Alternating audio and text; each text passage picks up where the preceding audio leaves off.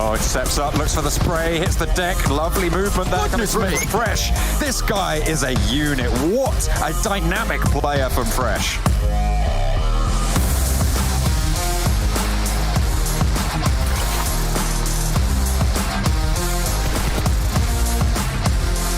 Gappahala with an 8 around the side, spots the player, goes even as the blue zone puts a hurry on things. Around the side, Beast is there, looks for the spray, goes low and goes down. Gappahala.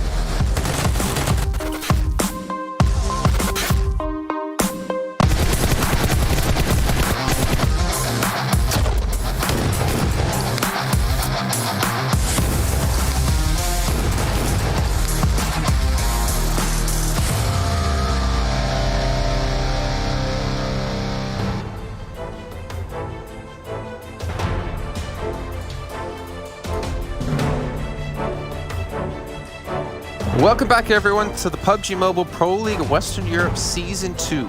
It is the final day of league play, meaning the top 60 teams in the day will go through into our last super weekend to determine who our finalists will be. So a lot of pressure is going to be on the lines here for all of these teams that are currently participating, where there's only a few of them who are looking relatively safe. You know who's also looking safe? Myself, Jason Kaplan, and our analyst. I don't know what that means. Don't question it. Don't ask. Just let it go. We got Kalaris, we got Maxman here once again. Kalaris, you are looking, as I'm going to see you on my screen in just a second, you're looking as handsome as ever. What is it? Looks confused. Wow. Yeah, I do. I thought it was jacket day, so I put one on. That was a very formal start there, Jason. And looking formal over on my left-hand side, it's Max. Where's your jacket, Max? You literally just put one on, Kalaris, okay? I do not have one, okay? I'd have to buy one potentially. During the game, I'll just go and run and buy one at the shop nearby, but no, I don't have one right now. Sad. What are we going to do with them? I mean, you can't even buy a correct prediction. You can't even buy a jacket. I mean, come on. You got a flat. Maybe you spend less money on your flat and more money on jackets, because clearly we're both wearing one.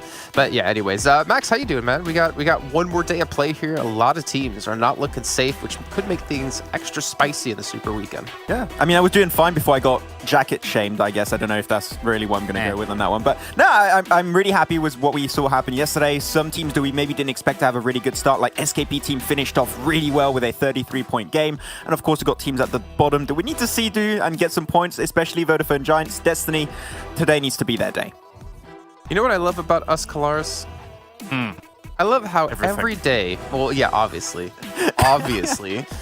Jeez. I love how every day we find a new way to rip on Max, you know? This stuff. It's pretty unbelievable, to be honest. I mean, we have known each other for a long time, Jason, so we're pretty in sync. It's probably, is it almost a decade? Jeez. Okay, that makes me feel really old. Let's just move on to yesterday and see where the teams did stand. Unicorns 11 first place at 64 points. That's where we expected them to be when it came to week 1. But you know what? Showing up in week 3, that's all that matters. It's getting better as the tournament goes on, and with the finals right around the corner, looking like they could be our PMGC team. Yeah, potentially. Yeah, I mean, especially when you got Eastern Stars not having as good of a second Super Weekend, this is a huge opportunity for Unicorns of Love to even potentially widen that lead that they had created at the very start. And Fresh, of course, being the MVP of yesterday alone, shows that they are slowly getting back to the level we expected from Unicorns of Love at the start of this PMPL. So, yeah, Unicorns of Love, if they can continue like that in the third Super Weekend and the finals, they're looking golden.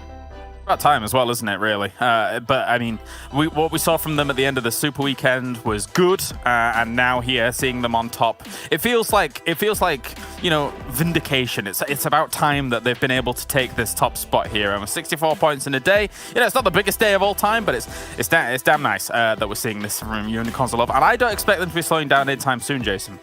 Yeah, I hope they don't slow down anytime soon, right? It's nice to see them finally kind of come online. But also, so did, if we look down the list here, SKP team, out of nowhere. I mean, this team is kind of bottom of the table when it comes to our Super Weekend points. But right now, sitting on 56, they got themselves a chicken dinner. I wonder, is this the time for them to turn it on and really get things going in the final Super Weekend to qualify? I mean, we got to see a Herculean task come out from Hamodi at the very end of yesterday, of course, with that 1.7k damage coming out in a single game. Didn't quite take that MVP spot that I so willfully gambled on there, Max, but it was, what a game from an SKP team. just 2 kills away and he would have got the MVP. So I definitely understand why he took the gamble. I almost went for it myself, but I was like, nah, I can't lose this time. So I have to go for the right decision. But looking onto the second page this time around, LMV dropped off a little bit. Missed the league play. That's fine. As long as they do good into the Super Weekend, they should be able to retain and remain in that top 5. And top 5, I mean, talking about the top 5 right now, one team is up there, is down here actually, should I say, that we did not expect, and that is Team Big. 6 points out of 4 games. That is definitely the... No, I would not say a surprise. It's a bad surprise when it comes in this league play. Not sure what's happening on their side. I think that they know they need to requalify here, especially when you get $3,000 in a singular day. They want to replicate that. They want to get an extra $1,000 every single chicken dinner in the third Super Weekend. So, yeah, Big, Destiny, Romanian Boys, Exquisite Décode UK, Vodafone Giants, all teams that relatively coming into this tournament, we expect big things from these guys, and at the bottom of the table, this is a very big upset for sure. Yeah, it's proper scary to be down here and only have 15 or sub 15 points in one day. Very, very, you don't want this to be an inconsequential situation here in this league play. You want to be able to get into that Super Weekend because it's the final one before you can try and qualify on into that league that final.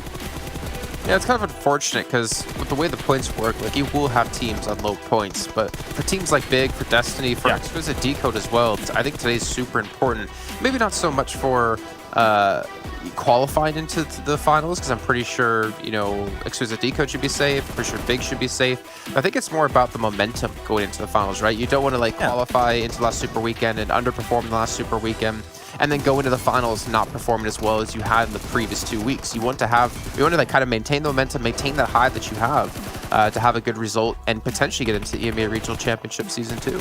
Yeah, I mean, just before the finals, you do have like a 3-4 day break, right? So if you're not in the right mindset, you maybe end a little bit poorly and you're still getting into the finals, you still have a little bit of time to put yourself back into the mindset. But I do want to also put this back in the mind of the teams and the players that this is, despite you being at the bottom, even a team like Big, with a singular win, you could just push yourself back above the 45-point limit to make it into this final Super Weekend, right? We look at, for example, Deus Sirens back in League Play Week 2. They qualified purely based off that chicken dinner on the last game on Sanhok, right? Every team right now has a chance, even if they did not have the best first day, to make it happen. So I just hope that the teams that didn't start off well this League Play just have not given up on themselves and just thinking, okay, one good game, that's all we need to make in the Super Weekend. And if that's the mindset you have, then you should be good to go if you get a good amount of games. Absolutely. Especially since we saw yesterday the fact that some of the more unfamiliar names at the top of the table were able to make waves, so it shows that anybody could potentially do it, right? Yesterday, we saw Zesh making plays from Team Doom. We saw Tam from TSC making plays. And of course, we saw Skip Team that we saw, listened to before in terms of the numbers that, you know, someone like Commodity was able to put up. So it shows that a lot of moves can happen in this lobby from unlikely directions, and that means that literally anybody in this lobby can do it. Yeah, very true. And speaking of unlikely directions, we have Romanian Boys CC with 11 points average per game when it came to League Play Week 1 and 2 combined, but currently sitting at 2.5 points per game yesterday. There's been some massive drop-offs here for quite a few teams. I mean, yeah, exactly. These are all the teams with their last results in blue for all their past league plays, and the drop-off is significant, even more so potentially for Team Big, going from 9.4 down to 1.5. These teams are definitely... There's something that's happening on internally for these teams. I'm not sure exactly what it could be, but for some of these teams, you're looking at, of course, Vodafone Giants, you're looking at Destiny, you're looking at Deus Sirens here. These teams have no option but to qualify in this Super Weekend. Otherwise, their spot in the final is going to be heavily contested. Some teams we already know, like Vodafone Giants, they don't make it. It's 100% sure they're not going to be able to qualify in the finals. So there's that big sense of urgency now building up, and that could be a lot of stress on the shoulders of these teams that might hurt or potentially improve their results hitting today.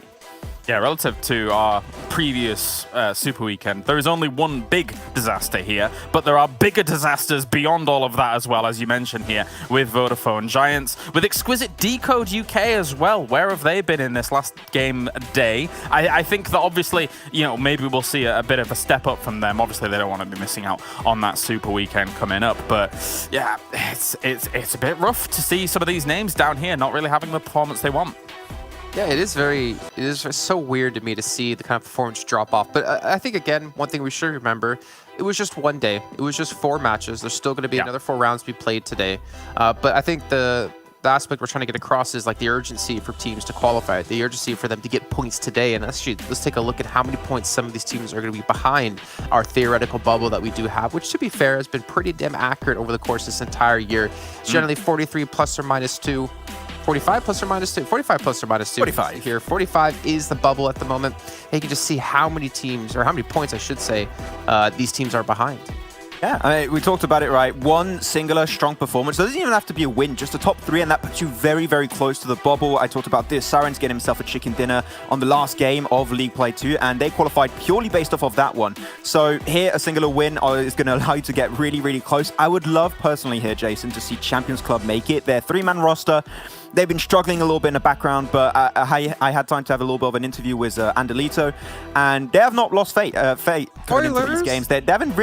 They're having some fun, and I love to see that from Champions Club. So the morale is definitely at all-time high for Champions Club, and they're going to try and hopefully qualify for their first Super Weekend.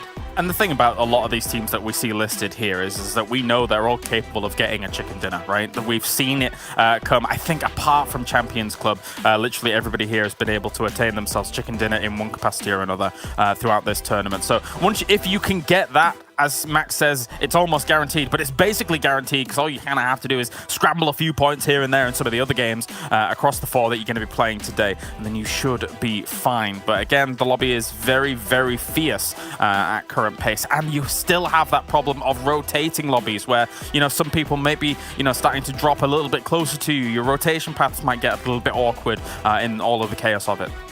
Well, I did say spoilers earlier because we are actually going to be heading to an interview with Champions Club right now. Max, thank you so much for spoiling one of the answers. Good job, Max. I didn't know. Actually, we're going to be moving on to Team Doom. We've seen a big step up out of them in recent weeks and definitely recent times. Normally, we talk about Zero when it comes to the team and his performance, but let's dive into them a little bit further into their team stats because this is, I don't want to say an underdog team, but and I don't even really want to say dark horse, but it was just kind of a team we didn't expect to start having performances like they've been able to do now.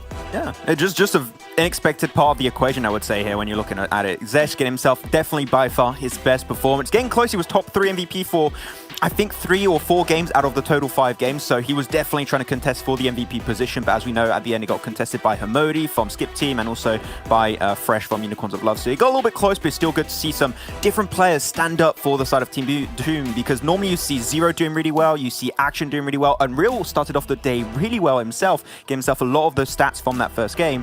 But Zesh definitely set up a precedent for the team where it's not only going to be Zero, Action trying to carry the games in the Super Weekend if they make it, which normally they will, seeing the stats are going so far their way. Zesh can actually be there to assist the team to try and get as many points as possible. So I've been impressed. I think Team Doom has definitely impressed me the most in how they've improved this PMPL.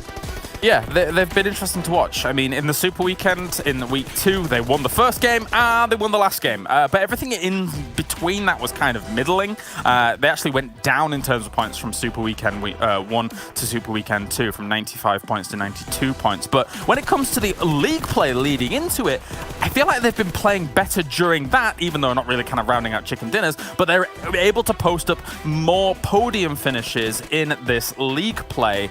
And I mean, from what I've seen in terms of like their rotations on Erangel, especially when it comes to the southern side of Erangel, that's impressed me the most because they look like they have really strong mastery over not only their positional play, but also their rotations and when to make those rotations. If they see another team kind of crossing the path of their previously thought out rotation, they'll opt to divert path from there and actually find themselves some good ground to play from. It's really impressive. They feel like the EU footballist almost, Jason. Got to start do well in the league play, Super Weekend struggle a little bit. Yeah, weird. Isn't Turkey technically in EU? Or is it not? I mean, Western Europe, PMPL. Yeah, I mean, yeah. Well, Max, you were a little bit thrown off by why Kalaris and I were both wearing some jackets, but the reason we're wearing jackets is because we have a cold and frosty interview, actually, with Frosty from Team Doom. We'll take a listen, and when we come back, we'll be diving into our first round of the day.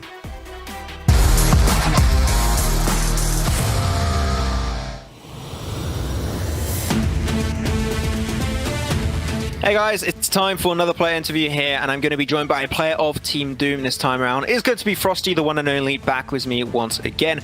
Frosty, I'm going to jump right into the very first question here. I would love to know what were your expectations for yourself and also the entirety of Team Doom for this first PMPL?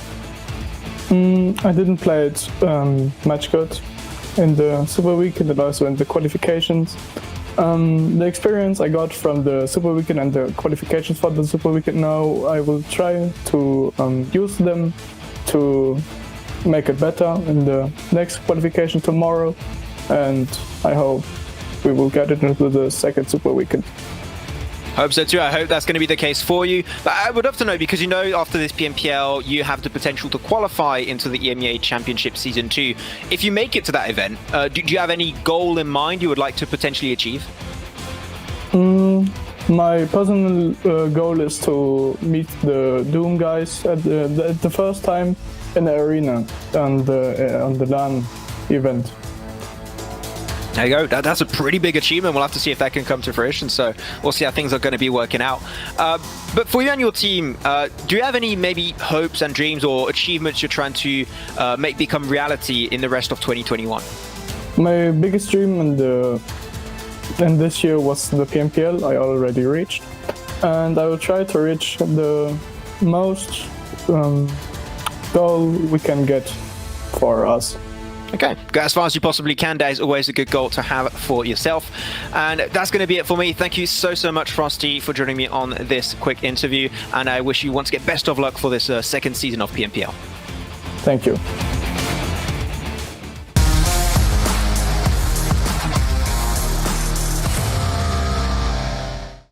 Okay, good to hear from Frosty. Good to hear about Team Doom as well. And obviously they have their hopes set onto the Super Weekend and more importantly, the finals coming up thereafter.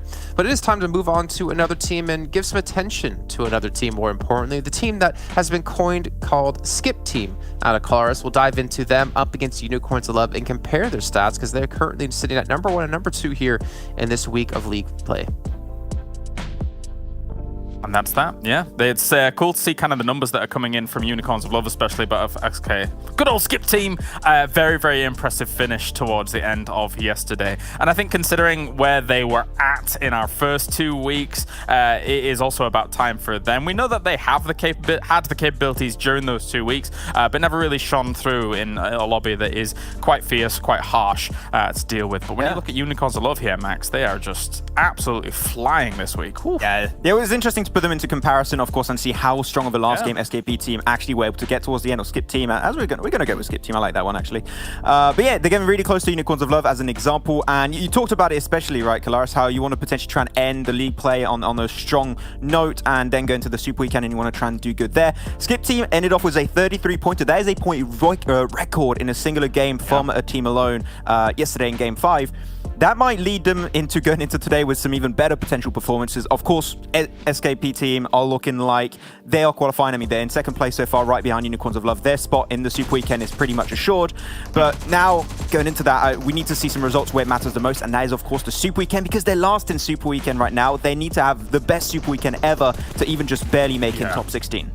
The scary thing about comparing good old Skip Team to Unicorns of Love, though, is that SKP came off the back of winning a game that kind of they were in the middle of the circle, you know, had a really strong vantage point and able to frag out from there, shoot everything that was moving. But the problem with that going up against Unicorns of Love is that Unicorns of Love, we've been touting them and kind of talking about their progression throughout this tournament so far, is where I wanted to see them playing edge, chasing circles, sweeping, fragging out. And unfortunately for the rest of the lobby, that's kind of what Unicorns of Love did yesterday, which is problematic because now if they've kind of found that groove, found that confidence back, found that kind of communication between one another, this is going to be a scary Unicorns of Love coming into that Super Weekend, which they are guaranteed qualified for now. Well, one thing I can tell you, it doesn't feel like, I don't expect Vodafone Giants to try and hot drop and not really hot drop, but at least try and contest the rotation of Unicorns of Love. I think that is something of the past now. That's not going to happen no more. I could see it now, our next esports movie coming in theaters near you, how Unicorns of Love got their groove back. I'll take it. Just realized Max is probably way too young to catch that. He is. I did not. Let's take a look at the schedule today. We got Miramar and Erangel all day long. This is why we make fun of you, Max. Group B going to be sitting out the very first match. Then, of course, D, C, B, and A. If you guys can read the graphic, which I know all of you out there can. And we can see here which group will be sitting out. So we're not going to be seeing Unicorns of Love, unfortunately, right off the bat, or Super Young Roster, or for Romanian Boys, or TSC Legends. But what we will be seeing is you guys at home voting for PUBG Mobile's Esports Game of the Year and the Mobile Esports of the Game of the Year for the Esports Awards. You can head over to esportsawards.com/vote and make sure to get your votes in, because if you do, we will be the number one. We'll win the titles. And it's time to now bring in our commentators here for the very first time today. Colaris and Maxman, thank you so much for joining me. I'll check in with you guys once this match has finished. Let's bring Copter and Pimperium into the virtual world to break everything down PUBG Mobile related, especially this first round.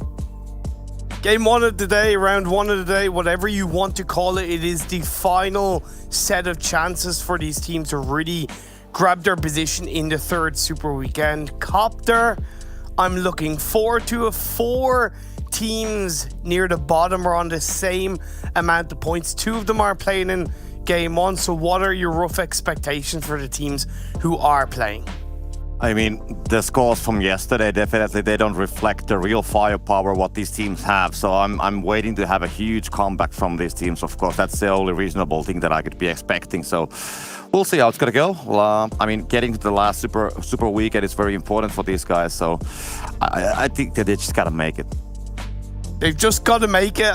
You say it as if it's so easy, but the pressure can get to these teams quite heavily. I highlighted during yesterday's broadcast how specifically Destiny, and to use them as a little bit of an example, how it feels like they haven't handled the pressure, the stress of what kind of situation they're in quite well. They haven't dealt with it well, and these teams need to recognize that the biggest difference when you're looking at the teams that make it to each Super Weekend and the teams that don't is being able to deal with the pressure. If you're able to deal with that, you're looking good. Yeah, I mean, first week we saw Destiny, of course, getting to the Super Weekend. The second week wasn't that easy. So now it's gotta be the third one, and yeah, they gotta find a way to handle with that pressure for sure. I mean, if you have that kind of things that you cannot like perform steadily on the top level, of course, that's gonna make that you are missing some points, and those points are the ones which you're gonna need. But anyways, we'll be heading towards the first game of the evening, and as we can see, playing pretty much on the middle, shouldn't have any major issues with the landing spots, and of course, let's keep the focus a little bit on Destiny, what they will be doing. I think they have to take a little bit like a more careful approach at the start. That's what I'm expecting to have from them. Yeah, a careful approach for sure, but also recognize that if you are too careful, you're being too passive and you're allowing other teams to crowd around you, and you are forcing the result out of your hands, I feel. So yes, be careful, play with a little bit of caution, but also don't be afraid to be a little bit bombastic, you know, take a couple of chances and go from there. I'm also looking out for Exquisite Décode, Deus Sirens also on 13 points along with Super Young roster, and Vodafone Giants. Big as well, them missing this third Super Weekend would definitely benefit the likes of Eastern Stars, Conqueror, Unicorns of Love, who are all in that race for the PMGC spot.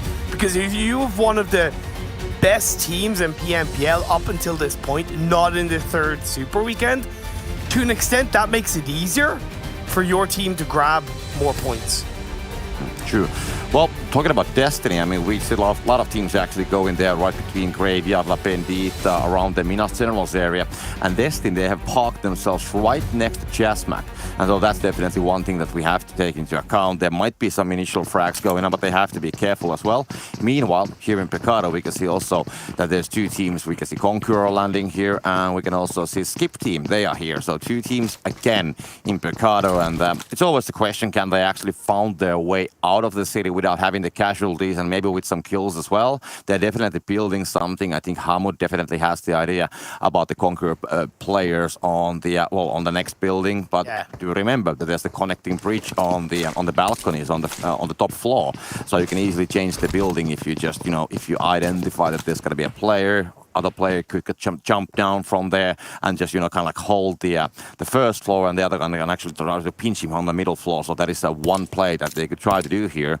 But of course, the rest of the guys from Skip Team, they are watching from the boxing hole, as we can see Hamdi, for example, Rashed also watching from the distance. So they're definitely completely aware about the situation. wow. But as we can see, there's already utilities going on. Wow, early smoke being thrown out by Bina. I think that's to try to bait out where the players from SKP are, right? Because you throw an early smoke, the shots are going to be fired into that smoke. It's that classic bait and switch. So we'll throw smoke in the top floor, we'll move down to the very bottom floor, switch over to the next building. That is simple, but ultimately beautiful play from Conqueror.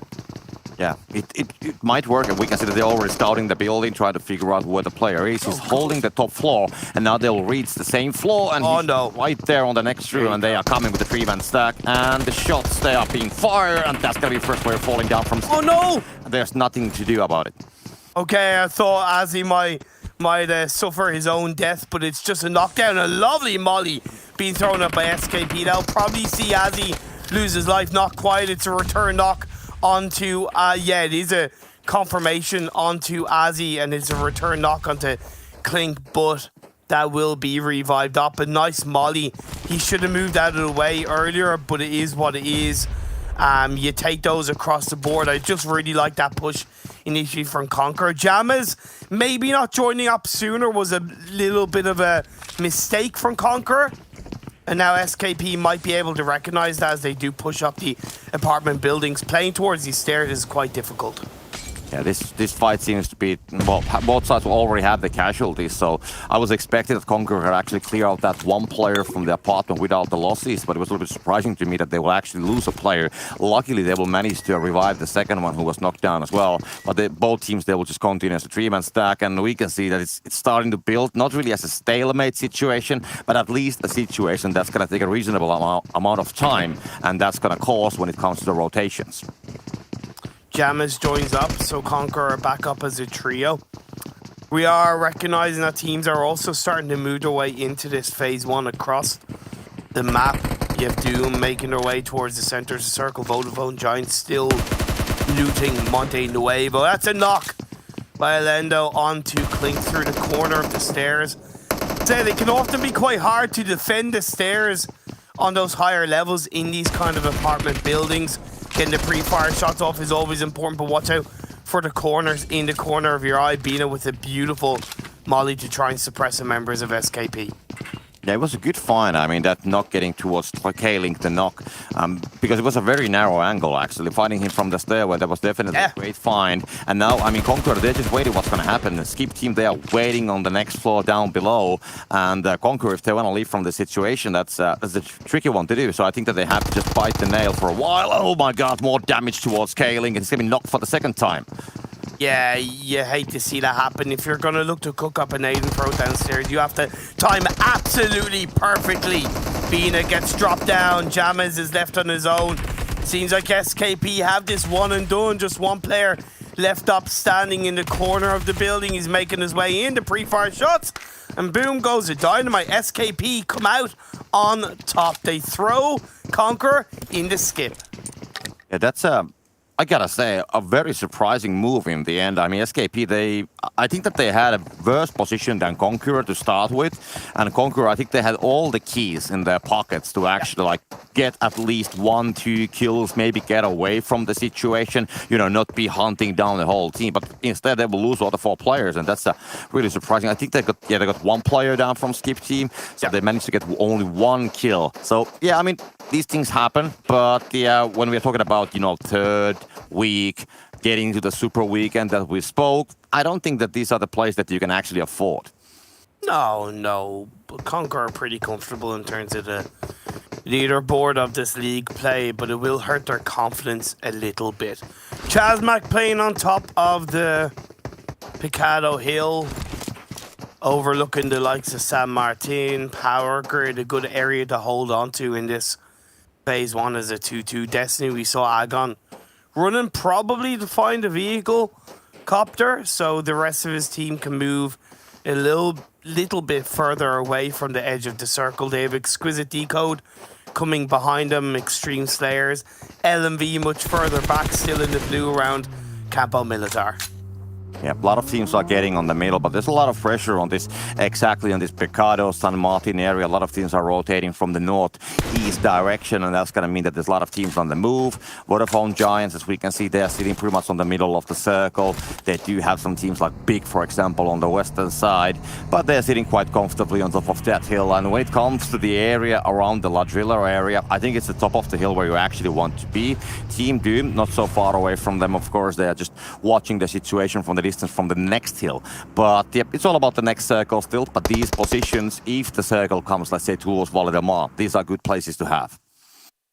Very important game for Vodafone Giants as we get into phase 2. Right now, they are looking to suppress and slow down members of Team Doom, and Nexus, also huddled relatively close to each other, Copter. And boom, that's a nice center shift. Yeah, true. It's a pretty fair one. No surprises really there. Still, the locations of Vodafone Giants, for example, they are quite decent. So holding those places, I think Big might want to change the place. That's quite far away. And we can see that they are immediately popping on the vehicles. Deus Sirens coming from Pozo. We can see LMV, also Eastern Stars. They will just do the southern highway rotations from the southern side of Los Leones. They should have no issues getting on the southern side of the circle. But I think that the most of the pressure is still on the northeast side. And Destiny and also Excuse Me, they are kind of like, trying to come inside. Pecado has been cleared more or less. I mean, we can see Skip Team still holding there, but they're not really like looking to catch on the rotations that are coming from the side.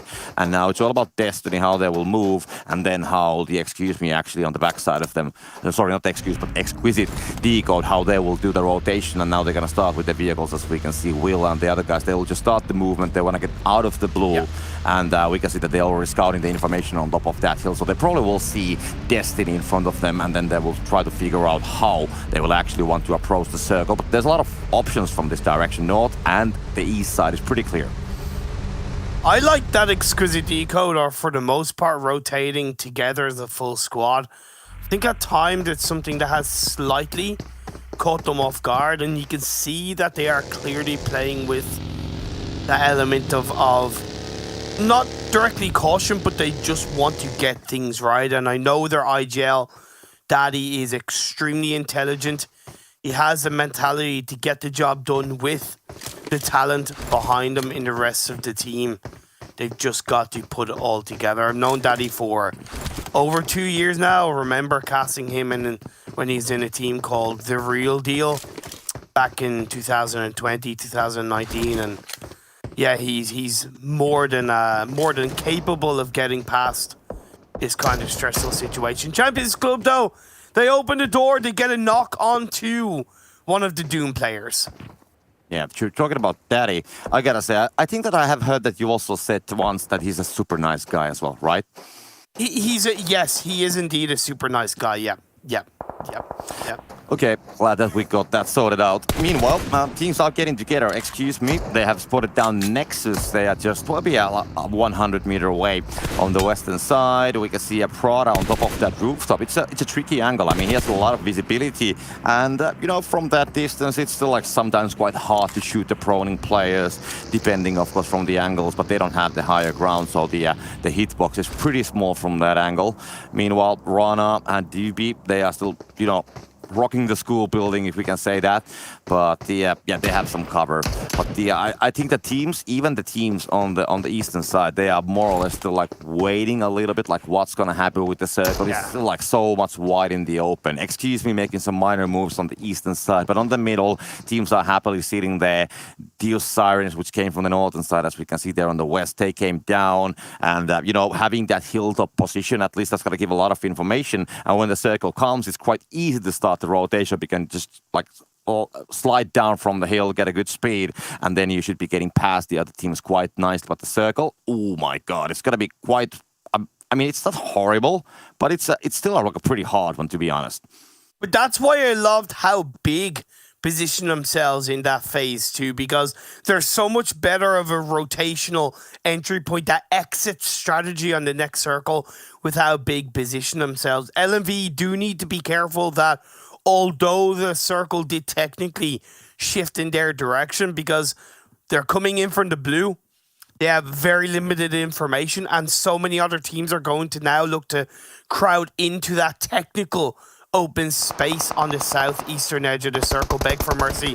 Knockdown. Not looking good for Destiny. They lose a player. One of their most dangerous players, you could certainly argue, right off the bat, 13 minutes into the game against the one and only SKP team. But it seems like they want to take this fight.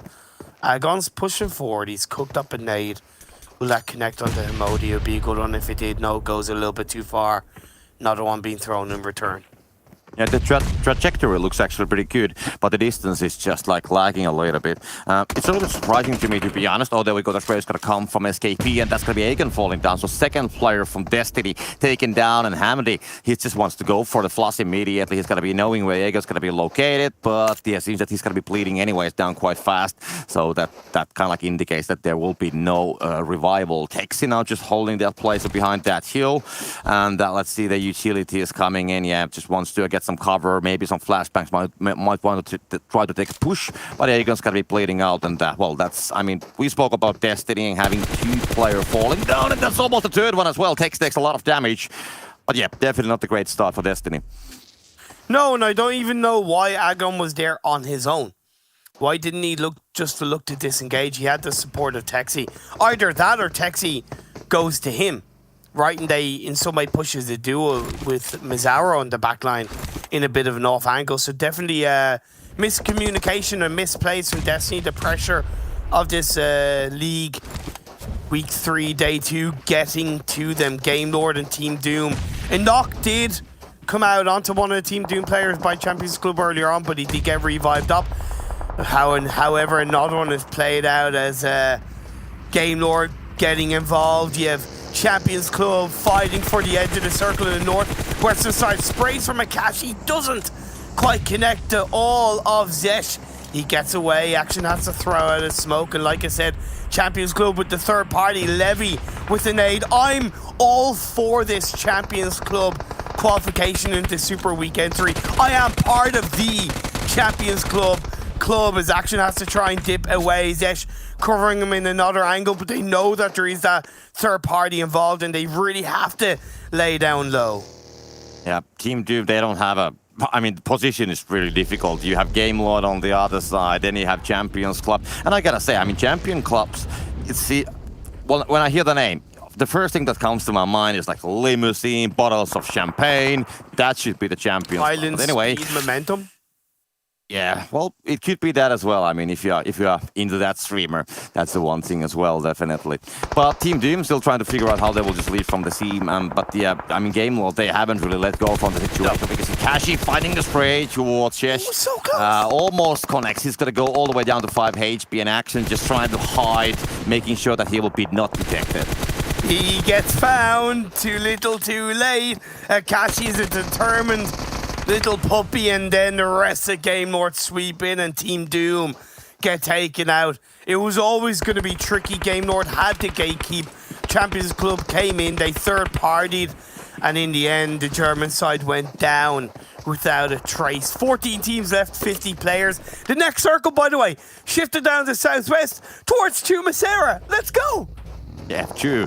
It's including parts of Chumacera. Still both the upside and the downside of Chumacera, so that brings a lot of visibility. For example, Big already holding that industrial top side of Chumacera, and they, of course, are gathering a lot of information. Probably at some point they will have to get down from that hill, but that's a good place to scout the information. They can just decide the place where they're going to be crashing, but now Destiny trouble as Mozaro in the scopes of Excuse Me. So only Texi and Mozaro remaining for Destiny. They lost the 2 players earlier, and Excuse Me, they have now put the focus focus, but luckily Destiny at least they are on the zone, but Mozaro's position especially, it is a very, complicated one because, excuse me, they have the high side angles and Mozaro only has the tree as a cover, you know, nades there. It's very complicated to leave from that place, and excuse me if they're gonna be just watching it like 24/7. I don't think that Mozaro has a chance to stay alive, and that's exactly what's gonna happen. The vehicle's gonna explode, and Mozaro being knocked down, and just Texi currently up and running for Destiny and the revival. It doesn't look good. Exquisite Décode, Eastern Stars fighting outside the circle as the blue is starting to close in. Texi, as you said, the last player up for the side of Destiny. He's gonna have to pull out a Mozaro level of survivability in this game to grab something out of the bag. We move on board to Victor of Game Lord, getting a knock onto Pappy of Xtreme Slayers. Game Lord have found a much better form. It had dipped over the previous week and a half, but this is definitely overall looking a little bit better. But I've also been massively impressed with Xtreme Slayers and how they have evolved their aggression, their control in these kind of circles, more on the edge. At times in the past, they've suffered massively when they're not in the center of the circle or when a team pushes in big time, but now they know they need to watch their backs, be aggressive, take out the teams behind them, and then focus on what's in front of them. Yeah, it was an excellent. Now Victor's going to be trying to hold that place. Rob's going to be knocked down, and I don't think that they can anymore go for him, and that might be the end of Game Lord at some point. But they are still, they're still staying alive at least, and we can see Victor just holding the position behind that tree. Xtreme Slayers, they will decide that they will move a little bit, but they are still holding the northern position, and the zone is shifting away from Jumacheira on the northern side, right towards Destiny, and this fight that we are just currently seeing between the Xtreme Slayers and, of course, Game Lord. Excuse me. They have a great compound. They are controlling the church of Jumacheira, so they probably have the best place on the circle currently. And also Nexus, they have all the compounds on the western side of it, so they're kind of like trying to hold whoever's going to be coming from Jumacheira. Full squad for excuse me as well on top and towards that church compound. Excuse me, down on the low ground, closer to the edge of the circle, but ChasMac do have their numbers in through the smoke trays and scoping in, looking for a little bit of information and opening knock. Need to be careful of SKP behind them. That's where the 2-2 split from ChasMac is working out really well. I don't know, and Max was talking about it in the green room yesterday. We think there might have been a bit of an IGL change on ChasMac because they are performing as a much better team. It was I forget exactly from ChasMac who's the IGL, but he wasn't even playing in yesterday's games. Calamos, there you go. So I don't know if the IGL change has been a big reason why they are performing a lot better. Well, with the current circle, I mean, Church being there on the middle, it's kind of like dividing the zone currently. So the northern and the southern side. And teams on the southern side, because it's big and Vodafone Giants, there seems to be actually starting some action. Whoever's going to take the position of the southern side, they actually have a pretty nice place there. The northern side, whatever's going to happen with the circle, they will be in trouble at some point because the hill is kind of like they're putting people to a one place, and now the nades are coming towards Vodafone Giants. We can see two players falling down while you see some Swave, and that's a Molly, and that's the second one. That's going to be Nano taken down as a whole. Meanwhile, Poco's going to be also flushed down, so that's going to be the end of Vodafone Giants. They are done and dusted. It's just such an easy place to get killed from with nades and mollies. If you're going to send it up somewhere, you really have to commit as a team. You don't stop part of the way down thinking you're good because it's a tiny, it's by the side of the hill. That was free kills with nades and mollies, and I'm sorry, Giants, but that was a big mistake from you guys in this game one of the day. We move on. 9 teams left, 26 players. Champions Club still up at the 3-person team. LMV has 1 player left up. Big swinging their way through the south side as SKP are eliminated, but we are moving on towards Nexus and Champions Club. Nexus have been here for quite a while, playing towards the side of the wall. Champions Club are doing a great job of moving around, but they have to keep on moving in my eyes. And especially now when we have the circle actually shifting a little more towards the southern side, I think Big, they are huge threat on the southern side because they have the zone. They should be able to finish LMV from the southern side. And yeah, there we go. It's going to be done and dusted. And now they have the whole southern side. And all the teams on the east and also on the western side, they will have to climb on that hill, which Excuse Me is going to be controlling as we witness some, interesting sprays. Oh, Trazen. Oh. I like what he's doing. Just a little bit of I see a pixel out of place. I'll take a shot. Bam, with the smoke to try and give him a little bit of cover. You can see that's the delayed kill feed of LMV going down. Champions Club do lose a player, and that's Xtreme Slayers dealt with. ChasMac looking very good in this game as well. Excuse me, still have the church area in their control. Champions Club down to just one. Lev has to try and move away. He takes a bit of damage, has to try and cover around, pull off a first aid. He's going to be dealing up against the players from Nexus. You do have Dewey knocked down, but he is getting revived up. Time is being played out as Levy pulls off a first aid. Rana with the low ball Molly in the direction. Levi looks to try and take advantage of that. Doesn't connect all those shots with the UMP. Goes for the pre-fire. Rana with the drop shot, and that's going to be Champions Club dealt with out in 6th place. I don't think they got very many kills, so not the best start for them, but Nexus, they will swing on through. Yeah, I mean, Nexus will get those 3 kills in the end, what they currently have. So, but at least they have the foreman stack still alive and they're controlling that area. So that's definitely a plus. Meanwhile, all the other teams on the northern side, they're just destroying each other. And this is exactly what I meant with Big's position. The circle's got to be definitely giving them a lot of cover, a lot of visibility on the circle, depending, of course, on the next shifts. But meanwhile, all the other teams, they're fighting to get on that church hill, or at least close to the church hill. And we can see that the angles are very complicated. Destiny's going to be trying to do everything they can to get some points, as we can see Texi just, proning there and trying to move towards the circle. And Nexus, they're just watching the western side as they will actually, Excuse Me is going to be spotting from the church area. Meanwhile, ChasMac's going to be trying to have a peek, but Creator going to be taken down. Also at the same time, ChasMac will get some casualties. This is important game for both Big and Destiny. And it is going to put pressure on super young roster for Romanian Boys who aren't playing this game, seeing these two teams in the top 5. MZ sprays up, stands up, gets a knock on to Creator. You highlighted Texi is still alive, channeling his inner Mazzaro. It's 3rd, 4th parties, left, right, and center. ChasMac are being picked apart. I think it's just ShadowN and Trazen that are left alive. A reposition with the buggy from ShadowN to try and give him an ounce more level of cover. Trazen is still around there. Nexus, they're still up as a full squad. 3 kills so far in this game as we are left with 4 teams. Excuse me, in the comfort of the buildings, the comfort of the rocks, perched on top of the church side area. They do have Big wrapping around, looking for that entry point, looking for that breach, but Nexus taking 3rd party. Yeah, Big, what they want to do here, they want to make sure that none of the teams from the church, Excuse Me, and the others, they will not come on the southern side. They want to make that they move the teams towards the west, and that's how they will control the southern side, of course. Nexus, on the other hand, they are controlling the west, but they will have to move a little bit away from that cover. And Big, they don't have the greatest place, so there's like no huge advantage anymore. But Big definitely benefited from the couple circles. Now we can see that there's movement happening. ChasMac, we watch out. We're gonna find Mango, who's gonna come right next to it, and there we go. One player's gonna fall down. Big is gonna be making a move. They will actually move on the church area, and they are coming. Nexus is gonna be trying to connect on those. They will find Kosti at the same time. Big is gonna find one beast, is gonna fall down, and Kosti is gonna be also taken down as well. So there's gonna be both sides having casualties. Big, only one player falling down. As Excuse Me, they are right between ChasMac and Big, and that's a huge problem. Goldie intercepts this area, takes the gold with him. ChasMac and Excuse Me both being picked apart.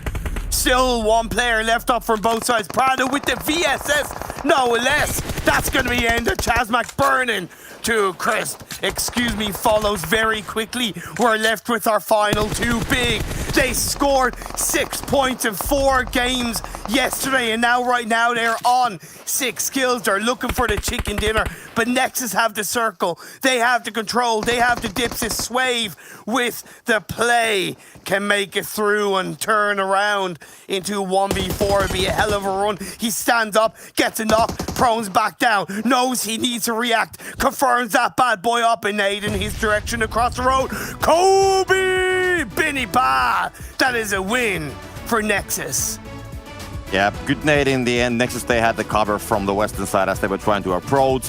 Big, they had a good place for a long time on the southern side. They tried to use that as advantage, kind of like trying to hold everybody at the church and on the northern side of the church. But unfortunately, of course, the circle, when it popped out of the church, they were not able to find a good place on the circle anymore, and they had to make a vehicle rotation, trying to build some kind of a cover on the southern side of the road. And that was a very tricky situation because then I think like at least 3 teams saw them at the same time. They decided to change the strategy, push for the church, and then of course they got middle of the action. They will have some casualties as well, and well, then kind of like in the end it was just Nexus with 4 still holding the western side and Big just only with 2 anymore. And then I think Nexus, they just, you know, the manpower did the job.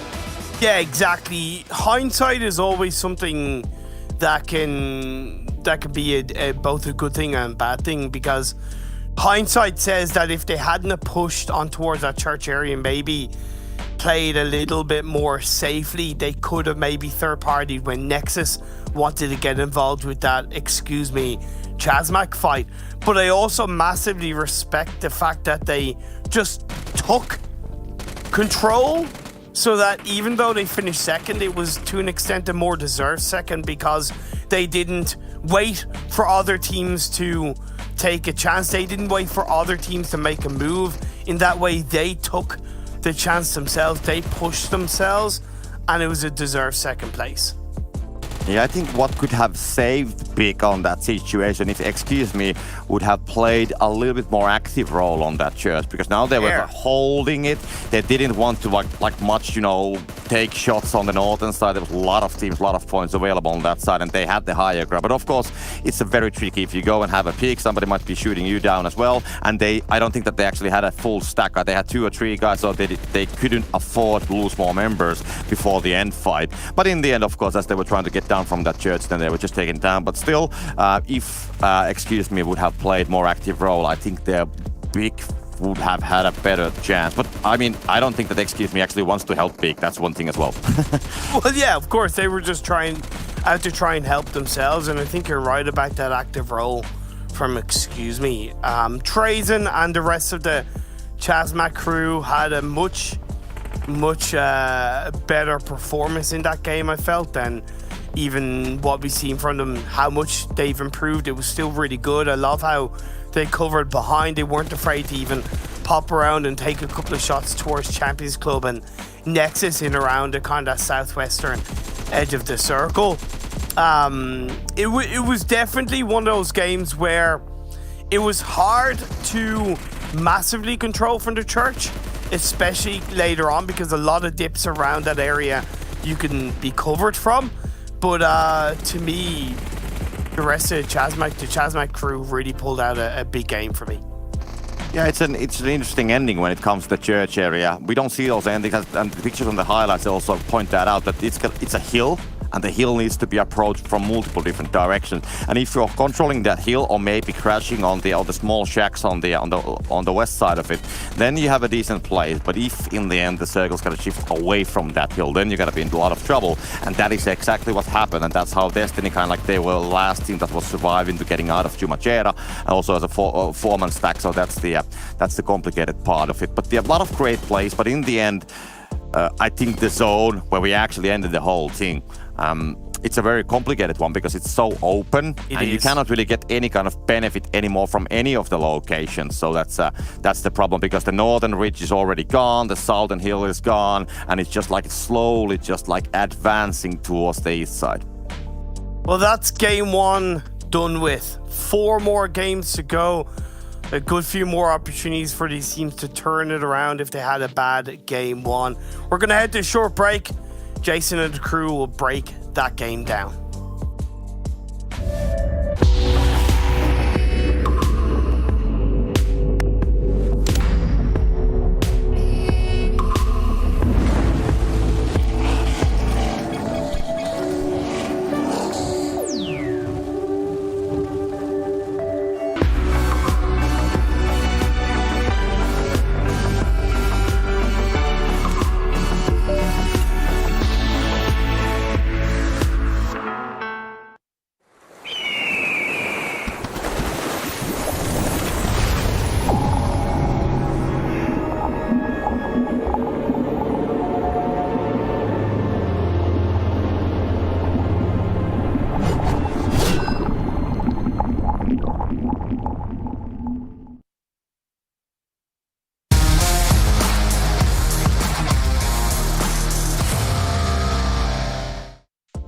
Well, Max, man, I'll give you credit where it's due. You talked about just one chicken dinner can get you into the Super Weekend, and with Nexus taking home this chicken dinner, they don't get $1,000, but get the opportunity to play for $1,000 every chicken dinner going into Super Weekend, where they should be relatively qualified, if not now qualified, passing that 45-point threshold. Remind you once again, OnePlus, our official sponsor here at the PMPL Western Europe Season 2, with their 120 Hz refresh rate. You can track all your opponents while you're trying to take them down and get yourself some more kills, some more points when you play in PMPL or PMC or PMNC, or however you want to play, even if you don't want to play the competition and you will play at home and have some fun with the boys. Well, I'm going to have some fun with the lads here as we're going to break down this last match, starting with the match ranking. Having fun with the boys? Okay, fair enough. I mean, lads, the lads. We're lads, okay. I don't know what the difference is too much, but I prefer lads. It's got a better connotation, I guess. But yeah, Nexus Gaming able to get himself a strong win here, 24 points. So of course, we said how a singular win, right, could qualify you into the Super Weekend. They were 12th before this game. This is, of course, going to rank them up even higher. So Nexus Gaming are going to be looking pretty golden when it comes to this third week. But man, Excuse Me had the best position here, Kalaris, most of the time, but they tried to move while they were getting pushed by Big. They got pinched between between, what was it, ChasMac Gaming and Team Big. Excuse Me tried to move a little bit too early, in my opinion, and that did cause them to die early in the late game. You know what we say about the circle? It's back on the road again, unfortunately, for a lot of these teams. But Nexus, yeah, was able to capitalize off of the position that they held, because they had actually cleared a lot of that west side to then move onto that circle. But as you say, Excuse Me, I think if you're holding down that church compound, I think it's amazing. As you say, it's a great spot to hold down, but it can be a little bit rough to transition out of, and unfortunately that's what we found for him. Excuse Me. I mean, ultimately though, 21 points is nothing to scoff at. Excuse Me. Yeah. Brilliant. Yeah. Hey, I mean, 11 talk kills. about Excuse Me getting 21 points. Let's give a shout out to Champions Club, playing with 3 members the entire event, still being a formidable force, getting 7 points, potentially have taken down Nexus, and potentially a victory for themselves if they had that fourth. Like this team, as we were talking about, give them 4 players, and they for sure probably would have qualified into multiple Super Weekends and probably be playing in the finals. I mean, the position that they had to crash on was a bit rough, right? Like, in terms of Nexus Gaming holding down that compound, I was questioning some of the angles. I don't like Rana all the way at the back in the actual skip over there, but other than that, it's always going to be difficult for that 3-man to crash onto that wall and then bust open where Nexus was, compared to the 4-man that was holding it down. Yeah, Skip team, they're going to get himself 1,206 damage with 6 kills, pretty good conversion rate this time, and they were fragging out really early. They dropped in Picardy, it was a hot drop. They were contesting it with Conqueror, I believe. Yeah, it was Conqueror. Yeah. And they got all the 4 kills right away. Of course, I think it's down to Conqueror having some really weird nade positions, and they were trying to cook those nades in weird spots, and they would just get sprayed from the lower levels every single time. But man, Skip team, they were fragging out really early. This is something we might not have been able to see from Skip team at the very start of this PMPL, so good improvement. It seems like they got a little bit more confidence going in these games. Okay, well, let's take a look at our top players, though, in this last match. You can see I'm expecting Costi, there we go, excuse me, to be up there, but also the MVP that Kalaris picked out of the blue. It's Deus. Yeah, not bad at all. They had one of the best positions to play from, and they were able to capitalize on it with full gusto. So very, very happy to see that. I mean, the thing is that we were critical of this roster and how they were going to end up performing, but it does feel like they're slowly coming together here as this current 4-man, obviously without the previous heavy hitters of people like Dexter and stuff. So yeah, things are rounding out for Nexus. It was a little bit weird, though, how we had Rana looking towards the east when they were trying to defend versus Champions Club. Maybe just a little bit of synergy and communication that could have been executed a little bit better. But Jason, we can say that Deus did indeed do the do this time, so it was good to see from him. Well, Maxman, unfortunately, Mountain Dew is not a sponsor here of the PMPL. However, it was last year, so I respect this callback. I wasn't done talking yet. I respect it. They get more for their buck. Wow. It's just hard for me to admit to respecting it when, you know, I'm talking to someone who's not even wearing a jacket. Not even part of the jacket club. I looked. Imperium had one. Well, you didn't look hard enough, man. I don't know. Well, you're still moving, so maybe it's packed up. Let's dive, though, into a little bit further with Nexus. This team, it's a little bit different than we expect in terms of the roster, right? We have no Sushi, we have no Dexter, but we do have players within the team stepping up quite a bit. We do have Imbot on the team, which you guys might not recognize because he's playing under a different name. He's under the name Creator now, if I'm not mistaken. But we can see here, Rana, he was solid for the team when they played last season with his 5,500 damage right now, but Deus really filling in the shoes of Dexter coming out. I mean, Dexter was that playmaker for the team. Yeah.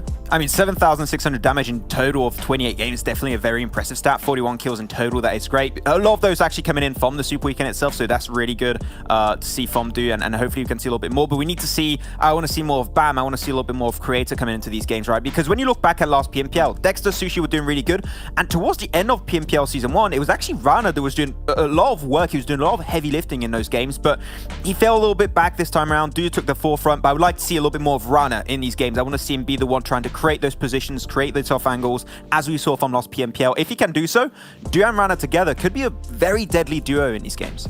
Yeah, concern still exists for me in that I want to see what they're able to put up when they don't have the decent compound to be able to stage their, game plan from. Because this win does come off the back of the fact that they had the aptly located compound towards the end of this. I still want to see some sweeping, still want to see some fragging for this team to be able to get all the way up to the upper echelons. Yeah, I think we've seen them grow a bit since last season, but they think they still have some room to grow to become one of the top teams for Western Europe. But luckily for us, Maxman, if I'm not mistaken, did a media day a couple days ago, maybe not too far back, and you interviewed BAM actually from Nexus. Is that true? Probably. I had like 15 interviews, but I did do an interview with I do believe. So yes, I think that has to be you because I didn't do it. But let's take a listen in and see what he has to say, and we'll be coming back with our second round of the day.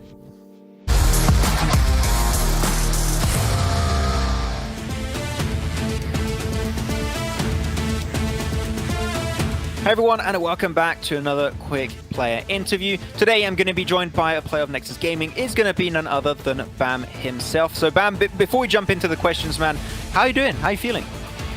Pretty confident, and I'm expecting to have a good representation in the next games.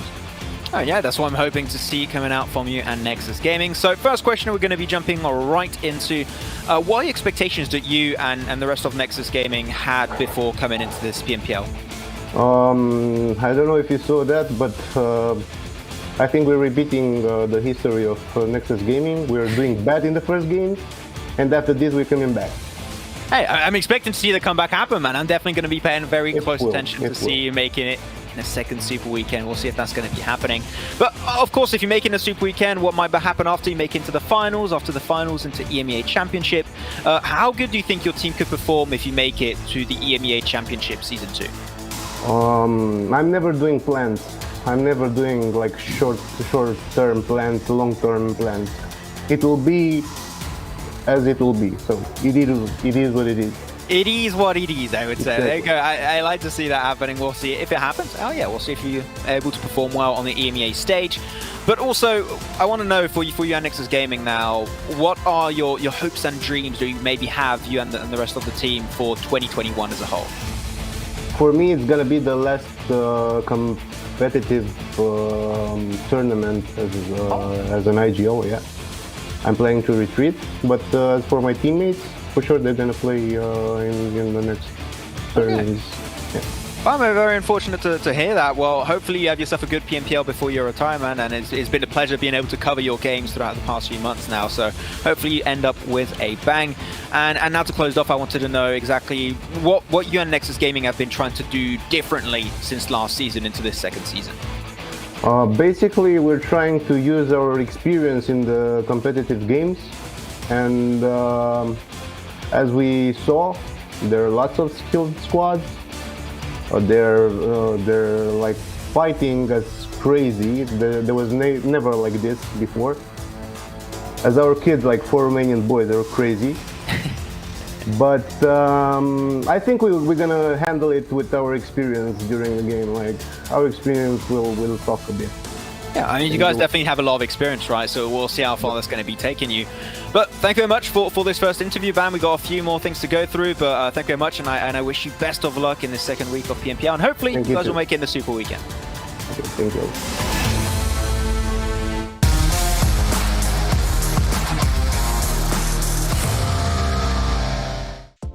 Well, if you guys want to see more of BAM, we do have more matches today with Nexus, and of course, we have them in the Super Weekend as well, where they're looking to qualify into our finals to play for a large prize pool and to play for the glory, and not to mention a spot in the EMEA Regional Championships. Right now, we have 2 casters playing for a spot in the EMEA Regional Championships. I don't know what that means. Let them figure it out. But we have Copter and Imperium once again, gentlemen. Nexus taking round 1. The question comes, as I get to ask you two this, finally, who's winning round 2? Oh God. I wasn't prepared for this. I feel like Max, and I'm going to curse the team. I'm going for Champions Club. Yeah, No, they're not playing this game. No, they're not playing this game. You're locked in. No. I think I'm going to go with Destiny. Okay, Destiny. All right. They are playing at I least. respect it. Yeah, I mean, you have a better chance of winning than he does. All right, take it away, gentlemen. Oh my God. Now I feel like Max. Where's my baguette? I'm not used to this. But hey, look, second game of the day. And just to kind of go a little bit back to that BAM interview, it was a little bit sad to hear that he's going to be retiring after this. And it's his last tournament. Just want to say it's been an absolute pleasure and honor to commentate any and all tournaments you've been involved in, BAM. So thank you very much for being here and competing with the rest of your team. Seems like they're looking to end on a big high note by winning the last game that we just had, and let's see if they can do it again. But we are into the hollow grounds of Erangel. Yeah, that is true. Erangel, that's a nice map, I gotta say. I always enjoy the Erangel matches quite much. But the plane, it's on the western side, coming from the Primorsk area, heading towards Saberni, so it's, on the western side. But it doesn't make that much of a difference. We can see Xtreme Slayers all the way reaching towards the Sosnovka Island. I still gotta say about those teams, I mean, I said Destiny, but also, I mean, Big, they need the points, and they had a decent first game, so I mean, they are definitely one of those guys. I could have just easily said them as well, because they are definitely those teams that they should be getting the points, and they need the points, so I think that they are very hungry, so I wouldn't be surprised even if they get a chicken dinner as well. But now I called 2, so I'm just gonna stick with Destiny. Yeah, for sure. Seems like there is going to be a little bit of a rehost, which obviously isn't ideal. That means technically I get to pick my team to win again, because that was my prediction for that individual game. Now that it's being rehosted, I get to repick. Second try. Jason isn't here to argue with me on it, so I'm taking it. My pick for this second game is going to be 4 Romanian Boys. That's it. I'm changing. I don't know if you want to change yours, Copter. No, I mean, Jason is not here, but I'm here, and I'm gonna argue with that you cannot change your pick anymore at this point. Definitely, you gotta stick with what you pick for the first. No. Sorry, no. I'm just gonna be stubborn about it. I never even said Champions Club. I don't know what they're talking about. No, I said 4 Romanian Boys right off the bat. I think it's like stored on the video, so I think we can actually see it from the VODs as well. So there's no escaping from this one. But okay, you get to change your pick, but I'm not gonna change it. I'm a man who sticks with one team for now. I'm not gonna change my pick, even though I said pick, but I'm still gonna stick with Destiny. Cool. Yeah, Destiny, they really do need this win, not just 4 points, but for their confidence. It really, I touched upon it in that previous game. The mentality in this kind of pressure is so important, and we saw Big play a much better game in that game 1, and you can see they're able to bounce back from that mentality, from that kind of poor day 1. I am left questioning whether Destiny can. I hope they prove me wrong. They're led by Agon. They have a lot, and I mean a lot, of talent in their team. They just have to put it together across 25-30 minutes, control the game. They don't need to win, but just get 15-18 points underneath their belts, and they're laughing. Yeah, I'm trusting the fact that usually if you're hungry, then you gotta eat, and that's what Destiny needs to do. They are gonna be hungry for the points, and they're gonna eat them on the next game. So that's why I'm still picking them, that as they are one of those hungry teams currently. But yeah, I mean, the last game kind of like showed that definitely there was some shifts on performance. I think Destiny did well as they managed to still get one guy on the placement points as well. It didn't start so well, so maybe they have learned from those. You pointed out Imperium, you pointed out Big, that they are playing completely different. They're definitely one of those hungry teams as well. And it comes down to the circles, I think, in the end, how it's going to go. The last change, like away from Jumajeera area, it was a complicated one. A lot of teams need to pack on the same side, and that kind of like ruled out the end game. So we'll see how the circle's going to go. And of course, if Destiny will have some initial encounters with the teams, because they lost those 2 members like way too early, if you ask from me. So if they manage to keep those 4 players alive, I'm still like believing that they can do it. Yeah, of course, and that, you know, if you believe in them, I do believe in them. They should believe in themselves. All you have to do is believe. And I know that sounds pretty cliche, but it is a big difference maker, believing in yourself. One team that to go back a little bit too big as well, I was talking to Mihi after that game because I wanted to know why they dropped in El Pozo compared to their normal drop in La Bandita. And he said to me that the reason why they did that is because they're fearful of being targeted today by a couple of teams, because like I mentioned, if they're out of the Super Weekend, it's a chance for other teams to get more points that need it in the race for PMGC. So that's why they chose a different drop spot. I expect it to possibly be a different drop spot in this game as well. It's a smart strategy, to be honest, because you don't need much like third party or just a second party involvement that they might like throw you off a little bit if you land in one place, and maybe somebody just, you know, comes a little bit closer, or maybe just, you know, once drops to the same place, then it's gonna throw your complete game off. So then you gotta be wondering on the next matches as well, like, are they gonna be coming this time here and here and here? And by, you know, chasing the landing spot, maybe if they do it like for the every map, at least they are in control. They are kind of like dictating how the game is going to go. The decision is theirs. No, they will not give it for somebody else. Exactly.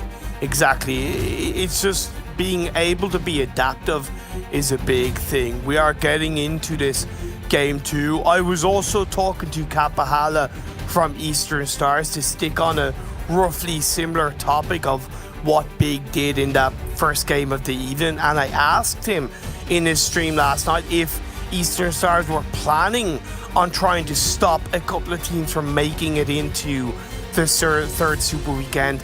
And I really respect his response. It was along the lines of, no, we don't like to do that because we would hate it being done to us. So we have no reason to try to do it to others. If they qualify, they qualify. If they don't, they don't. And I really do respect that level of maturity and that level of hey, karma is a thing, so we just don't want to intentionally try and mess other people up. That's quite mature to me.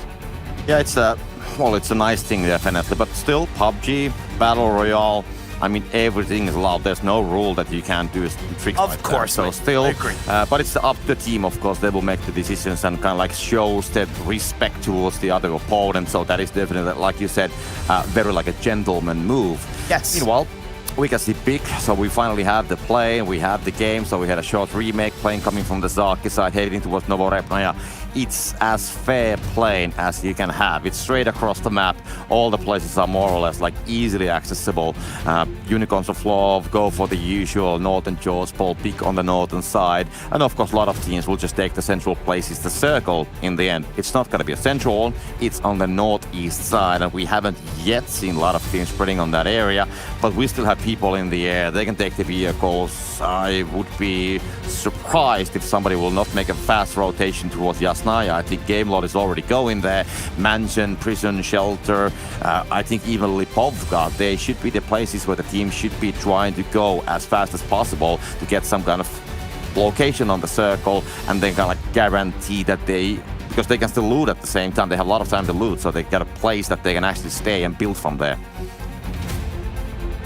Gonna be curious to see how Destiny rotate from Military Island.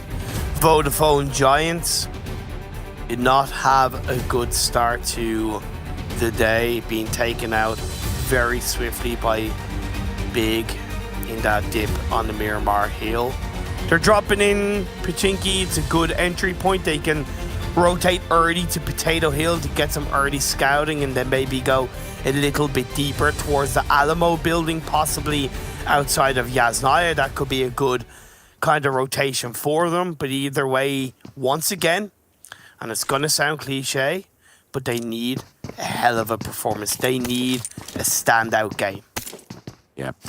Getting those big games, I mean, sometimes it just looks so easy. Yeah, they got 15 kills, they got a chicken dinner, but it's not really that easy, to be honest. I mean, especially on this level.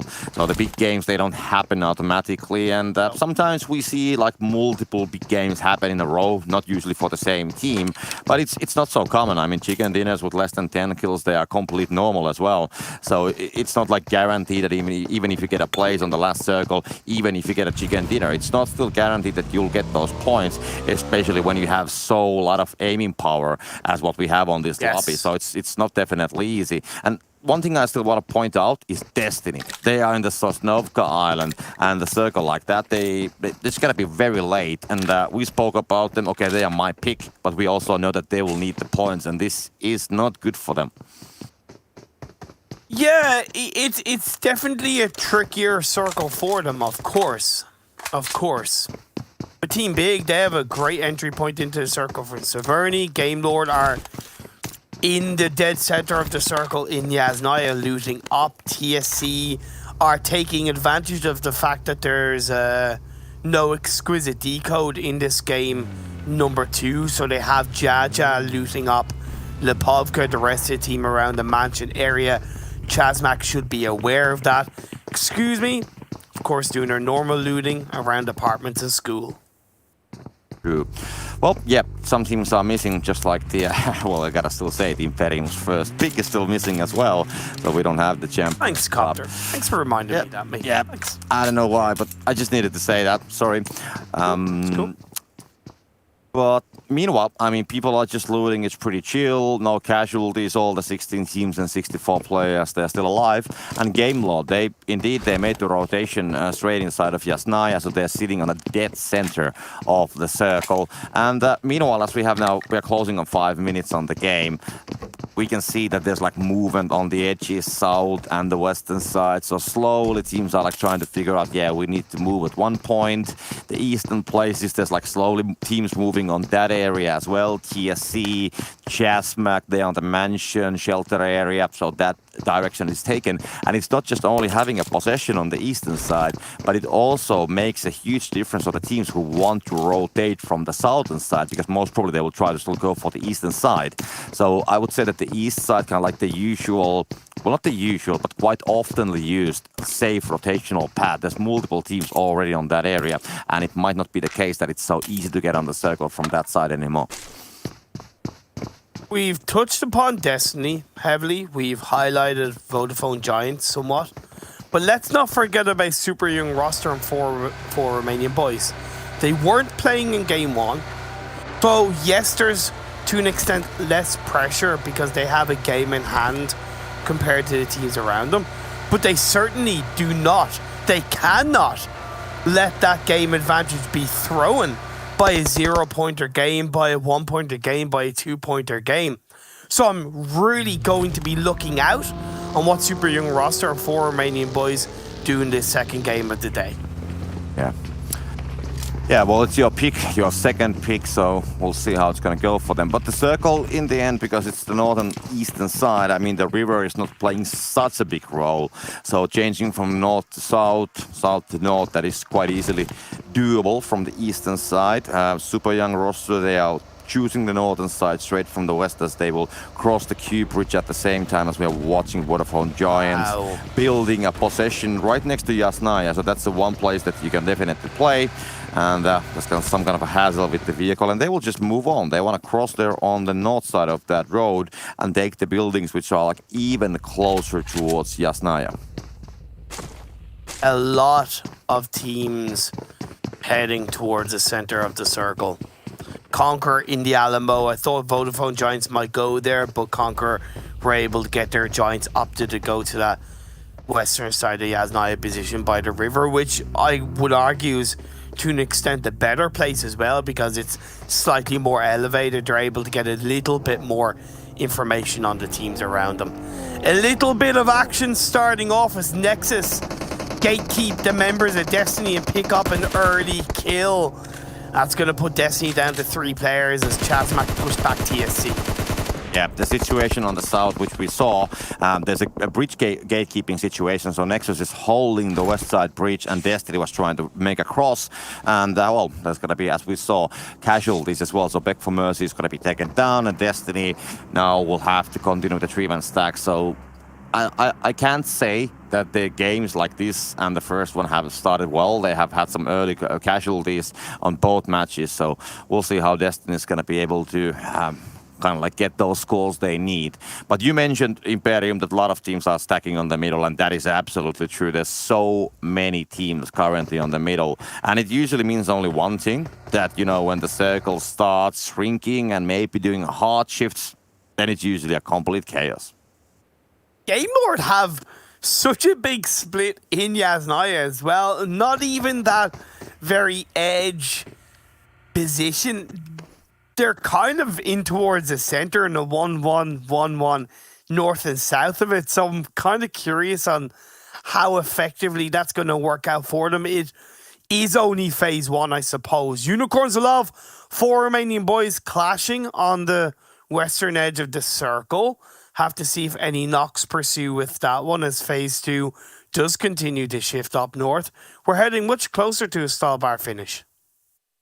Yeah, true.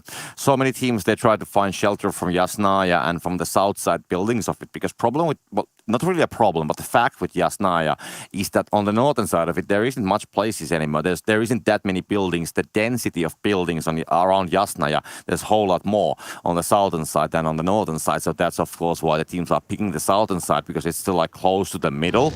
But now when they will have to move from, well, straight past Yasnaya, it's going to be a quite, well, it's a battle from the buildings. Who's going to be making their first, who's going to be holding what, how they're going to be welcoming the other teams, and especially if the teams are going to be trying to occupy the buildings on the south side of Stalber on that hill. There's a couple of buildings, like, I think 3 blocks of buildings, a couple buildings each, and we see quite often situations building around them. You know, somebody gets those buildings, but there's usually somebody on the higher ground who gets the angle towards the buildings. And there we go. Jasper's going to open fire already as Xtreme Slayers will spot down a player.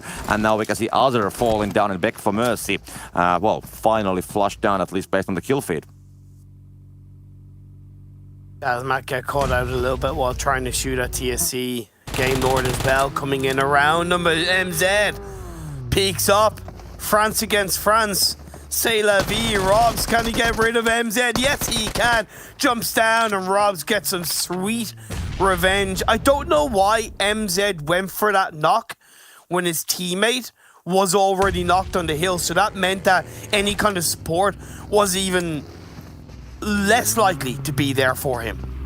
Yeah.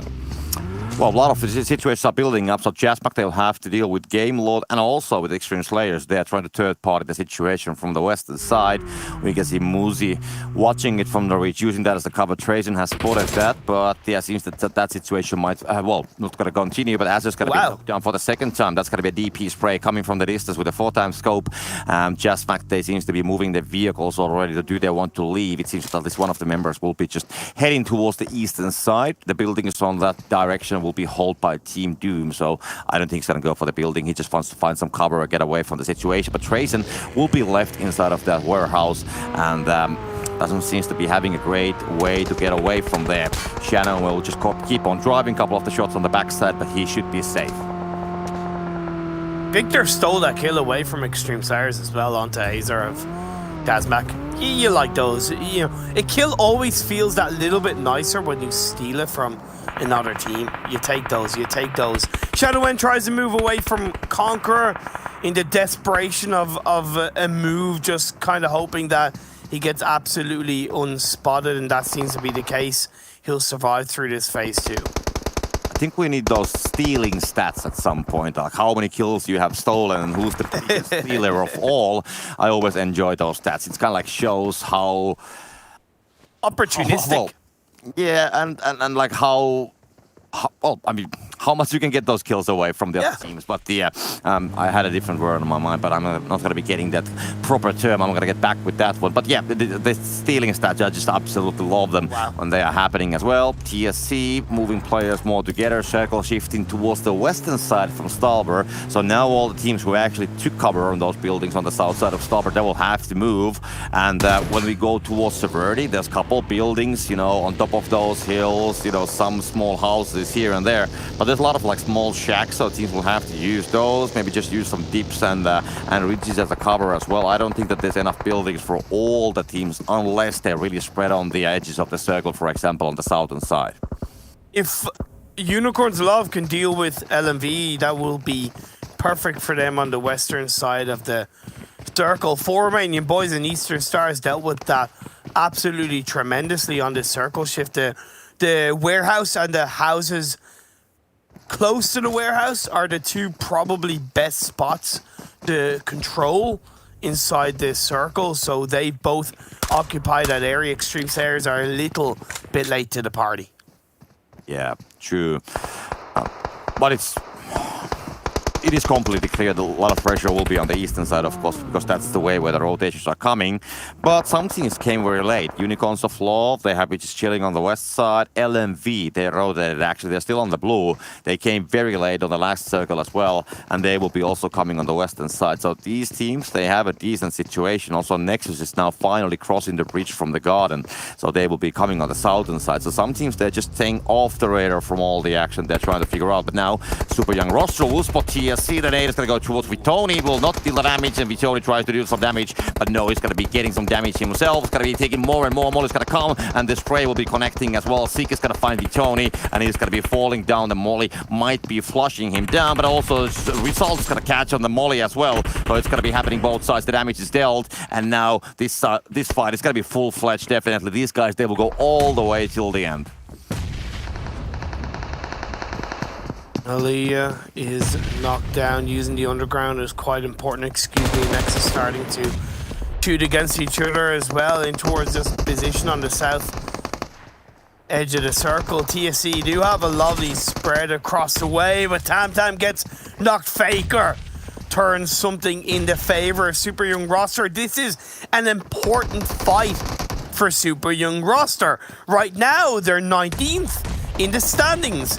I told you that game in hand that they have across a couple of other teams around them, they need to take advantage of that. Losing this team fight would be losing that advantage, but Faker gets dropped by Jaja. The M249 being controlled wonderfully. With great power comes great responsibility, and Jaja has a responsibility to lay down the law and get a knock at the Faker. A second one as well on the Sick. It's perfect result coming in from behind, but the bodies are left up in towards the smoke. He gets one, nearly two. Result looking for the result of a lifetime, but Jaja switches over to the M4, has to try and slow down the members of SYR in through the window. Result, it's a 1v1, it's a 1v1. Bujo's not getting revived anytime soon. Result has more health. Jaja jump shots in, he gets the kill, he saves his team, he potentially saves the super weekend for Super Young Roster.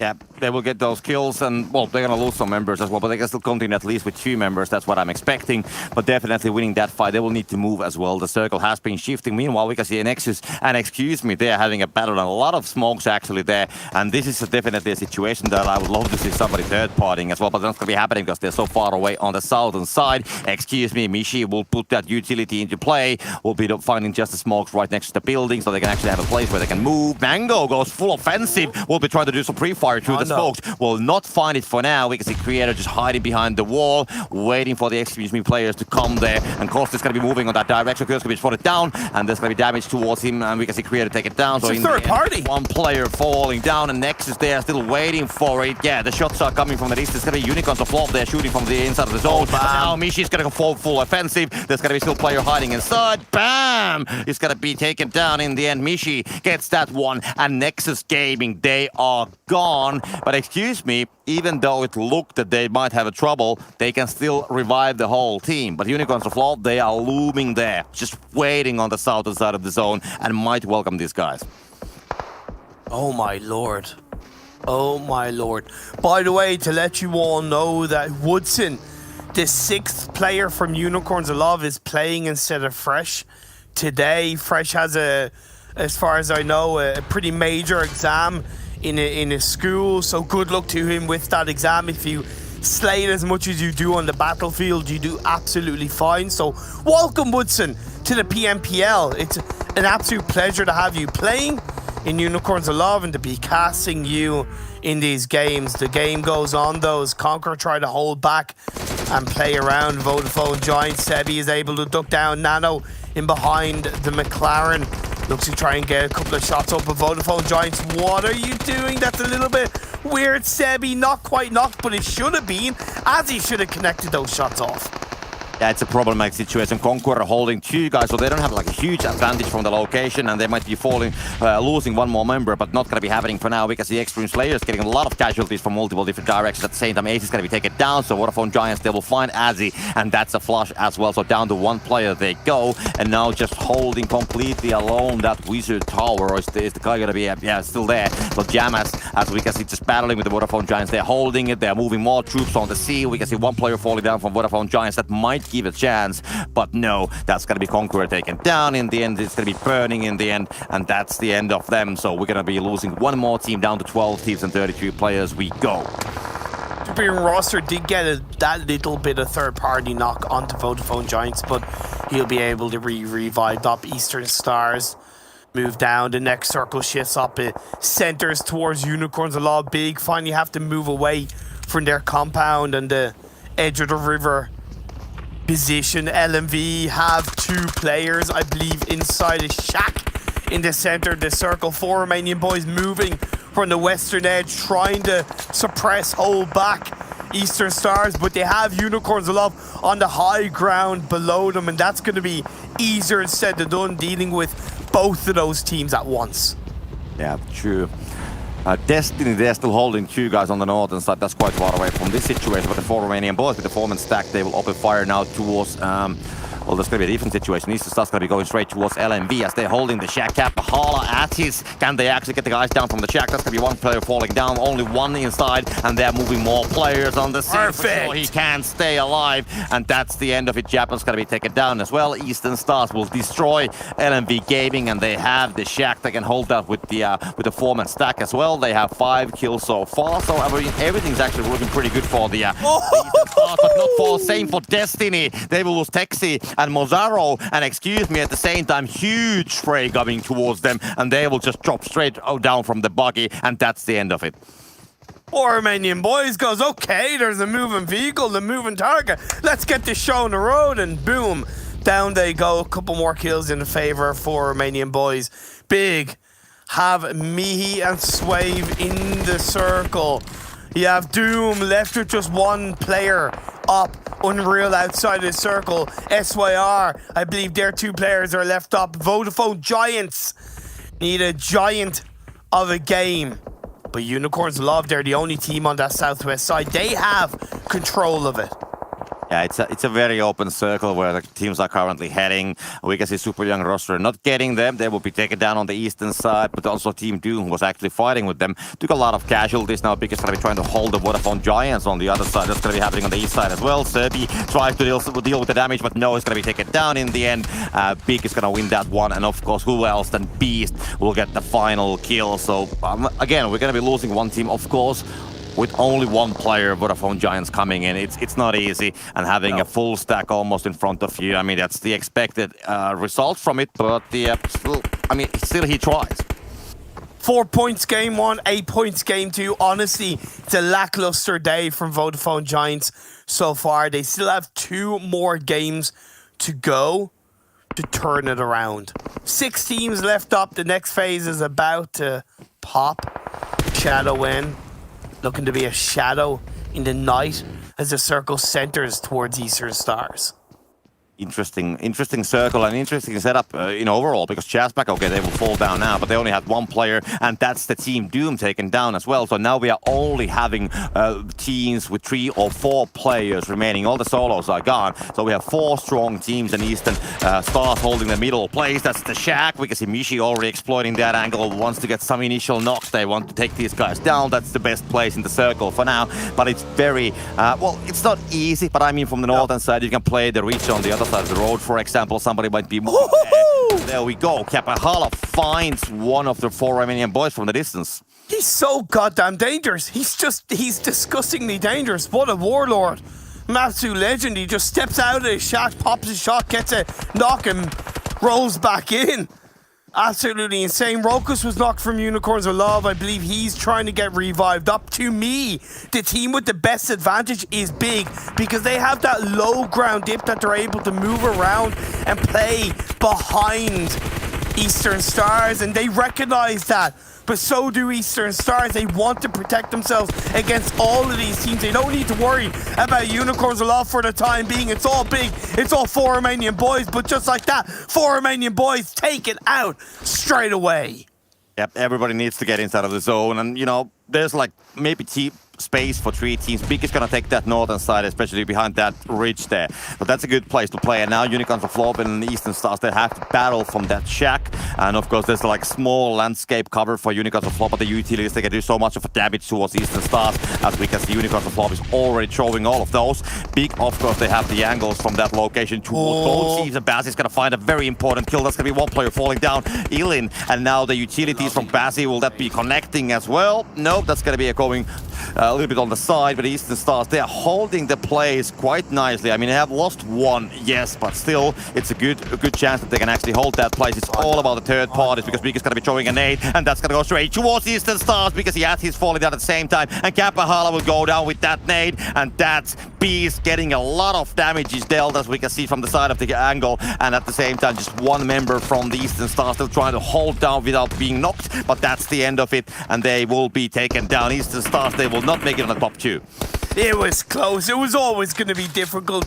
You kind of control the shack. It works out for a period of time, but when you have a team either side looking at you in the distance, all it takes is one quick nade. Bazzi tried to do some work, didn't work out. But now we're down to our final 2. Unicorns of Love and Big. Big did fantastic in the first game of the day, getting 2nd place. This is Unicorns of Love's first game of the day. They're having a hell of a week so far, lying in first place after yesterday's games with 64 points in 4 games. And now they open things up, and they knock onto Mihi. Does give them the opening to push in, because the circle has moved away. They're wrapping around the side in which they created that entry point by getting the knock onto Mihi. But they do have to cover their grounds. The low ground is in the favor of Big, but the Beast knock comes through. Rokus with the DP28 puts just Swave, the last player up. And as sure as hell know, the Unicorns of Love are fully aware of it. They look to close things out. Swave gets an initial knock in through the smoke. The FPP mode works out, but not for long. That's a Unicorns of Love chicken dinner. That is a Unicorns of Love dominating game all throughout. What a way for them to come into day 2. It's a great chicken dinner. I wouldn't, well, I might be a little bit harsh here, but I wouldn't call it dominating, because they played the edges. They didn't really participate on the fights, and they got 4 kills in total. So it's a decent amount of points. I'm not going to take that away from them. Definitely great job that they will get the chicken dinner, but they didn't like really try to dominate. They played it with smart intelligence, and they just took the necessary fights in the end. And of course, when we had Eastern Stars holding that shack, usually we don't see that much teams actually, you know, from top of that hill triggering the situation. So I think Big, they had a very good place there, but they just didn't take into account that there's Unicorns of Love. They had lots of utilities also to throw as well. So definitely they played it smart, and they definitely deserve the chicken dinner. But I think that the style how they took it, it wasn't like showing like a huge dominance. It was like more showing the game and the strategy smarts. But that, to me, that's sometimes what can make a team dominating, is the level of intelligence they have to not be like super aggressive the whole game to play that kind of smart play and rotate in the way that Unicorns of Love have clearly been developing over the past couple of days, recognizing that they don't need to be this ultra aggressive in the thick of the action right from the very start of the game. Slow build from phase 1 to phase 3. It's like cooking a chicken so that it's perfectly tender. You slow braise it in the oven for a couple of hours on a low temperature. That's the way Unicorns of Love. And then the second it gets to the end, they just turn that heat up, crisp that skin, and close out the game. It was really well executed, but it was once again another good performance from the side of Big. They definitely have gotten rid of what went wrong yesterday. They wiped it out of our mind. It doesn't matter. They're coming into today a much different team. Yeah, I mean, they have now 2 second places. The first game and the second game, second place on both of them, and getting the kills as well. So they're still getting the points, even though they're not getting the grand prize, the chicken dinner. And I gotta say, I mean, you just described how to cook chicken. I'm immediately hungry, and kind of like the whole description of the process that kind of like reminds me from my dinner date, to be honest, more or less. I mean, it doesn't remind me from the esports, but still, I mean, that's how you can do it. You can cook it slow, and still, it's gonna be very, very tasty in the end. Looking into the highlights, it was an interesting start with a couple of these circle shifts towards stall bar. I understand why a lot of teams committed to that center circle position, but I think it was that maybe small bit of, I don't want to call it panic, but that presumption that it was going to hang around that Yasnaya area.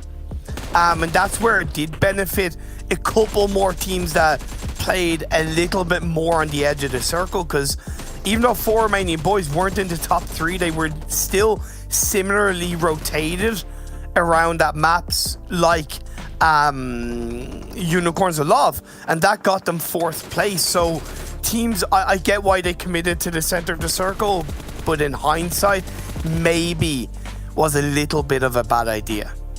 Yeah, the circle was kind of like baiting us a little bit, to be honest. I mean, it was like hinting that it might go, you know, on the Yasnaya area, and then maybe the buildings like around that one, not completely on the north. But then the second circle, it kind of like then suggested that it might go a little bit more towards the eastern side, but then in the end then started the hard shifts happening towards the west side, and everybody needed to get down from that hill, from the Stalber Hill and all those buildings, and then the chaos started, the great migration started towards the west, and well, then we lost a lot of teams. But for example, Destiny, which I picked, they didn't get the chicken dinner. They got the early collision with Nexus there on the bridge when they tried to leave from the Sosnovka Island. Yeah. They still managed to get actually 3 guys and keep those alive pretty long time. Of course, they were in the end wiped down, but still, I think there was like a small improvement compared to the first game. Still getting some placement points and keeping a little bit more players alive till the end. Man, 2 games down, 3 more to go. They are going to be commentated by the ever fantastic John and Blank. Until then, we're going to go for another short break, and then the desk will once again go through the craziness of Game 2.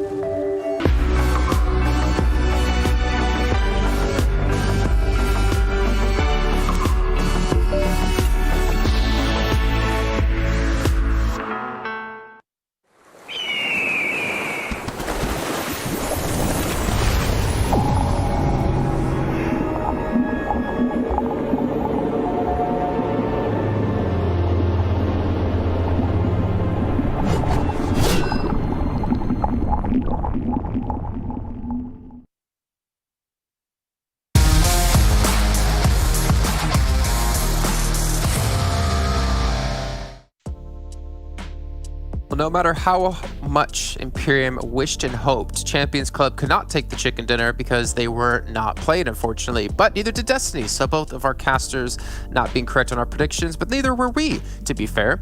Except maybe James, because he did call out Unicorns of Love very early on into that round. But ladies and gentlemen, welcome back to the desk here as we're going to break this last one down. What's up, James? What's up? He's got a coat on. What's happened? I didn't like have a it, actually. It's not jacket. bad. Yes, There you go. I'm gonna fly above the Atlantic very soon. I'm getting ready. Fantastic. Trying too hard to be cool, Max. Just don't disappear over the Pacific. I can't win, can I? I try to put effort into it, but Jason is always going to be disappointed. He feels like my dad sometimes. That's how it goes. Anyways, looking on to the overall rankings, Big able to Your get... dad and I have something in common. We're both disappointed in you. Oh my God. That's what I meant, Jason. But thank you for catching up on the basic joke there. Thank you very much. But yes, people being disappointed in me is something I am used to. Big though, yeah, big game. 21 points so far in this game. A little bit of a resurgence in his second day. Of course, they had to. Then you had 6 points at the very start of the day. Here is pretty much ensuring with these 2 games back to back that they're gonna make it in the final Super Weekend to get some extra buckaroos in their pocket. But man, yeah, you talked about it right, Kalaris. Unicorns of Love had the strongest position down south of the road. They made sure they had the overlook position on Eastern Stars, and eventually at the end they got the overlook position on Team Big. It was hard to deny the win, so they got the win off the back of that. That's important to note here when it comes to this situation, is that Unicorns of Love, they only get themselves 5 kills during this, but it's important in this circle that you play it slow anyway. Anything north of that north of the road, or in those compounds dotted along it in terms of the shed, etc., is eventually they're going to collapse in on one another and they're going to kill each other off. So as Unicorns of Love, you've got a nice high ground position, play it slow, arrive to that party later on. I was surprised that Lin was taking that peak on the western side against Eastern Stars and Big to try and find that spot, but yeah, brilliantly done by Unicorns of Love. They knew exactly how to play this one. We can see our top players as well in this last round. Beast, Kapahala, GK first. A lot of OG names from Season 1 making their way through. But Beast, that nade he had into Shaq against Eastern Stars, that was just unfortunate for the Romanians. It was too strong of a compound, I would say. Not even a compound, sorry, just a shed, a gitun, as you would like to call it, potentially. It's a weird one. I don't know, I really like it. But before, at the very start of that game, it was LMV Gaming that were in that position. Eastern Stars, right off the bat, when they saw the circle center up on that position, understood how valuable it was. So they breached it first, but unfortunately, as we saw at the end, there was a pinch, there was Big, there was Unicorns of Love, and that's mainly why I've seen the damage being so high for these 2 teams, right? They had such a good overlook positions into the center of the circle. They got a lot of damage, a lot of converted kills, of course, by Team Big in that position, but I'm happy to see Vodafone Giants fragging out a little bit. We've seen some life being given to this team a little bit more. Will it be enough to qualify, though? We don't know just yet, but Vodafone Giants is good to see they get them a few points at least. There is one, because obviously I was just saying that maybe Lin doesn't have to take that peak, but there is one advantage of taking that peak and showing your presence there, which is it puts Eastern Stars a little bit on edge, right, when they're on this plateau next to this shed, next to this gitun. And I think that when that occurs, then Eastern Stars is a little bit more wary about, okay, we know we're about to be third-party. This is going to be really rough, and it means that they're having to consider more angles than just that fight with Big. So I'm kind of like mulling this over in my head and thinking, actually, it might have been a decent player all in all, especially since they can just duck behind that kind of shelf area and just get him back up. So yeah, cool. I love breaking these little things. You know, down, Jason, it's fun. You like breaking little things. Okay, breaking it down. I respect it. This entire event, I feel like we've been talking about Unicorns of Love for a good reason, and we obviously have been very critical about their play so far.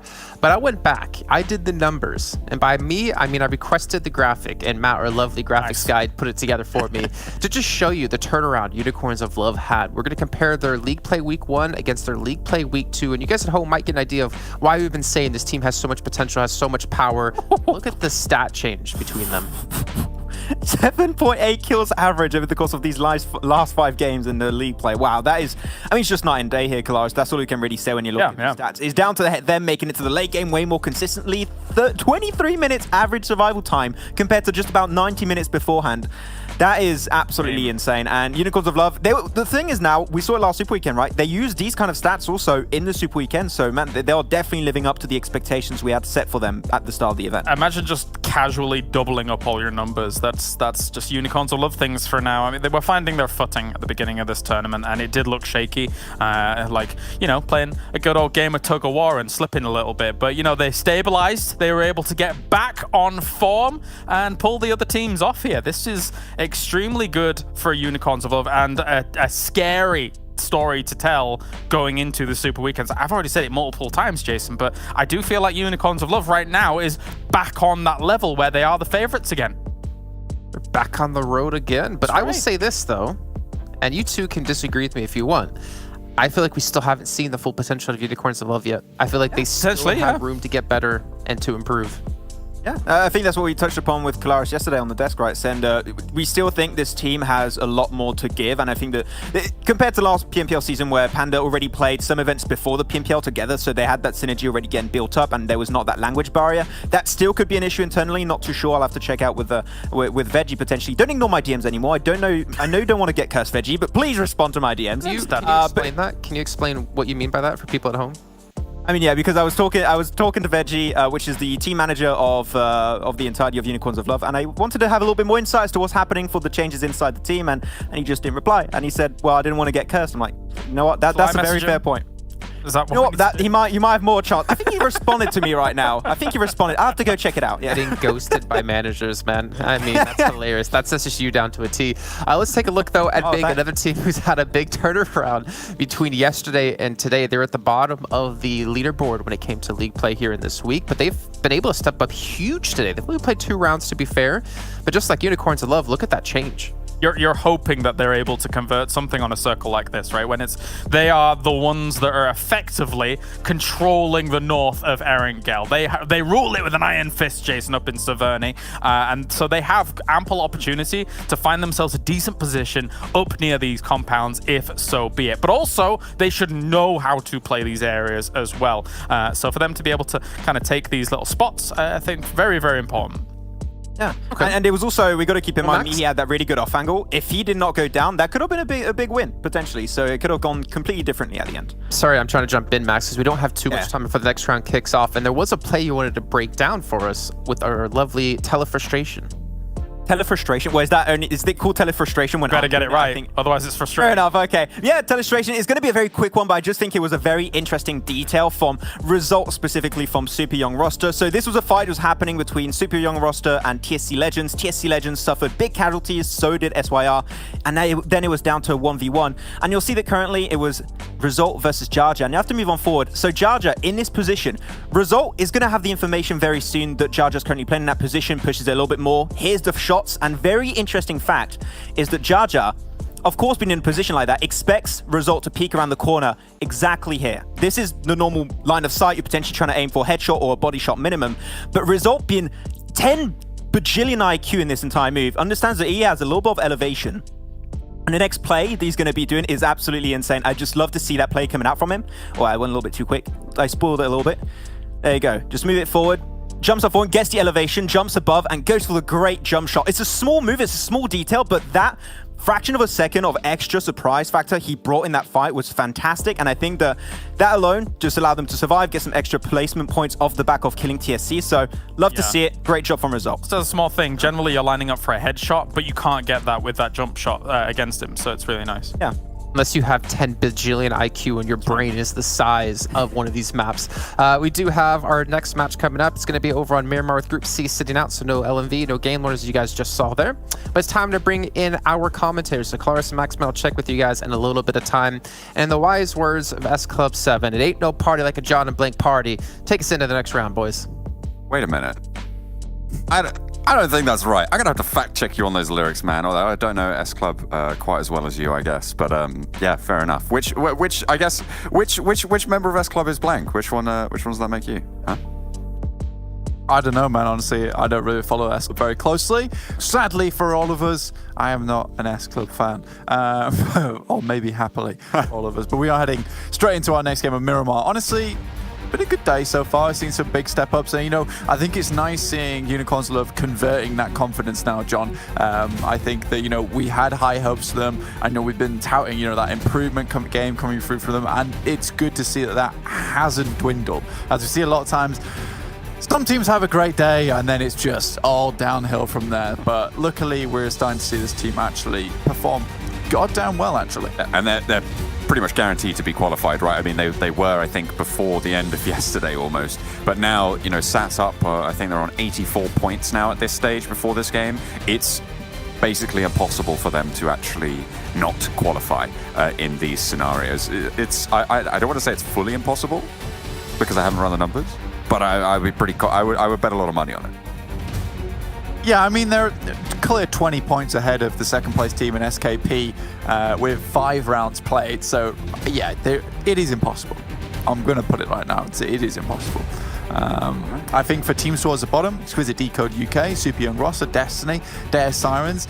I think that Deus Sirens is not, I would say, expected them to be right here in 16th place, in 20th place, but you know, from what we've seen them playing like, it doesn't come as entirely a surprise. I think for Super Young Roster and Exquisite Décode UK though, these are two teams that, you know, really do need to step up, because Champion Club are currently ahead of them in 15th place with 22 points, and 4 Romanian Boys just clutching that 16th place very, very tightly with 21. So there is a lot of change that can happen over these last 3 games, and will determine who exactly goes into our final Super Week and continue to keep making those points come online, John.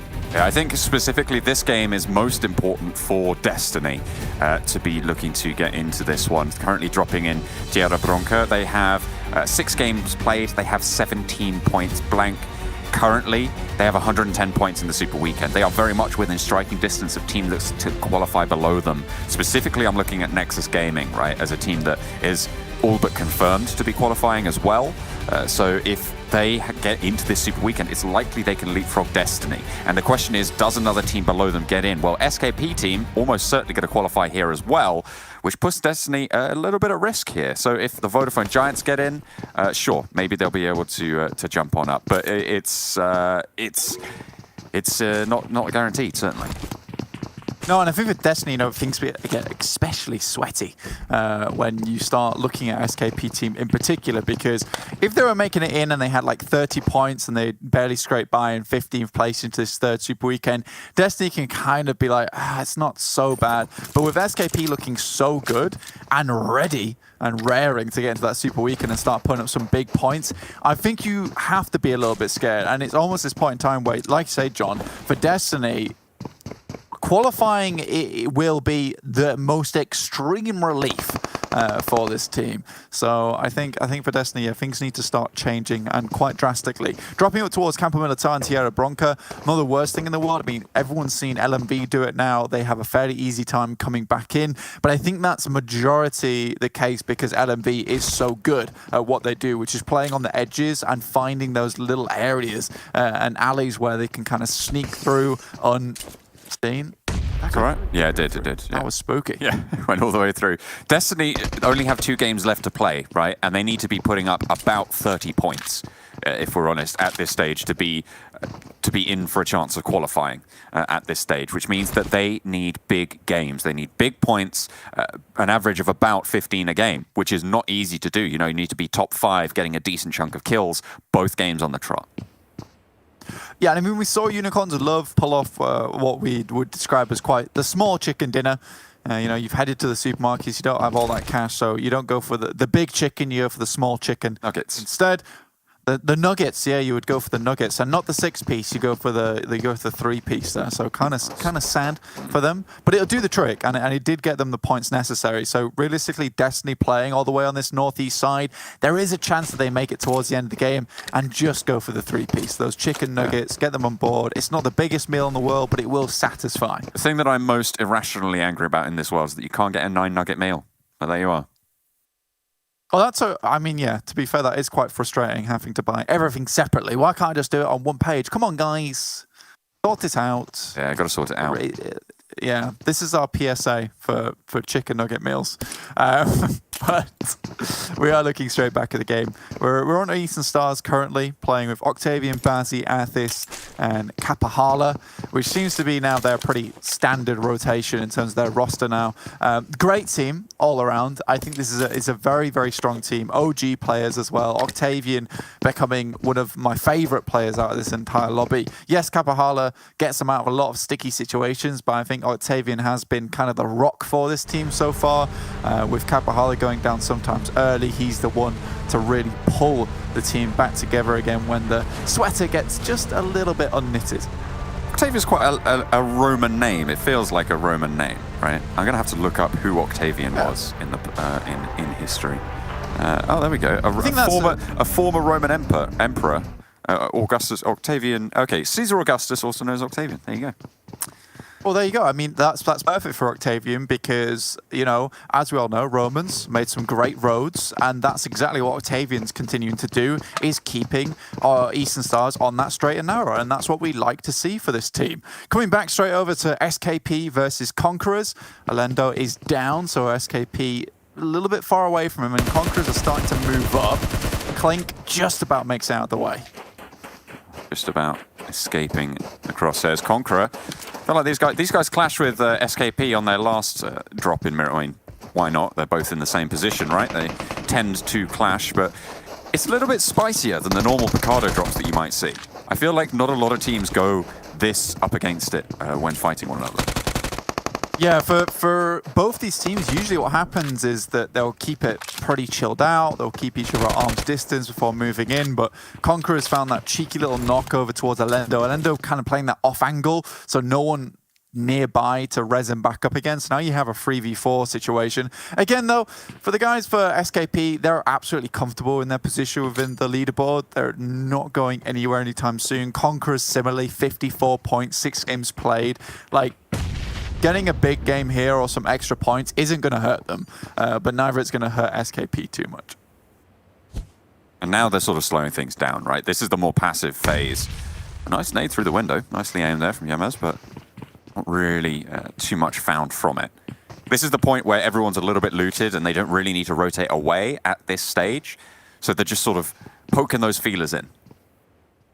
Oh yeah, just like get the antennas out, see what kind of information you can bring back. If it's static, that's fine. If you start to hear some calls, start to make a move. But for SKP, they're almost locked into this fight now with the guys from Conquerors. You can see Champions Club, they're coming up just behind them in power grid. ChasMac's just off to their side. That's a great shot from Hamodi, who has been putting up some big numbers for SKP very, very consistently.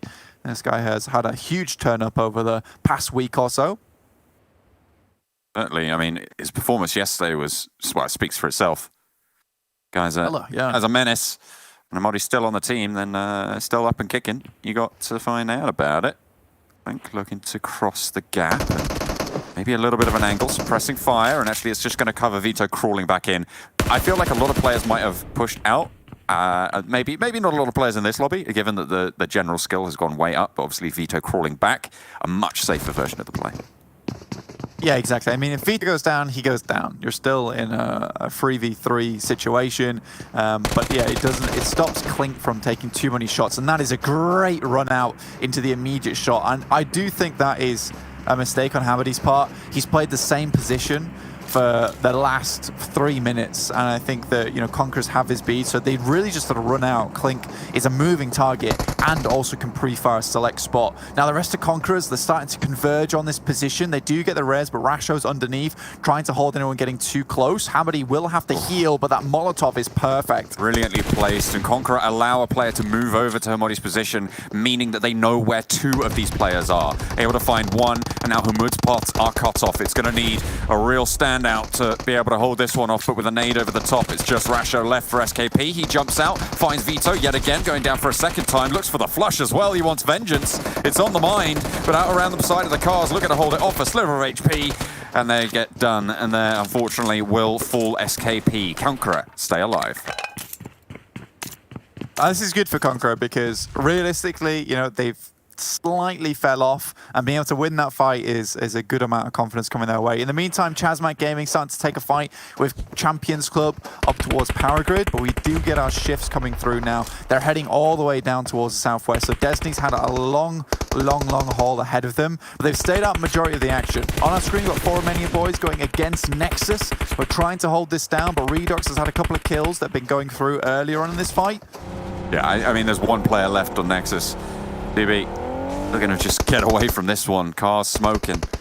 Still alive. And Nexus Gaming still going. Of course, they were a team that's pretty much at risk in these Super Weekend standings right now. They are in the red zone to be eliminated as we move on towards the finals at the end of the week. But at the moment, they're looking pretty good to qualify. This isn't their last game as well. They have 54 points, which is generally above the threshold that we see by a significant margin as well. So they shouldn't be too disheartened by going down early here on Miramar. Or not going down even, but just losing so many players early. 54 points? They were started this game on 21, right? Am I wrong? Or Nexus Gaming? Nexus Gaming, yes. Apologies. I thought you were talking about 4 Romanian Boys. Oh, yeah, no, I was talking about Nexus. Definitely need these points. Yeah, they definitely need these points to 4 Romanian Boys. Currently sat on 21. I think their placement points and kill points are fairly even, but nothing spectacular coming out from and taking that fight with Nexus sets some of them in a good position for the rest of the match. A big game like this would be good for them, but it would also hurt Destiny. They don't want these teams to get too far ahead of them in this match. And remember, Destiny, a team as well that is crucially out for points here.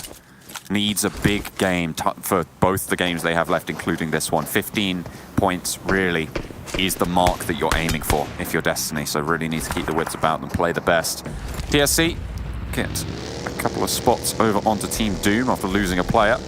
Looks like Tamtam wants to follow it up as well, wants to get the flush here. Action, holding the ridge line at the back, trying to suppress Tamtam's position, but Zero is down. Oh, managed to get a lot of damage, and Tamtam falls.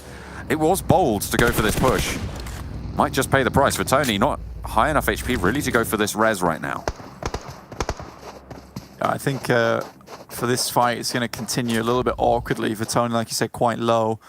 Down to 2 players now for TSC, and Zero should be able to hold them out. I think one thing we've got to consider very quickly, because there was a fight between Unicorns of Love and Deus Sirens, but take a quick look at the map, John, and look at this split from Unicorns of Love. They've got 2 players in Minas Davae. He's creeping up. Also, sorry, Yaya's creeping up. 2 players also over towards Ladriera, so it's a bit awkward.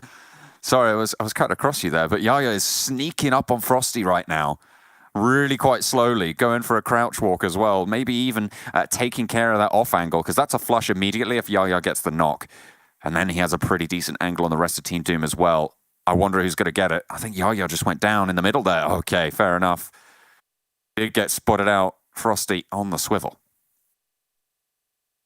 Yeah, I think Frosty knew what was happening, or at least heard some scuffling behind him and managed to turn around in time. This is actually not so bad from Unicorns of Love. I know it's the biggest split I've seen in a long time on Miramar with a 2-2, but now they're able to move over towards this western side. Unicorns of Love, Lin and GK first. Massive props to these guys to hold it down versus Deus Sirens, considering how strong this position is. Like, holding as 2 players is so bloody good. So now the rest of Unicorns of Love can move over this way and start to take control of this elevated ground towards the west side of the map. Destiny are flying in on that western path, haven't had to come into too many targets so far, but they might just be able to displace Deus Sirens, pick up a few points for themselves, and have a decent position in the circle. But it looks like they're going to head to the compound just on the south side of La Diera. They've got a pretty solid spot there. I mean, they need to entrench themselves pretty firmly and really, really start to hold off. The good news is that a lot of teams out to their east have already been in fights, are going to be scrapping it out.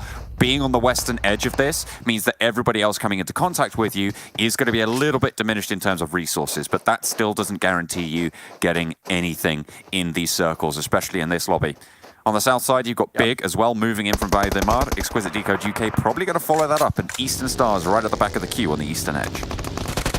Yeah, obviously coming down from Porto Paris, a little bit more difficult for Eastern Stars in particular. You are right though, this Eastern side is a bit of a chunky mess, to say the least, and that's fair play. We talk about how Chumacera is a difficult amount of terrain to cross over, so Super Young roster posting themselves up in Chumacera compounds. Like, they're going to be able to catch any team off guard, and it looks like, excuse me, are very cautious of this position. Team Doom trying to make the mad dash. They have TSC behind them and ChasMac in front, but Action's already up above, looking towards ChasMac's position. Doom not really wanting to move too far forwards in their position, right? I mean, you don't have the confidence to go for that. You know there are teams waiting to third party in these hills. And they've got not a terrible spot right now. So giving it up, maybe not the wisest. ChasMac Gaming, potentially the team that would push in this scenario, but even then, I don't believe that they want to go for this. They want to wait for the next circle and figure out their path.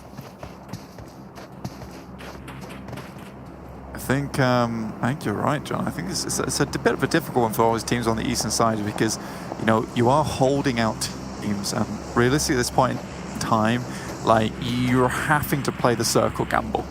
playing this one out slowly is going to be in the favor of many teams. Yes, sure, you might not be in the best position like 4 Romanian Boys, have like a very nice spot to move around the map. But again, if you can just stay in one spot, not have to move, it's great. Next circle shift will be coming through, heads up towards 4 Romanian Boys position. There is a compound that Unicorns of Love can take quite quickly, but Destiny are also in contention for that. I think for Unicorns of Love, leaving now would be smart considering how close they are to these compounds. But it depends if Deus Sirens will let them leave or if Conquerors on the south side give them any trouble.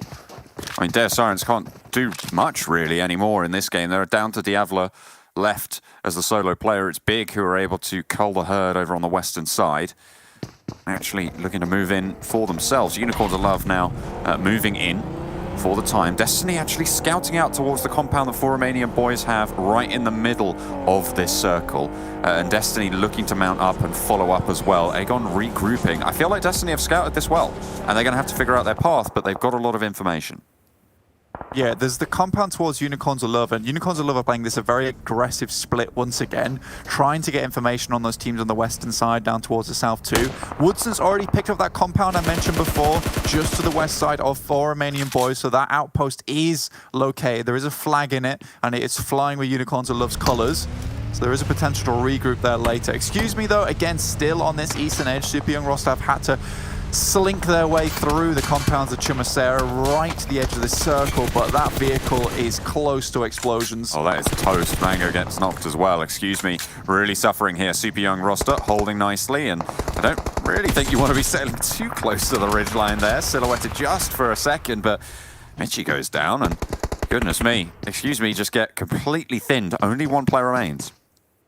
Yeah, Kosti's the only one that made it through the proverbial sieve of players, so the rest of them got absolutely destroyed by the gunfire coming through. I think Super Young Roster played this one out smartly though, just slowly pushing their way through the Chumasera compounds, which gives them a lot of cover. Exquisite Décode UK make the mad dash into the center of the circle, but they look a little bit disorientated here, John. Looking for something, anything, but 4 Romanian Boys, they've got it locked down towards that center there. Big pushing up onto the compound of Team Doom right now. They've swung out up to the north side, and this is where they want to enter. They made the move around the back of Destiny as well. Team Doom, they've had a knock go through, but the rest of Big not quite in the right position to be going for this fight. If Michi falls, it's going to be a long time to get them back up. Destiny still waiting in the wings. Yeah, Big have been up, down, back up again. So they're looking for some place to call home. And I think this is a great compound, but Michi, goodness me, the SMG sprays nicely. I mean, this is why we talk about this guy so many times, right? Unreal now holding behind the bunker, the rest of Big. It's go time. There's another knock as well coming on through, and they just careen themselves into the Team Doom compound. Frosty up top yet again. Look at her try and hold it on down, but isolated into a corner, and the Sharks of Big swarm underneath. Action maybe looking to get rezzed here, but the nade in through the window needs to be careful now. The res not going to be available with the blue zone enveloping onto Frosty, and nades in through the window. Seal the deal, Frosty. There's no way you're getting out of this one. Not if Big stick around. Yeah, this is really smart from Big, because if you look towards this northern side of your map in the top right, it is so clean of players. So this is a very good fight for Big to take, and I admire their patience in finding a position. That next circle is going to hurt them slightly as they have to move down, but again, there's a lot of open area ahead of them. Big just coming off a massive heated fight though. Destiny is in their sights next.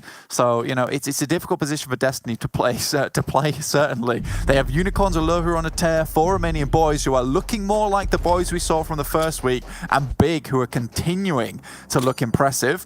So Destiny have got a fair few huge teams to battle their way through, and they have not looked good thus far. Certainly flagging a little bit from what we're used to seeing from these players, but there's still time left in the day. Has not told just yet, but Texi goes down as Michi again lights them up. Frosty healing out in the blue in the meantime. Unicorns of Love have taken a knock to their position, so Destiny might have an inroad here. GK first at the back in the buggy. Aegon hops through the vehicles just to get out on the front there and repositions. Unicorns of Love, they should know there's players up here now. They'll definitely know about it at this stage. Taking shots. Destiny, though, they're just going to skirt it. They're not even going to try and capitalize on this position. They had the high ground. They had full vision of Unicorns of Love. I'm surprised they didn't stop off here, because that gives Unicorns of Love the downfire onto them. Yeah, this was very weird. I think they expected more resistance coming from Unicorns of Love, but they were struggling of getting a player back rezzed up, and now Destiny are in one of the worst spots that they could have wanted. Unicorns of Love, they send some players downwards towards 4 Romanian Boys' position, which is very, very defensible for them. The question is, how far do Unicorns of Love get through? Because Big are now in front of them, 4 Romanian Boys off towards their east. This is going to be a huge struggle. Very difficult decision. I feel like it might be a good decision for Destiny to have gone through there. Look at that. They just get lit up from the sidelines. Unicorns of Love just fall victim to everybody around them, waiting in the wings. And Destiny actually now managed to skirt around the bottom of them. It looked weird. It looked like maybe you want to take care of Unicorns of Love, but if you know they're going to get taken care of elsewhere, maybe it's not the worst call in the world for Destiny. Of course, they're looking for 15 points this game. More if they can take it. For the moment, they have no kills. I think it is smart, like you say, because you're basically attempting to get into the circle. Anyone else coming down that mountainside late is going to get caught off by many different teams. I think that's now Unicorns of Love out of the game. Big made a smart decision to move down nice and early and find a compound to hold out those types of teams. Beg for Mercy goes down. Oh god, it's not looking good for Destiny right now, and this is not what they wanted. An 8th place will not cut it. Certainly won't, and they didn't really get too many kills as well. They're going to be really down on their luck, forced to have a massive performance in their final game today as Destiny get eliminated on the southwestern end of it. But let's tune in with the rest of this game as well, because Conqueror on the south side get the circle shift going their way. 4 Romanian Boys duking it out with Big as well. And at the moment, 4 Romanian Boys looking a lot better. 2 players now on Big. Shots over to Redox. Takes the knock as well. Sarah holds down the corridor and a knock sent back towards Big. Just Beast left and he's pumping out the lead. Trying to swap those weapons. Jumps out wide and finds another. On the swivel for the 180, but Beast is low. Almost going down here, but Ex Machina last standing. It's a 1 versus 1 between these 2 teams. The 2 versus 4 for Big, but can the reses come through? Ex Machina evacuates from the fight as Big try and get back to duo. This is going to be the res coming through here. Ex Machina going to also go for this too, but he's got the res off as well as the heal. So it's going to be a little bit weird for them, a little bit tight. Big start to try and make something happen. They're down to 2. There's no other possible reses, so they will flush one out. Beast moves to the side. He's going to have to contend with 3 players, 1 on low HP. Crosses the archway, and that is not the way you want to go. 4 Romanian Boys cut them down. Big eliminated. 4 Romanian Boys can get out of this one with 3 still alive. That has hindered them because it slowed them down massively. Conquerors are still fighting out with Eastern Stars, who remember had a long haul to get here from Porta Paraiso, and they're playing the hillside well. 16 kills for 4 Romanian Boys right now. There's many more on the table. I mean, just yesterday we saw SKP break the record, getting 18 kills in a game. That looks set to change if 4 Romanian Boys can close things down here. I mean, they're not in the best of spots, but it's still possible. ChasMac Gaming taking the fight with them as Trazen goes down here. Only 2 of them remaining, though, so it's all the more difficult. Yeah, and the blue is pushing them right now. So ChasMac, yes, they lose 1 player, but Conquerors also have eyes on in this position, but they're being locked down by the guys from Eastern Stars. Clink just clambers his way up the mountainside and tries to give trouble to the guys from ChasMac Gaming. Oh, actually, Ex Machina might have just found an inroad here, but is going to get pushed by the blue very, very soon. Has to go up, has to push in. No first aids left, which means he's just on boosters and bandages right now. Down on the luck. Hazy, don't know if he spotted this position, but those smokes might give the game away. Teammate Sarah for the 4 Romanian Boys still out in the blue and hasn't pushed forward. I imagine they're just trying to hedge the bets and go for a heal off. They've already had a fantastic game. But it's really unfortunate to see them go down here. I was hoping for a miracle. I mean, the position they held was extremely aggressive within the center, and they did a fantastic job to hold everyone off before they got into that kind of situation. Bazzi firing through the smoke at the moment, but will go down finally. Super young roster with 1 player left remaining now. Eastern Stars eliminated. Conqueror looking pretty good here in their position as they start to flush out the super young roster players. Sarah does go down to the blue zone as well. The ticks find him. ChasMac Gaming still biding their time. 2 players alive. Not really anyone else in the zone at the moment, so ChasMac Gaming are within striking distance to move towards that loot crate. Faker down on the ground, crouched, looking towards Conquerors. Just 2 players he has to contend with, but will go down finally. Still a good result for super young roster. Yeah, they'll be happy with that. 24 points there for Romanian Boys as they fall as well on the northwestern edge. Now 2 teams remain. ChasMac, they're taking fire from every angle, all the positions known. Conqueror looking good to play from the top of this hill. MZ takes a tumble, and now Conqueror just rain down the bullets. There's no way you're getting out of that one. Brilliant stuff from Conqueror up the top of the mountain. A high kill game as well, coming through from 4 Romanian Boys to be able to get plenty of points, but it's disaster for Destiny, as they're going to need to put up a big game for the last. Yeah, I mean, in that situation, it really was a test of mettle for Destiny. They had to work their way through big for Romanian Boys and Unicorns of Love, all who have had a massive return to form. But for Romanian Boys, 24 points, that'll secure them a really strong position with the leaderboard already. Super Young Ruster, similarly, 15 points will send them shooting up that leaderboard. So now we'll have a shift in terms of who's at the bottom of the leaderboard, which I'm excited to see the boys on the desk break down, because we have 2 more games, and this is... We're really not down and out yet. Like, these teams keep clambering back up the ladder, no matter how far they go down. I will say one thing though, John, and it really did confuse me, was ChasMac's, the way ChasMac played that final circle. I think they were so terrified by the guys in 4 Romanian Boys that they attempted to take no control over the rest of the game. They had a 4-man, and they were just wandering around at the bottom of the gully. I think that potentially they could have made their way up to the top of that hill and fought against Conqueror as well as Super Young Roster. It was slightly strange. I'm not sure what stopped them from doing that. I was paying way too much attention to the fight between Conquerors and Super Young Roster. Yeah, it's... I mean, you know, second place, they managed to get it there. They've got plenty of points already this time around. But I feel like a lot of my attention is right now towards the bottom of the tables, right, in terms of who's qualifying, because if we're going to see the SKP Team Dream, there needs to be some very specific conditions met, right?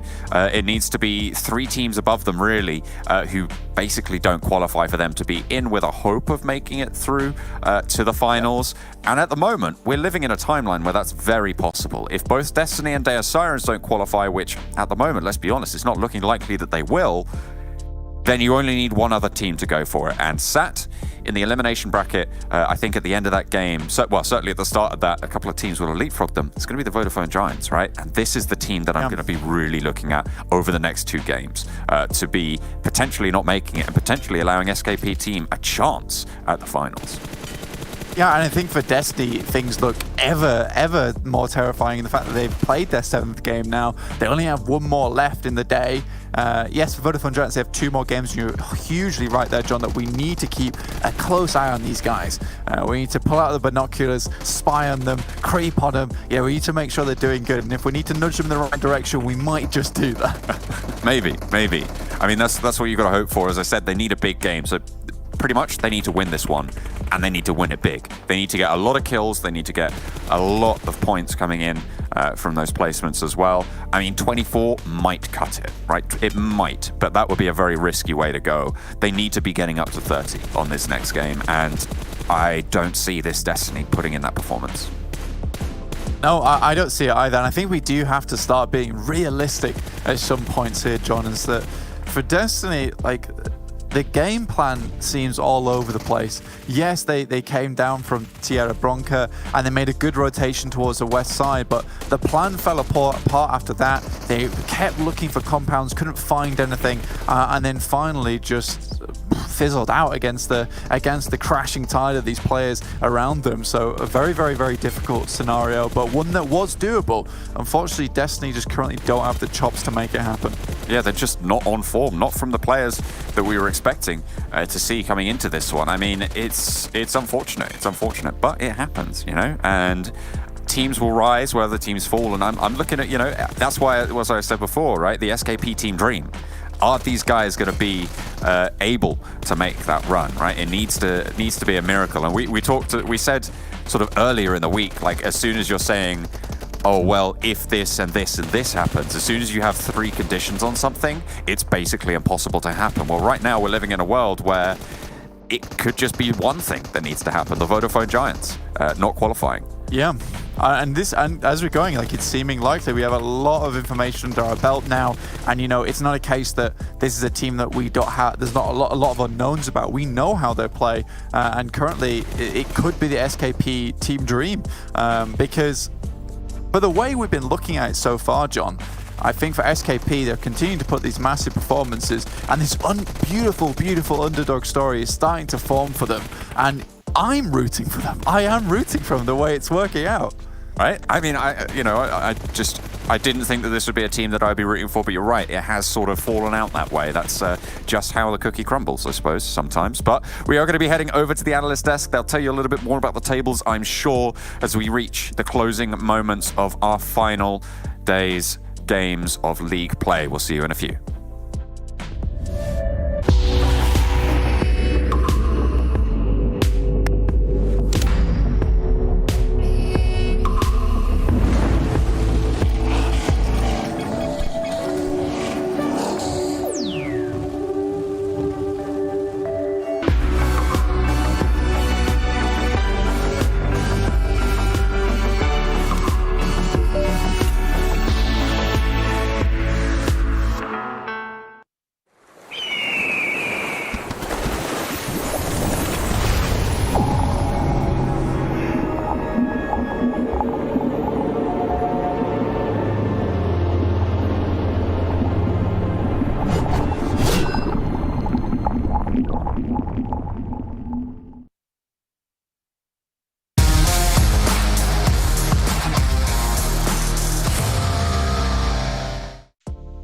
All right, well, Conqueror, they're already sitting pretty high on the leaderboards when it comes to this weekend league play, but they add to it yet again here with a nice chicken dinner. Unfortunately for them, though, it's not $1,000 in their pocket, as you can only get those when it comes to our super weekends. But also, maybe you can get one of these if you do win one in the super weekends. A nice little 1+9 with the 15-minute recharge. You can get back into the game here if you ever have power problems when you're playing, which you won't because you have a 1+9. But either way, you can get your full day's charge in just 15 minutes. And I'm going to get my full day's charge just from talking to Clarissa Maxman here, as we're going to hop straight into the rankings of this last one, because yet again, we've had some massive teams step up, and also for Romanian Boys, I believe they were towards like the bottom of the leaderboards overall, but with 16 kills, that was a phenomenal point gain. Almost a point record. It could have been for Romanian Boys, but of course there was a very proactive ChasMac Gaming this time around, and they wanted to make sure that for Romanian Boys had no entry point into the circle. So good to see ChasMac Gaming being a little bit more proactive and trying to take their fate in their own hands this time around. But at the end, the team we got to talk about, right, is Conqueror. This team in the Super Weekends, they dropped off quite a bit. They still should be fine going into the finals itself, but it's good to see this team get himself some good points. And when you have a circle like this, you have one overlooked position, you just can't escape. Conqueror was the eye of Sauron of the game, and they just made sure that teams knew that. Yeah, seizing control of that eastern high ground, very, very nicely done by them. I mean, all of these high grounds create complications in these circles for teams that either want to rotate or find themselves a semblance of a position towards the middle of it. I mean, Max, you mentioned that this was like, what, a 19-minute finish or something? That's the most ridiculous number in terms of like length of a game coming out of here. As we take a look at the second page, Destiny, unfortunately, only 1 point. It's looking like they also might not seem to qualify here for our third and final Super Weekend, but SKP and Nexus, those teams are looking pretty confident, as well as Excuse Me. Deus Sirens, though, is one that's going to definitely stand out for me. They're sitting towards the bottom of the table at the moment, and they're one of the teams that needs to qualify, currently in 16th place overall in our Super Weekends. But we can see here our damage from the last match, and for Romanian Boys, 16 kills, but only 2,300 damage done. Honestly, that's pretty damn ridiculous. Yeah, they had 2 games in a row now. They've been relatively central in the circle. This time they had a crossroads section that was really strong. They had Team Big trying to push in their position, Destiny from a distance, Unicorns of Love, and they were making sure they're keeping all the teams at arm's length away from a position like that. The only real threat that they had at one point was when they had to regroup down to the southern side of that compound, and that allowed Big to try and get a little bit close and personal. It could have gone wrong. It was down to a 1v1 for some time, but then they got the res down to a 2v2, but for Romanian Boys were able to win that one and got gate-kept by ChasMac Gaming. But Redox, he's back once again. It's been a while since we've seen this name. Redox actually going to be up here. It was 8 kills total. Half of the kills from this guy. He's definitely stepped up here. Absolutely blasting. More kills than 100 damage done per kill in this game, which I think is crazy to see coming out from this. I think, though, if ChasMac Gaming didn't hold out for Romanian Boys, Conqueror would have then been the one to hold them out anyway, considering the overlook that they had regarding these final circles. And again, for Conqueror, yes, they get this circle and it works out their way, but if the circle shifts any other direction, like into the field, for example, then all of a sudden it's Conqueror that has to come down from their high perch and probably get blasted on entry throughout all of this. So, yeah, interesting to see. I mean, to be fair, I do know a little secret about Redox here, excuse me. He's playing on a new device, and if I were a betting man, I bet he's got himself a new 1+9. Oh, okay. He's getting there. I mean, hey, it's definitely been working out, man. I have to get one for myself. We'll see how it works out. But the find to the compound was very close. I'm sorry, a 1+9's amazing, but there's no way you can improve your gameplay when it comes to PUBG Mobile. Anyways, the team stats from the players you can see there. Everyone doing some pretty decent work. Max, the burns just keep on coming. I'm sorry, man. Yeah. Hey, we have to 1v1, man. I think that I got you beat when it comes to PUBG Mobile, man. I challenge you. I'm throwing the glove right now, okay? We'll have to. Max, I've never lost a game of anything in my life. Because you don't play. you don't play any games. That like they don't lose. Do you? Can't lose if you don't play. Exactly. All right, we're going to head to a quick little interview with 4 Romanian Boys. Then we come back. We're getting ready here to see our overalls, which can be very important for all the teams out there. So you're going to want to stick around. And of course, our 4th round of the day. We'll see you in a few.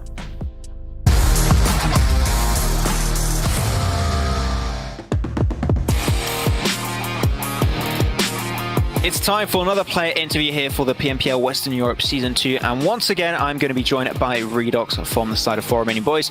Redox, I'm going to dive right into the very first question here, and I want to know, what are the goals that you set up for yourself and the team entering into this PMPL?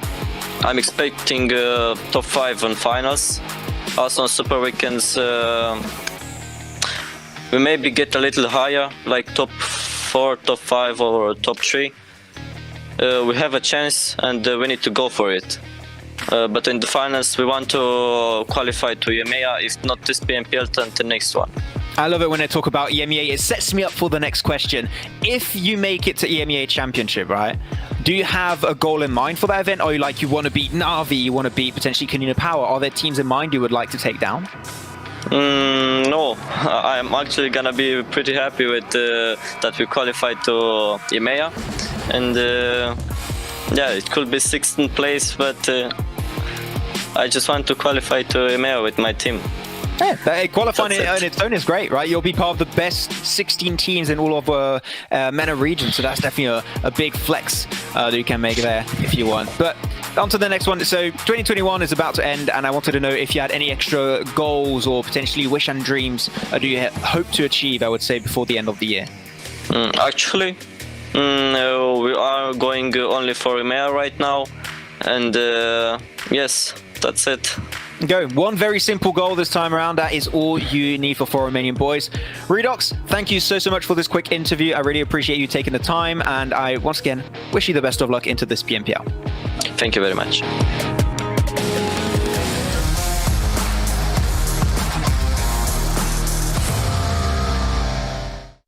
Okay, so getting to hear a little bit from Redox here, as he was the man to step up and get those kills in that last match for Romanian Boys. But now it's time to move into, I think, one of the most interesting parts of the show right now, at least when it comes to league play, the overall standings. Let's get an idea of who is currently qualified and who is still on the cusp of maybe making it into the 3rd Super Weekend, or maybe not having a chance to get into the finals whatsoever. Unicorns love sitting pretty in 1st place with Conqueror there 2nd. Those teams could be safe. Everyone on the front page here is going to be safe, which credit to Big. They were looking terrible at the end of yesterday, but let's just move along. Let's just follow Kalaris. He's the host now. I'm the analyst. We'll go into 9th through 16th and see where currently the teams are and where the points are. Remember, 45 is what we're looking for, so 4 Romanian Boys off the back of that last run might have qualified or should have qualified. But Champions Club, can we see it? Could we see them pull spoiler and get it? Oh, they're playing, it's too close for comfort, man. They've been 16th for the entire day. I believe they haven't moved too much. So if they qualify, it's going to be barely, and I mean potentially down to a tiebreaker. That might be how far we'll have to go to make sure Champions Club can qualify. But going down, oh my gosh. No, we can't see Vodafone Giants and Destiny here. What's going on? They need, oh my God. I mean, 2 of these teams have still 2 games in hand, but I think at this point, considering what we're seeing form-wise, we're not going to see some of those heavy hitters in this Super Weekend, and that is going to be rough. I'd love to see Champions Club get there. I mean, to be honest, like Levi in the previous game was kind of snaking things out. I think they could snake into the Super Weekend here, Jason. This is, I mean, Exquisite Décode, Destiny, Vodafone Giants, even Deus Sirens, who I believe are sitting at 16th place. Realistically, I think there is a world where we could see like Champions Club, if they qualify Super Weekend, past Deus Sirens and actually qualify for the finals. That would be insane. Probably one of the first times we've seen a 3-man squad be able to make it into the finals like that. But we got to move on from here. We'll obviously check in after the next round it finishes as well. Never mind, I guess we have some more time. Deus Sirens, they've had quite a struggle so far. Yeah, a little bit unlucky when it came down to that last game. They were trying to just chill on the more western side, and then there was Biggs like, we're going to ruin your position. Got himself the kills off the back of that. Deus Sirens having a little bit of a struggle, of course, not being the most aggressive team in the lobby, but we saw, right, in the games where they do well, they tend to take a strong position, and they get, you know, potentially sometimes double-digit kill count. I think that this team just needs a little bit more confidence. This is their first PMPL as this roster in this event, right? So I think that potentially hitting next season or the season after that, they'll be able to look back and see what was going wrong for this team, and hopefully just not be scared to go for the engages, because kills are heavily lacking. If they had 10 kills on top of that, they would be way closer to that top 16 right now, but kills are definitely what we need to see more coming out from Deus Sirens. Yeah, the numbers haven't been there this week. We saw in the first league play, they were able to get equal placement points and equal kills, but that was good. Nothing's really converted this week, and they got unlucky. To be fair, go on. I do agree they need more kills, but the first tiebreaker is chicken dinners, and the second tiebreaker is placement points. So right now, Deus Sirens. Well, I mean, yeah, that would be the easiest thing to do, but that's not easy for everyone. It's easier said than done. We got Conqueror, ChasMac, Team Doom sitting out. So Destiny, Eastern Stars, Nexus, and Big. For Destiny, this is their last match of league play. They have to win this one to have a chance. We'll see if they can do it, though, when we get into the round. Claris and Max, I'll check with you guys, of course, once this finishes off. And I've never really had a dream come true until I've met John and Blank, because they're going to take us into our 4th round of the day. Until the day that you met us, Jason. I mean, that's fair enough, you know. But sometimes you just gotta reach for the stars, you know, and then sometimes they'll come to you. Yeah, I mean, that's the way it happens sometimes. If you've got really long arms like Jason, reaching the stars it's just not a difficult feat for him whatsoever. He's straight up there. I've seen him pluck the sun out of the sky one time. I had to tell him to quickly put it back because he was causing pandemonium all over the world. But we are heading back into the game, and currently Champions Club could be causing pandemonium all over this game and this tournament if they do make it into that Super Weekend. And it's just another one of those factors which could include SKP. I don't know about Champions Club making it to the finals. I think we're still on this SKP train, but Champions Club could make it all the easier. Again, though, for Champions Club to make it into Super Weekend would be a massive, massive deal, right? It's one of those things that you just don't think is going to happen, and if it does, like, they will go down in history in PUBG Mobile. Not as the greatest team, but as the greatest half a team, or 3/4 of a team. As the strongest willed fighters, I think that's it. Yes. Yeah, a good way to put it. Yeah. They never give up. They haven't given up, and I mean, you would think that it could be a situation where maybe we just don't want to, you know. But they have been putting their best foot forward. I admire their gumption greatly, and shall try to learn from it in my general everyday life. Blank. That was very philosophical. Say something funny. Oh dear. Okay, they will be the one time into the Super. Hey, there you go. We'll take it. Heading straight into our angle. We're getting Destiny heading up towards the top side of the map. For Destiny, now things have started to get a little bit shaky, right? I think for them, this game has to be ginormous, super big time, huge, mega fun, good, big, massive pointers for them. Yeah, they need probably around 30 points in this game to be able to take this one home. You can see them dropping out late on the plane path around Stalba Kameshki area in general. A little bit of a departure from where we've seen them drop before, normally on military base, playing in that C block, but maybe they don't like the plane path for it, you know, whatever. They've changed that decision. I think they have actually dropped up north once or twice before. I have to go back over the drop spots. Maybe drop expert Maxman can hit me up in the DMs. Drop spurt. During Drop Spurt. I don't like that name. I don't like that. How do I? You don't you dare call the French Barracuda Drop Spurt ever again. I'm sorry. All right. I've dishonored the French Barracuda. I'm so sorry. It was not my intention. I will say one thing for Destiny, right? Dropping in Tierra Bronca and now dropping in Kameshkin Stalba, it speaks to me in volumes of their confidence, or in this case, their lack of. Vodafone Giants, on the other hand, they're fighting out for the guys towards Pachinki. I respect this. If you need a big game, make it from Pachinki. I mean, and this is, again, a crucial team. This is not just blank for this game. This is not just for points in this game. SKP team need Vodafone Giants to have bad games from here on out in order to be in with a chance of making it to final. So this fight has a lot more on the line than just owning Pachinki right now. And at the moment, the Vodafone Giants have the better end of the stick. Hamoud is still standing. Alendo went down a little bit earlier, as well as Hamodi, so it's Rasho and Hamoud for SKP team trying to keep the dream alive. They've got enough points to qualify already, and Vodafone Giants winning this battle, not necessarily a guarantee of their qualification, but it's a great start for them if they're able to do it. It's not done just yet, though. Yeah, 4 points right off the back of things is fantastic, and also a secure position in Pachinki even better. I think that this is very, very classic UDR Killers playstyle from back when they were known under that banner. So I think for them coming back to this, it is gorgeous for me, and I couldn't ask for anything more from this team right now. Or, well, I guess I could ask for one thing more: win this bloody fight, make it happen. They managed to get the res onto Hamodi for SKP team. They let Alendo go down. Not really too many choices though in that scenario. Now they're up to 3. Hamoud playing in the inside buildings there, but there's a rooftop Ulysses to be worried about. Rasho through the circle peak.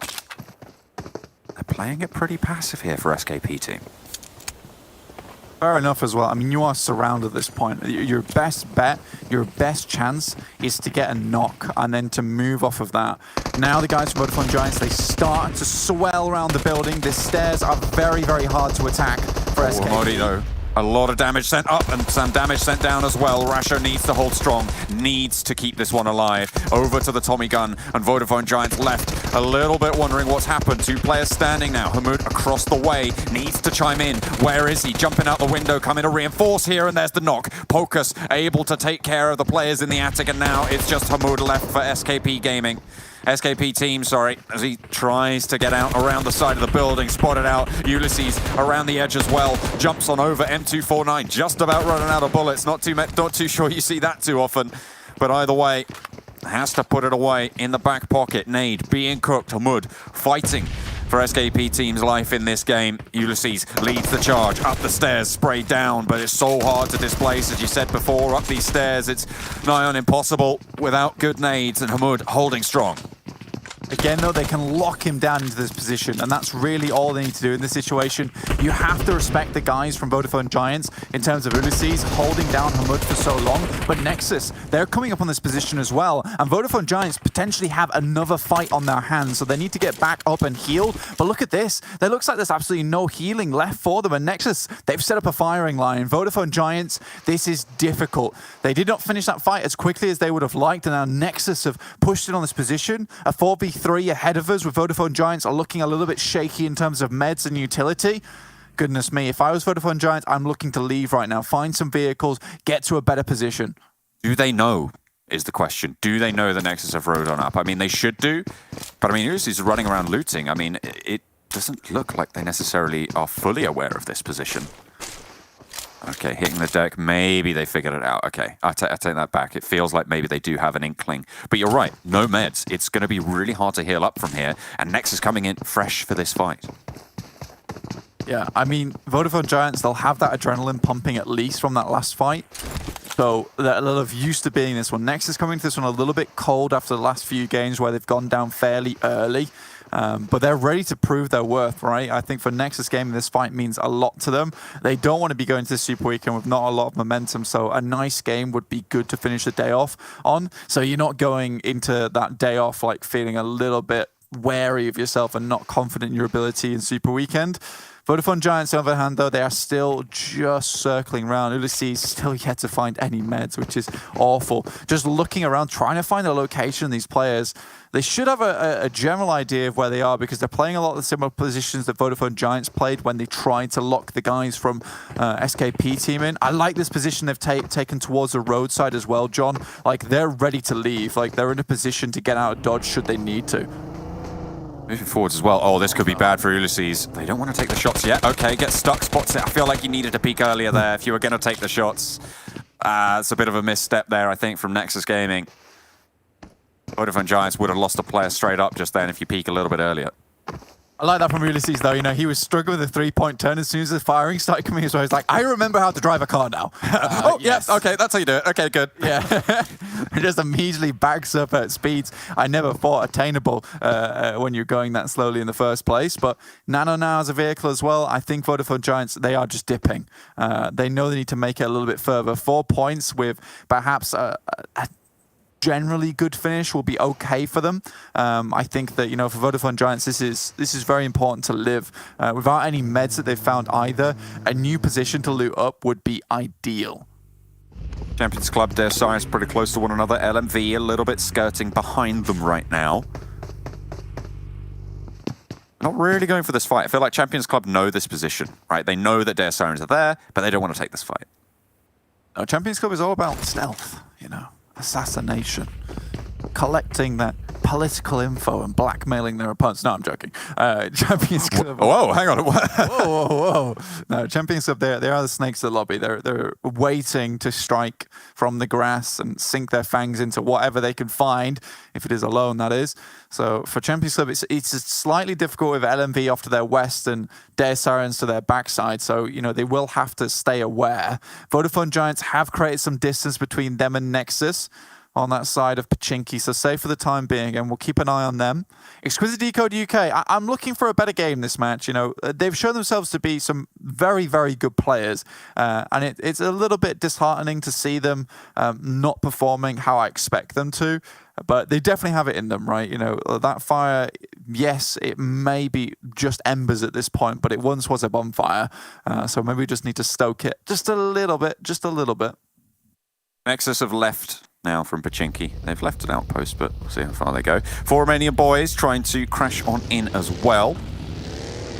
Trying to push on up to the riverside there. Xtreme Slayers want to hold them out. Of course, the river, the main feature, very difficult to navigate. Yeah, and it's a little bit... and I don't want to keep harping on about Vodafone Giants, but this is not the circle you really wanted to see. You want to see something that was a little bit easier to play towards the end game. There's a lot of luck involved with this circle, so it's not the ideal thing to hedge your bets on, right, is it? Where you come into circle, you have to make some difficult decisions when you're already in a difficult position as it is.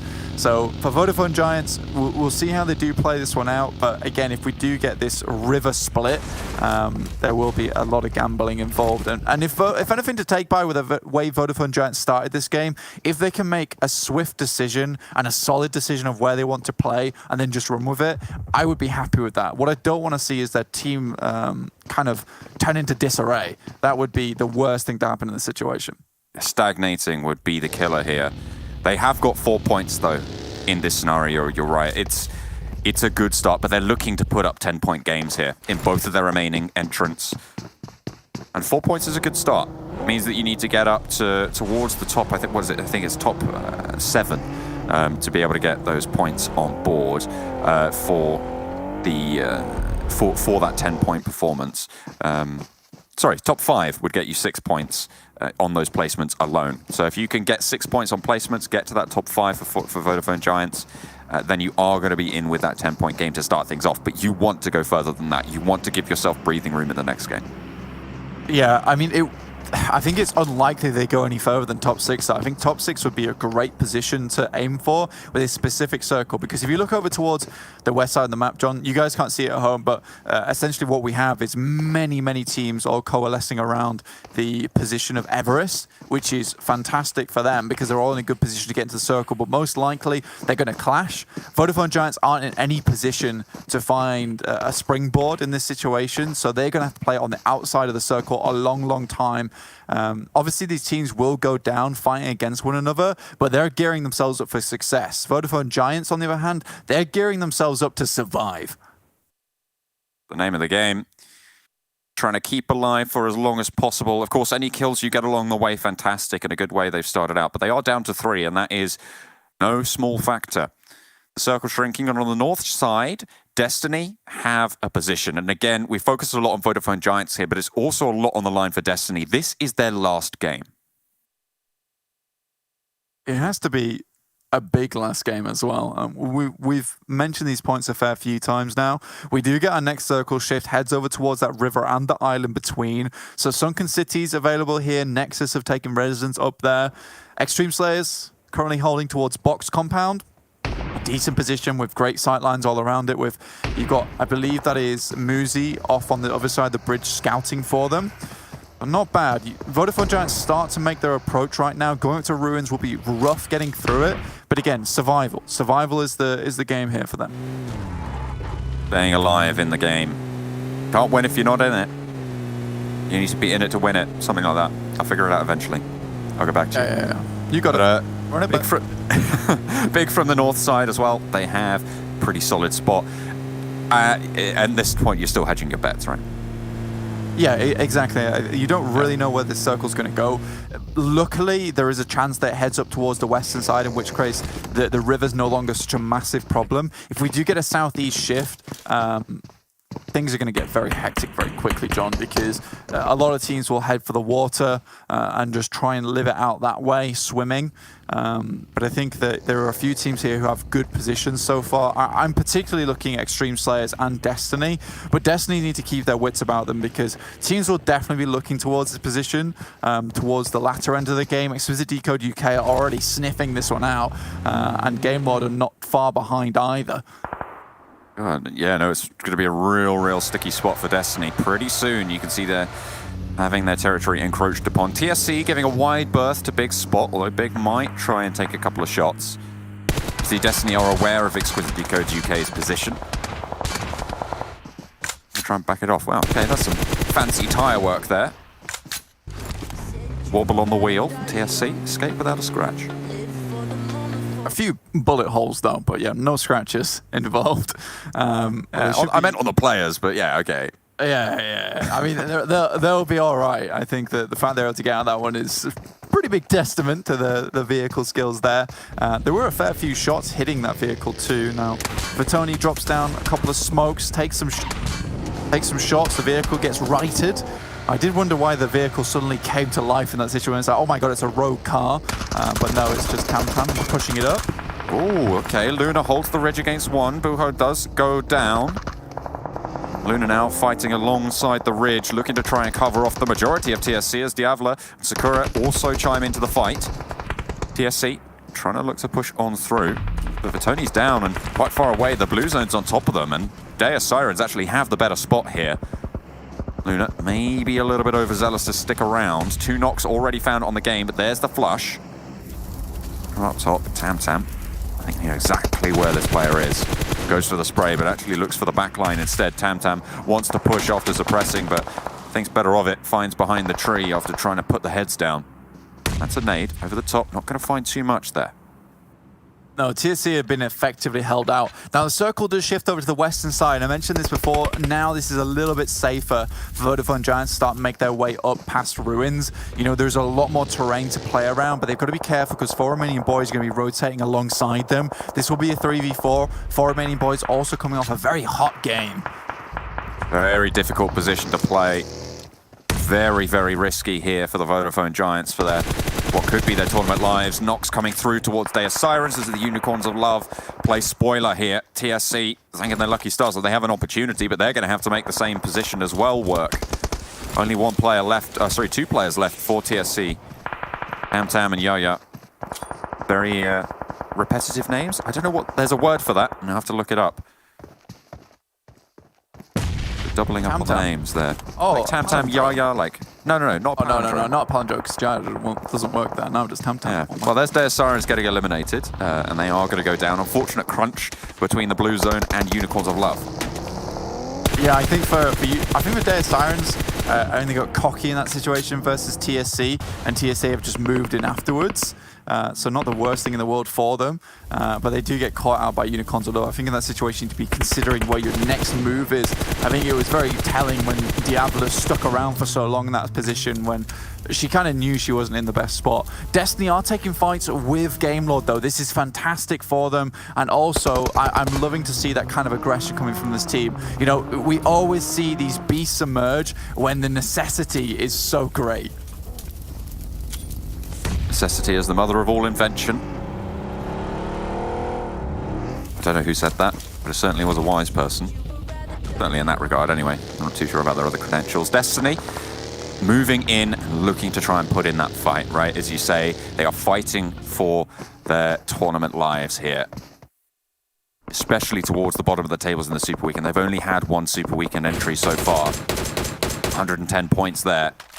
Getting in all the more important. Vodafone Giants in the meantime, Ulysses did get knocked on the opposite side of the river on the south bank there. Destiny tried to hold out as Game Lord moved through. I mean, Vodafone Giants don't have the most defensible positions, but this tower will provide them a little bit of cover for the time being. It really depends where this next circle goes, and it's not likely it's going to hit down towards the south side where it's currently sat. Destiny able to make their way in. Will pick up Game Lord in the process. And Nexus off in the distance. Game Lord instead decided to take a fight with them and see if they can push over this coastal line. Obviously, Xtreme Slayers off in the distance as well, so you know it's not going to be an easy approach for Game Lord. And that's the case. You take a fight with Destiny, it doesn't go well, and now you have to take a less optimal fight to try and make your way in. Nexus Gaming eliminated as well. In the midst of it all, they're looking pretty good in terms of the overall standings, this being their last game, I believe, in this league play. Even going down this early, they should be safe to qualify. They should be safe to try and have a strike out of those bottom spots. Of course, currently they're sat in 17th place in those Super Weekend standings. Very, very necessary for them to make it, but they've done good work here so far. The shift comes down. Okay, this is actually very, very, very good for Vodafone Giants. Their tower position is still within the circle. If they can effectively hold out Super Young roster, there's not a lot of teams around them that can challenge their position where they currently are. Eastern Stars are fighting for the water alongside 4 Romanian Boys. Yes, Vodafone Giants' position, it might not afford them that chicken dinner, but it will afford them at least a top 8. From there, they can start to work those points up. And remember what we said, 10 points would be okay, more would be ideal, but this position will give them that chance to make it happen. Destiny, on the other hand, they have to think about what they want to do next. Yes, they can head down towards the south on the eastern side, pick up the coastal side, try and take down 4 Romanian Boys' last player, and then just kind of really eke out as many points as possible. Destiny need a big game here. Nade over the top from Redox. Gets a double. Bazzi gets knocked in the meantime as well. Just Kapahala now has to rock on up, and the nades are flowing all the way across from Redox as well. Kapahala had 3 teammates at his back not seconds ago. And that can all change at the drop of a hat. I mean, this is PUBG Mobile. This is why we play it. It's exciting. Anything can happen. I think one player will bleed out. That's Octavian going down to Redox too. So for Romanian Boys, you can never ever count Redox out. This is great though. Look in the kill feed. Nano's actually taking down players from Super Young roster. So Vodafone Giants are holding off that team I mentioned earlier. This is perfect for them. Sick goes down 2. This is amazing for Vodafone Giants. It could have gone all the worse for them if Super Young roster were able to take that tower off their hands, but they're able to hold it out. Now looking on that western side, there's not many other teams that can challenge their position now. So survival is a big opportunity. Not only that, they get points, Blank. 7 points now from kills alone. They're into the top 10, which means that those points start to add up. And the further they go, the closer they get, the better they're going to do in that qualification standings. Great news coming through for Vodafone Giants. I'm sure for the many fans out there of them as well. Destiny on the northeastern side, unchallenged. And again, these strikes for qualification spots are going well. When it comes down to the wire, it seems to be the teams are pulling it out. But LMV, this is a team we haven't really spoken about too much, but they're at risk of not qualifying here as well.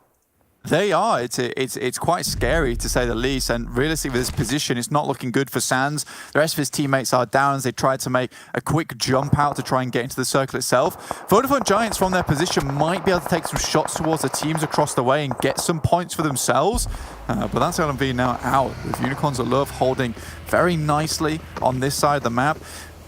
Depending where this next circle goes, Vodafone Giants might be given a line to play with, but nope. Switches all the way across to Redox and Xtreme Slayers. And now for Vodafone Giants, a big question has to be asked. How do you want to play this one? Do you want to play it slow? Do you want to heal out? Do you want to try and cross this bridge? In my opinion, it's not looking likely to cross the bridge, but they do have vehicles because of the building they had around them, able to keep them safe.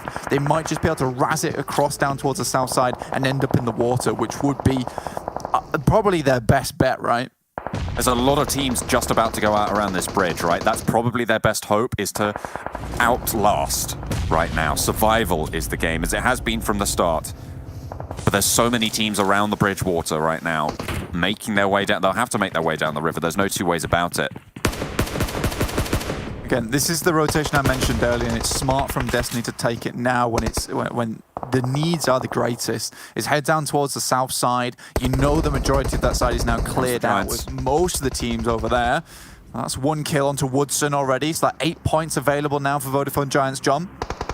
They are going to be able to get into the water. They made that push. They made that rush on in. Potential now to take out some of the players already in the water. Redox going low and gets taken down as well. Immediately eliminated Kapahala, one of the last 2 for Eastern Stars right now as the 4 Romanian Boys get eliminated. 8 teams remaining and the Vodafone Giants 1 step closer. They just need a couple of points to reach that 10-point barrier that would be a good result for this game. And with the kills coming through as well, they're now up to 8. I think they've managed to hit that 10-point boundary. 7th place will give them that and they'll be able to survive there.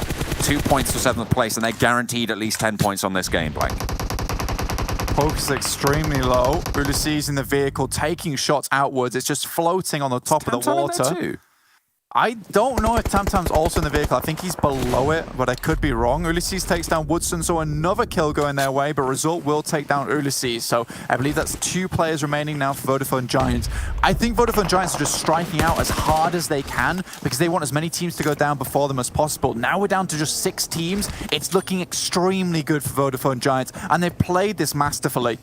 Yeah, this is where the points really do start to rack up. Getting into 6th place, 4. 2 points are each ladder up from this position onwards.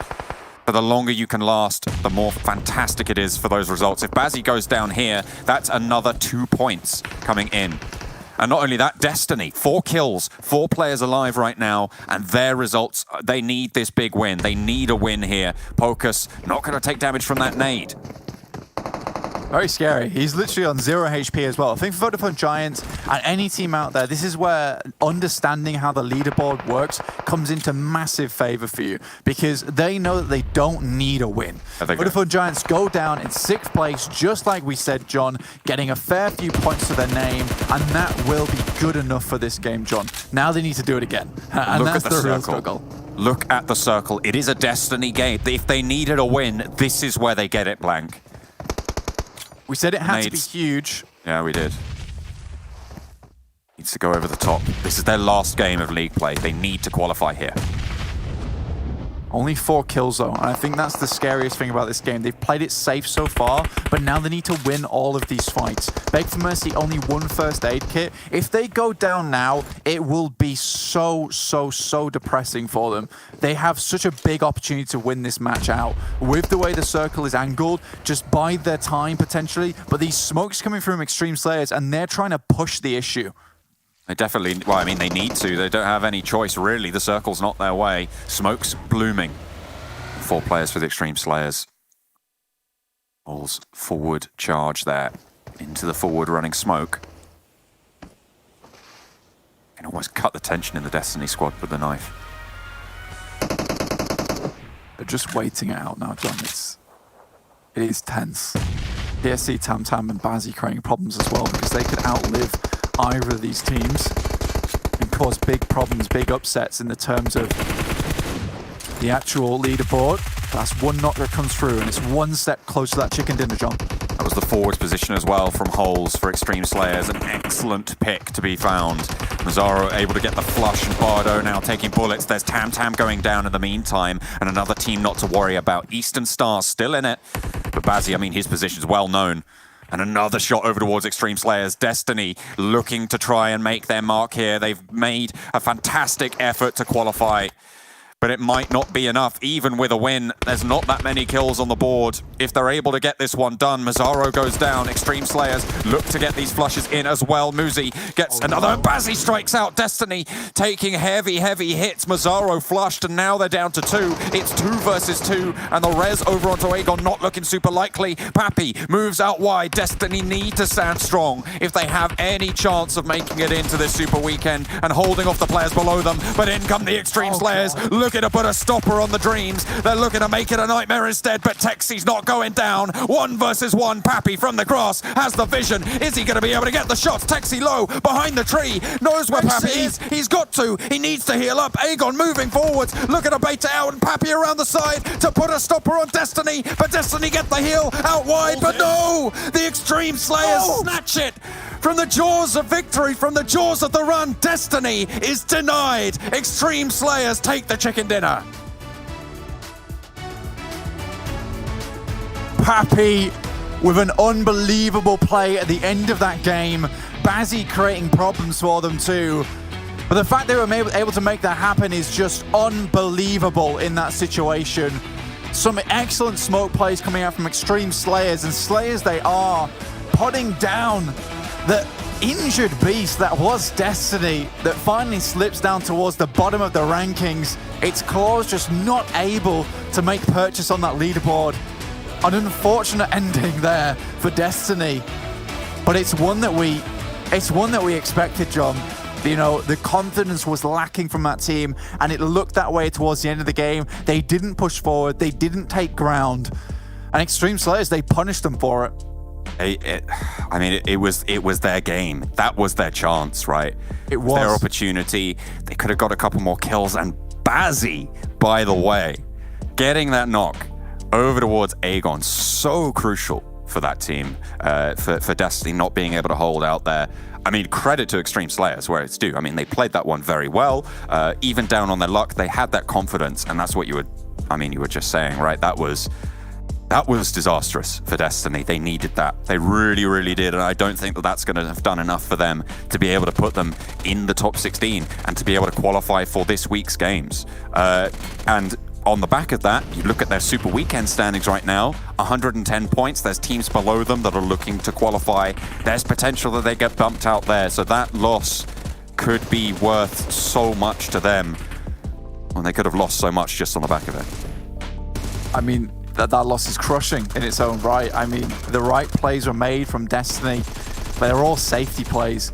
And I think for Vodafone Giants, there's a big shift in difference between these two teams that game, is that Vodafone Giants came in with a clear goal that they wanted to accomplish, and they made smart rotations to where they needed to go. And even when they went down, they felt like they'd done enough, especially with the amount of kills they'd found. There was a very specific fight. They had to hold off Super Young roster as just a 3-man. Excellent plays. We didn't quite catch it on our own screen, but regardless, like, Vodafone Giants, again, like I said, come into this game with a clear thing they want to achieve, and they make it happen. And it didn't look like they were looking for that win. As soon as they took a lot of damage from Pachinki, they knew to themselves that a chicken dinner wasn't on the card for themselves, so let's go for something slightly less, but will still put us in with a run.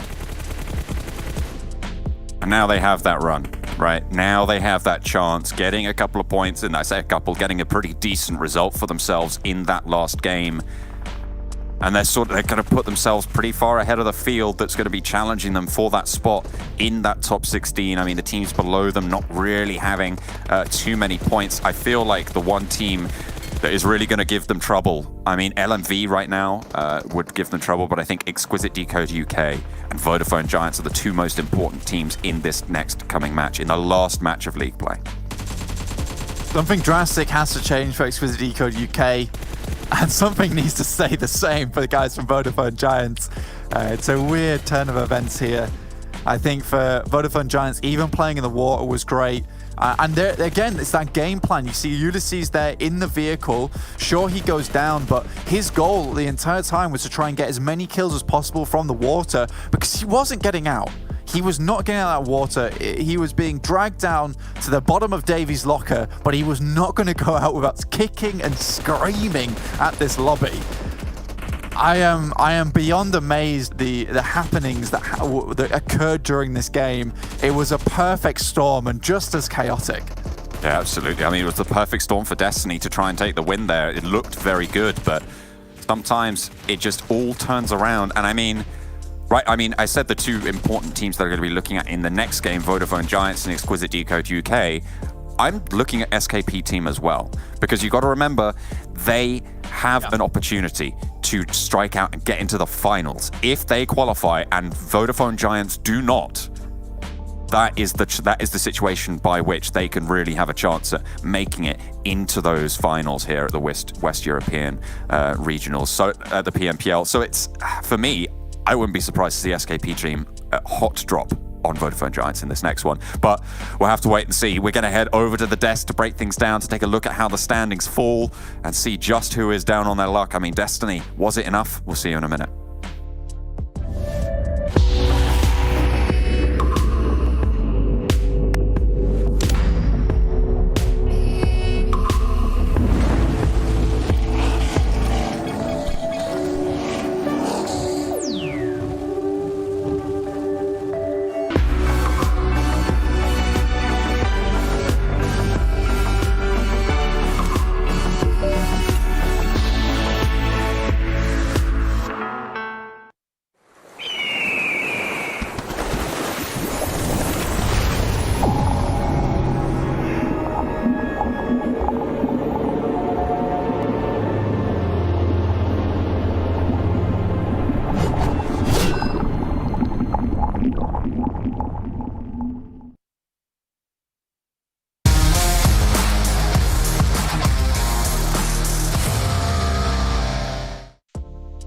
Destiny came so close to closing out that round and picking up a chicken dinner that potentially could have pushed them into top 16, but we'll see where they're currently standing a little bit later on in the show. But at the moment, Xtreme Slayers finally pick up another chicken dinner. It feels like it's been since week 1, since the debut match here at PMPL Western Europe Season 2, that they've been able to pick something up.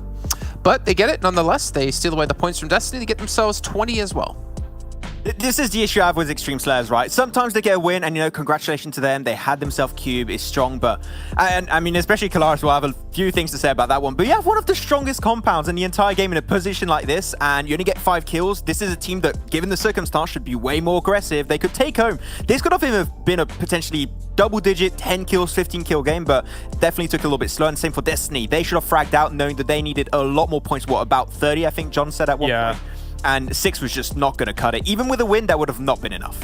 Obviously, we have a lot of information when we're watching the games. You know, we can see where these teams are moving and stuff like that, and we can figure out when we're looking at their first-person view, like how much they have in terms of utility and things like that. I'm assuming the reason Extreme Slayers doesn't quite go as gun-ho is because they were in Cube really early, right? So maybe they don't have huge swaths of ammo to be throwing at the teams that might be over across the bridge and shooting at. But I mean, if you do, if an example, you do have it, you know, blast everything, shoot at everything. Similarly to what Destiny should have potentially been doing, shoot at everything. I mean, again, maybe they, you know, didn't have that much ammo to work with, considering that they were up on that high ground position north of Cube for quite a while, then rotating down. It was a smart rotation, but yeah, needed more kill points, man. Needed more kill points. But Vodafone Giants, though, actually get himself quite a few amount of points. They were in the bottom 4, so them actually playing on to the more southern western side. And Blank was saying a few good things about the team, how they had a really strong position, very hard to contest. I think that here Vodafone Giants held on to something really good, but of course, they still got one more game. They need to make sure it's an absolute banger. As you see, our other 8 teams here for Romanian Boys, off the back of a massive kill game, get themselves 5 points. Nexus 0, but what I'm focused on, Deus Sirens 1 point, Champions Club 1 point. So Champions, and also obviously Exquisite Décode on 2. Champions Club, I'm not sure if they're still in 16th place, but the fact they're getting equal points to Deus Siren keeps them ahead of them. It keeps that goalpost moving as much as possible. I mean, it technically isn't moving that far. It's not moving really at all if you think about it. But they're at least keeping that distance away from them to try to get a 16th or higher finish to get into their first Super Weekend and deny it from Deus Sirens. We can see our damage. What's up? These are like Sandhawk numbers, if I'm not mistaken, right? Kinda. Interesting that we see Extreme Slayers putting out this much damage, but not getting the conversion on it. So I guess they did have some of the ammo, but got maybe a little bit unfortunate with where potentially knocks. I would love to see how many knocks they got actually compared to the kills, because maybe, you know, they got a lot of knocks but weren't able to quite convert where we saw, despite Vodafone Giants being able to convert. I think Vodafone Giants actually were the team to overlook a lot of the teams that were going into the river very, very early. They were playing the Harry Potter Tower, right, just next to the bridge that goes into Cube, and they were the one trying to potentially sneak a few extra kills here and there, so I think that maybe is the reason. If a team stole the kills away, I'm pretty sure it is Vodafone Giants that took them away from Extreme Slayers. But even Destiny, look at that, the conversion rate, unfortunately struggling. They had a rotation that I really appreciated from them, but unfortunately they were smoking themselves out, trying to play very slow for positioning points, but as we knew, positioning points were not going to be enough. They needed to frag out big time in this game. Yeah, our top players. We're going to see Lin. Not the first time we've seen him here in our top 3, but Poppy and Muzi as well, coming from Xtreme Slayers. Yeah, I mean, I think you were discussed with Imperium, Max, like how Poppy was able to close the distance, if I'm not mistaken, at the very end. Yeah, there was, of course, a player of Destiny that was having a little bit of a hard time really spotting out the position of Papi. Papi was able to get, I believe, 1 or 2 bullets in, so there was a force med to coming out from the other side, and Papi just pushed it. I think it was made a little bit too easy, potentially, for him, but at the end of the day, it was a push that's really hard to execute, and yeah, it was able to pre-fire it just in time. I believe it was with a UMP2. So yeah, I mean, pushes like that don't work out all the time. It worked out for Papi, ended up being a 1v1, and it resulted in a win. So yeah, Papi able to take the matters in his own hand, and it's always good to see when it results in a win. Yeah, unfortunately, it doesn't get them the $1,000 because again, that's only in the super weekends. But you know what? You'll take the chicken dinners when you can get it, and maybe it's a warm up for when we get back into the super weekend in 2 days' time. But I want to jump into actually Xtreme Slayers a little bit more here. There's a specific reason why I want to do it. We're going to compare last week of League Play to this week of League Play. We're going to ignore League Play week 1 because that was a very odd kind of finish for them in general, having a chicken dinner right off the bat, and they didn't really perform as well thereafter. But what this says to me, as we look at their stats, is this is kind of their average. Like, the way they're playing now is kind of their average. And I say that because this isn't the averages you want to see out of a team who wants to get, or who's going to get first place at the end of the finals, or a team that will even get like top 5 to potentially get into a regional championship. So something's got to change if they want to progress further. There are direct parallels between Xtreme Slayers and Polar Ace of days gone by in terms of how they're playing these games out, right? Like when we see them getting themselves wins, it's because they've got themselves a pretty decent position and kind of just on lockdown. I will say that their push out against Destiny here towards the end of this was good. But I think for me, when I look at that situation, that's more on the fault of Destiny and how they're playing compared to maybe the Xtreme Slayers push out from them. So what do you think, Max? I would say Xtreme Slayers is more the definition of a reactive team more than a proactive team. They'll be proactive in how they rotate in terms of their macro, but they'll wait for things to happen to them before they try and react and might get a few kills. If you push them, they'll try and kill you, and they'll do it relatively well, right? If you are taking a risk versus Xtreme Slayers, they will take you down given the chance, but they're not a team that's actively going to be going out there to search for kills. And I think that even though this is their kind of average and it's been working out so far, they're making in the super weekends, yada, yada, yada, it's working out. But if you are looking to be even higher in your rankings, we know exactly what they need to work on, and they need to be just a little bit more proactive and trying to actually seek out opportunities a little bit more.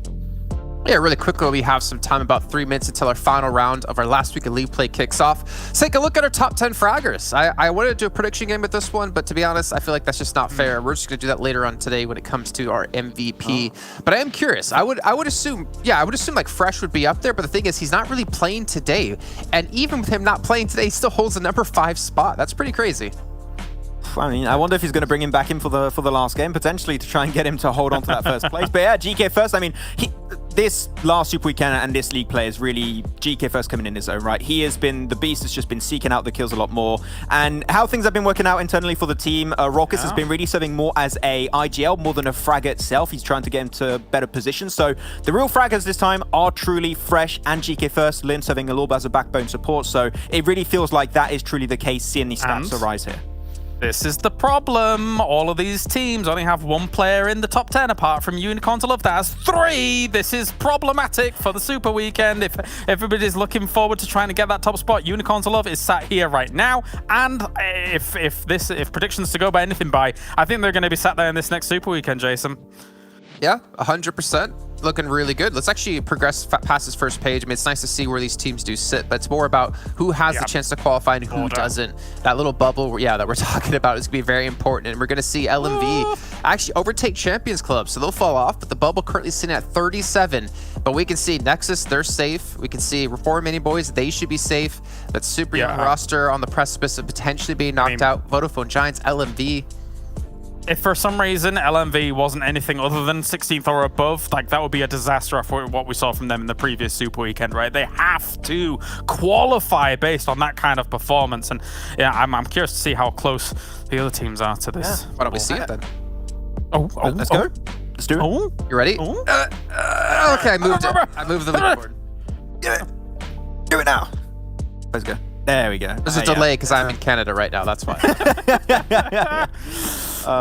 Yeah, Destiny. Bye-bye, Destiny. Yeah, bye-bye. 17th place, 36 points. I mean, they need a lot more kills. That's what we say. We're not going to touch upon it too much. We're not going to beat down on them too hard. But Destiny out of the Super Weekend, very big surprise for sure. Champions Club. one big game and they can still make it, but Deus Sirens, though, is pretty much assured that this happened. They're out. Chicken dinner's 15, so that puts you on 29. Like, that's not even going to be close enough to qualify. You need to pick up a ridiculous amount of kills. But that also means they're probably out of the finals as well, right? Because they're like 16th place, if I'm not mistaken. They're the bubble. Yes. Yeah, they're gonna get knocked down, I think. Yeah. I mean, for this upcoming game, we got to do it. We got to pull out the "It's coming home, lads" blessing, and we've got to go for Exquisite Décode UK. They've got to get a big 30-pointer or something like that. I mean, it doesn't need to be a 30-pointer, but it's Exquisite Décode UK. They're gonna get one. It's coming home, lads. What do you think? Oh, okay. I'm going to go with Vodafone Giants, personally. I want to see them potentially make it back in and try and contest for the top 16. So Vodafone Giants, let's go. Okay, well, I didn't know we were doing predictions, but now we got them. We got Exquisite Décode for James, we got Vodafone Giants for Max, and we'll see what our commentators think in just a few seconds. We'll bring them in. It's Sean Allen and Blake for the final round here of our league play in the PMPL Western Europe Season 2. Gentlemen, Destiny's now out, but we're going to find some more people who are potentially going to be knocked out here into the Super Weekend. Yeah, we're going to be keeping an eagle eye out on Vodafone Giants as Max's favorite. But I don't know why he predicted them just now, because I feel like that's pretty mean to do that to someone. That's cruel. Is to predict someone in like right now when they really need a good game and to not just go down early, to predict them if you're Max man. I don't know, man. Feels cruel. I would say it's 100% cruel. I'm a little bit pointed in Maxman here, but I think Vodafone Giants, there's a big potential here for them to actually make it into the next Super Weekend and then qualify for the finals. You were talking to me behind the scenes over here that you really think that SKP should drop them. I believe that Vodafone Giants drop around Monte Nuevo, so if SKP want to leave Picardo and try and take them out there, it wouldn't be a bad idea. Considering SKP is all but confirmed getting into the Super Weekend, taking down the Vodafone Giants would give them one extra chance to make it in, John. Would give them one chance for sure. It's such a tense situation though for SKP, because they need to think about point scoring not just here in the Super Weekend as well. So it needs to be a 5-dimensional play that they pull off right now. Yeah, you need to be really thinking ahead. And the question is, do you have that much time to be thinking about that in between the matches? Like SKP, they're just coming back on form. You wonder if they just want to continue playing the way they are rather than going for these ridiculous plays. And it looks like they are dropping out nice and early to head back to Picardo to face off against Conqueror, which gives the Vodafone Giants another chance. It really does give them another chance here. Yeah, it looks like, SKP aren't going to be dropping on them. And you're right, there's that Monte Nuevo drop that we're going to see. And they should be isolated. The question is, how many points can they get here? LMV, how many points can they get? Because right now, they didn't drop up towards Campo Militar, towards Tierra Blanca, which we're used to seeing them. They're on top of Exquisite Décode UK, who's another team that's right next to them. I mean, this is a little bit tense on the Eastern Coast. This is very tense. I think for Exquisite Décode UK, they're happy to gobble up these points and give themselves an opportunity to leapfrog a team very easily, because you can cut their point scoring off just by taking that team down. Now, for LMV, I don't know. I'm confused by this play. I understand that perhaps the plane path didn't allow them to head up to Campo Militar. They are in vehicles right now, running away as fast as possible up towards Campo Militar on this eastern side of the map. So, okay, this is good. I'm okay with this. I was worried to begin with, but it looks like LMV, they had an idea of what they wanted to do, and they've executed it. Vodafone Giants, on the other hand, not too many teams around them, but it is Unicorns and Level causing problems, who are, again, doing the widest split in the history of Chumacera. I mean, they're on either end of it. They've got the whole thing. It's theirs. You're not getting in there. What are you thinking? That's Unicorns of Love territory. Unicorns of Love rule. But they do give now a chance for Vodafone Giants to have a lot more of a comfortable early game, because Unicorns of Love, if they want to challenge against Vodafone Giants, they will have to regroup at some point to move up towards the north side. Many teams picked up the middle of the map at the moment. You got TSC, Deus Sirens, who have moved down from La Cobreria. I think Deus Sirens realize that they need some big kills this game, so we'll see if they can make that happen. Don't know how he's looking through that red dot site. I think it's just covered in sand, so I would probably never use that. Yeah, you don't want a sandy site. That's not what you want. No. Not from my deal. Give that a wipe. Give that a wipe down. Come on. Get the glasses cleaned out, boys. Come on. Yeah, come on.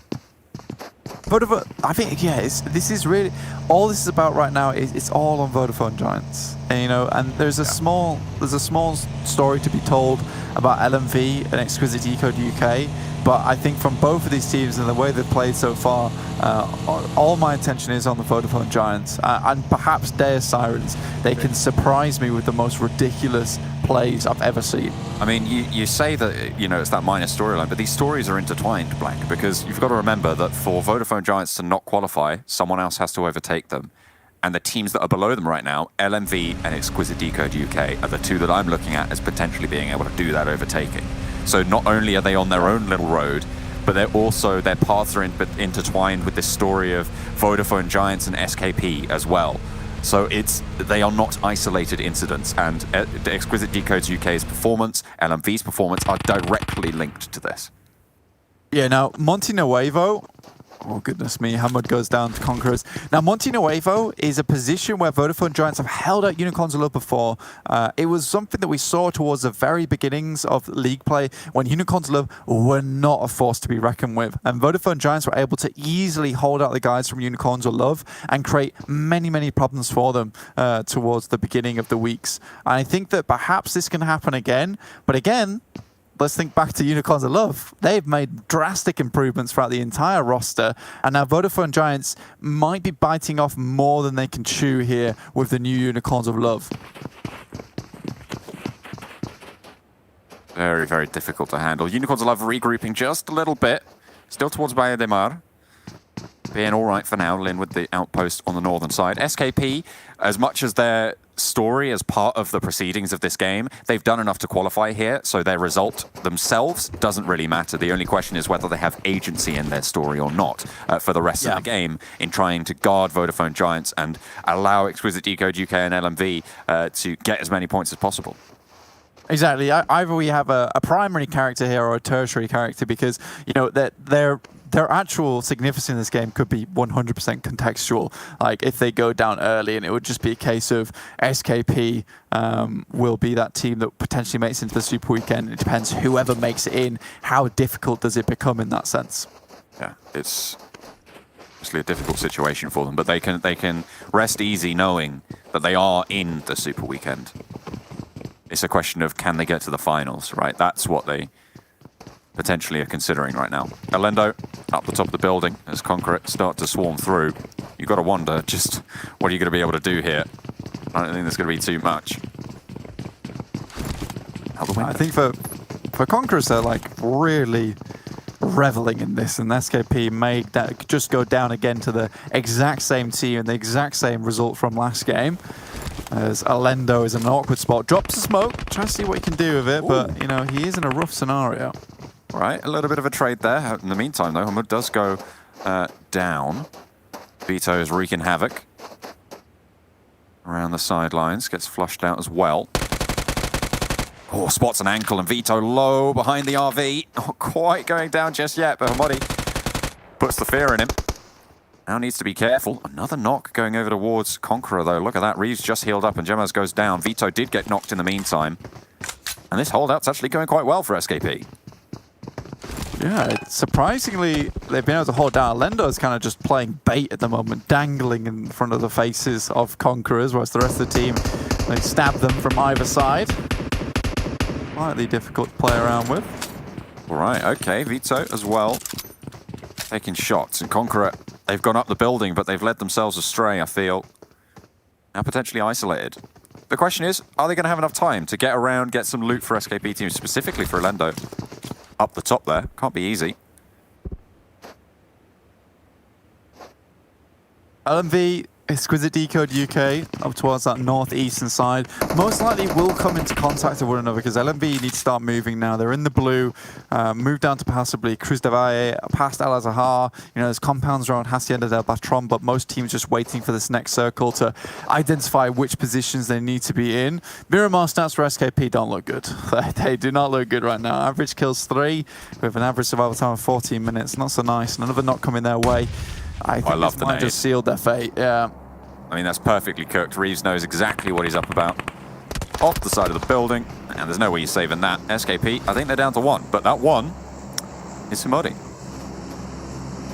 Yeah, Hamodi, definitely one of their better players. Nade goes behind him, but Reeves is now moving up. How much more can you get done in this scenario? It's just a little bit too far for my liking, John. With Gemas as well up on the top, you are pinned to this wall. As soon as Conqueror get across, you're dead. So you have to stop them crossing in the first place. Tries to check on his team, but they're going to be bleeding out. Another nade to isolate the wall side and popping it in as well, dropping those smokes and getting across here. This is what we're talking about. Jamaz drops, so there is potential to fade away. The question is, does somebody know about this?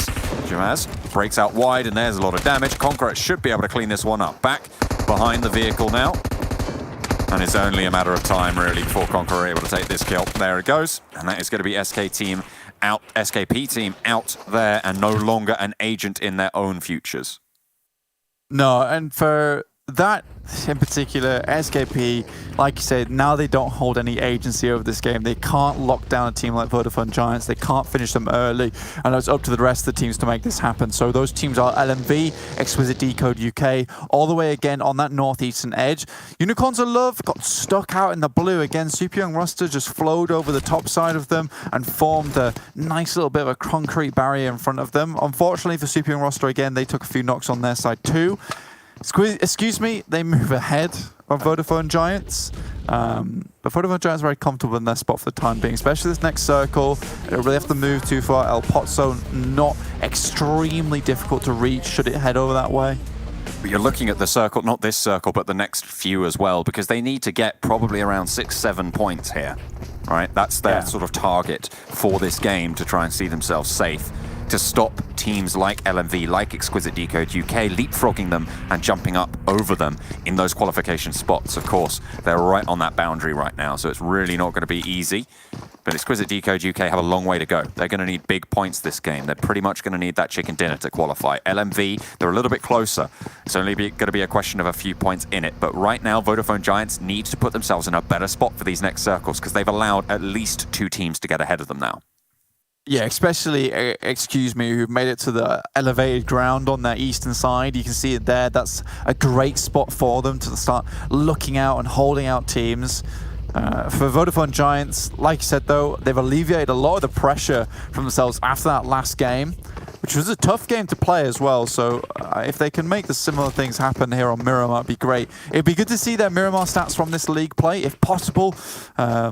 Praise Papa production if they can make it happen. But yeah, for league play, it's I think the Miramars haven't been phenomenal. So I'd hope to see them get a little bit further. Like you say, 6 or 7 points, although it doesn't seem like a lot as we're saying it, on this map where a lot can happen in a very short amount of time, where we get to that 15-minute mark as everyone starts to move together. This is a big map, remember? Like, a lot of teams aren't going to be in close contact towards those latter parts of the game, towards 18 minutes. Unicorns of Love, pretty close to Super Young Roster, and both pretty close to Vodafone Giants out to the eastern side here. Lynn did go down earlier. I didn't quite catch who was able to pick that one up. I expect it was Super Young Roster, given they've got a point, and they are pretty close by. So their scout did get taken down, Unicorns of Love. Unhappy about that. And El Pozzo, not really a position for them to be rotating into right now, so it forces them to actually move through the path of Vodafone Giants' position. Yeah, for Super Young, I say what happened earlier, where again Unicorns are over that massive split, allowed them to head in front of them. There will be one knock coming through, so the 3v3 is in effect, but such a long knock. Unless Unicorns of Love start stampeding over towards that position, it's going to be difficult. Next circle is going to hit us very soon, and it will dictate a lot of the rest of the story here. Result still taking shots. It's the Stampede. GK first moved all the way up there. Next circle just about to pop, and it is close to the Vodafone Giants right now. Exquisite Décode UK and LMV still pretty close to one another on the northern side, but not too many teams in their way. Game Lord and TSC both on the northern side of their compounds, and excuse me, with the hill still in that elevated position. Yeah, so it's usually don't have to move, but what they will have to be aware of is that towards the end of the game here, coming down from that position is going to be deadly, right? Unless the circle moves over their way, you know, they're going to have a lot of eyes on them. Vodafone Giants, they're happy though. They're right on the cusp of this circle, which allows them to move down towards perhaps a position like Power Grid, which is very, very nice. With so many teams towards this northern side too, Power Grid could prove to be very strong. They will have to fight off against Conquerors though. That is probably their biggest task. Not easy either. Conqueror, a very good team in their own right. Vodafone Giants do move, as you say. TSC now duking it out with 4 Romanian boys. Tam goes down, and Xtreme Slayers chime into the fight as well. Very difficult hills to be playing around here, Blank. Very, very difficult hills indeed. I think for Xtreme Slayers, they're moving in. They're feeling good after that last game, but holes will go down.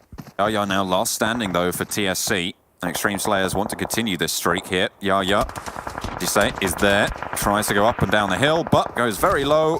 One more bullet might do it. That's going to be TSC getting eliminated, getting wiped down. That's going to give 4 Romanian boys some respite, and it's going to give Xtreme Slayers a route in as well. Exactly. Xtreme Slayers can start to make something happen. 4 Romanian boys are coming on down. Is the difficulty ahead of them. Exquisite Décode UK not in the circle. LMV taking a fight with Deus Sirens, so both these teams will be coming in close contact with one another, John. Exquisite Décode, scary. Yeah. As you say, they're just starting to make their breakout. 4 Romanian boys and Xtreme Slayers still in their hold off on the western edge. Unicorns of Love skirting around the Vodafone Giants right now, who have moved into the circle.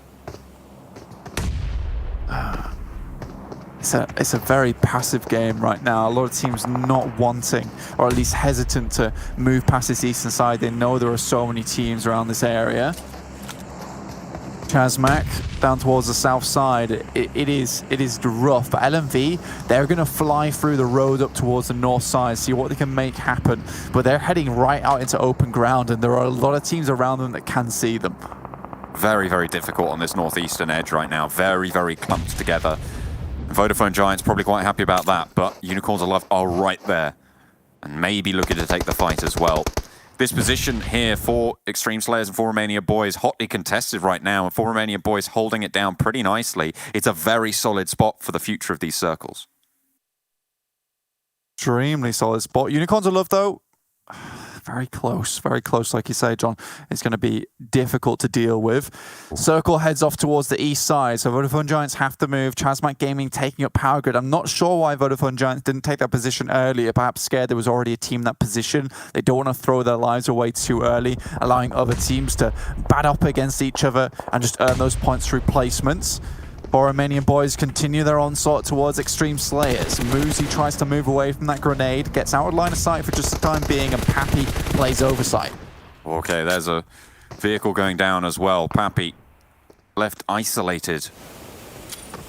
And the other player on his team, Bardo, tries to pop those nades up as well. But they know he's in this smoke. Just need to bobble a nade down in the right trajectory, and that might be it. But Redox has other ideas instead. Goes in for the shots, and it's Doran who's able to find the knock. There's the flush. Xtreme Slayers down to 1. The one player, Bardo, leaving. Vodafone Giants, equally on a similar path to them, have moved off from their western edge. Starts to move to right to the side of the circle. I think they see Bardo and would like to take shots, but they're going to stay calm for the time being. For the time being, indeed.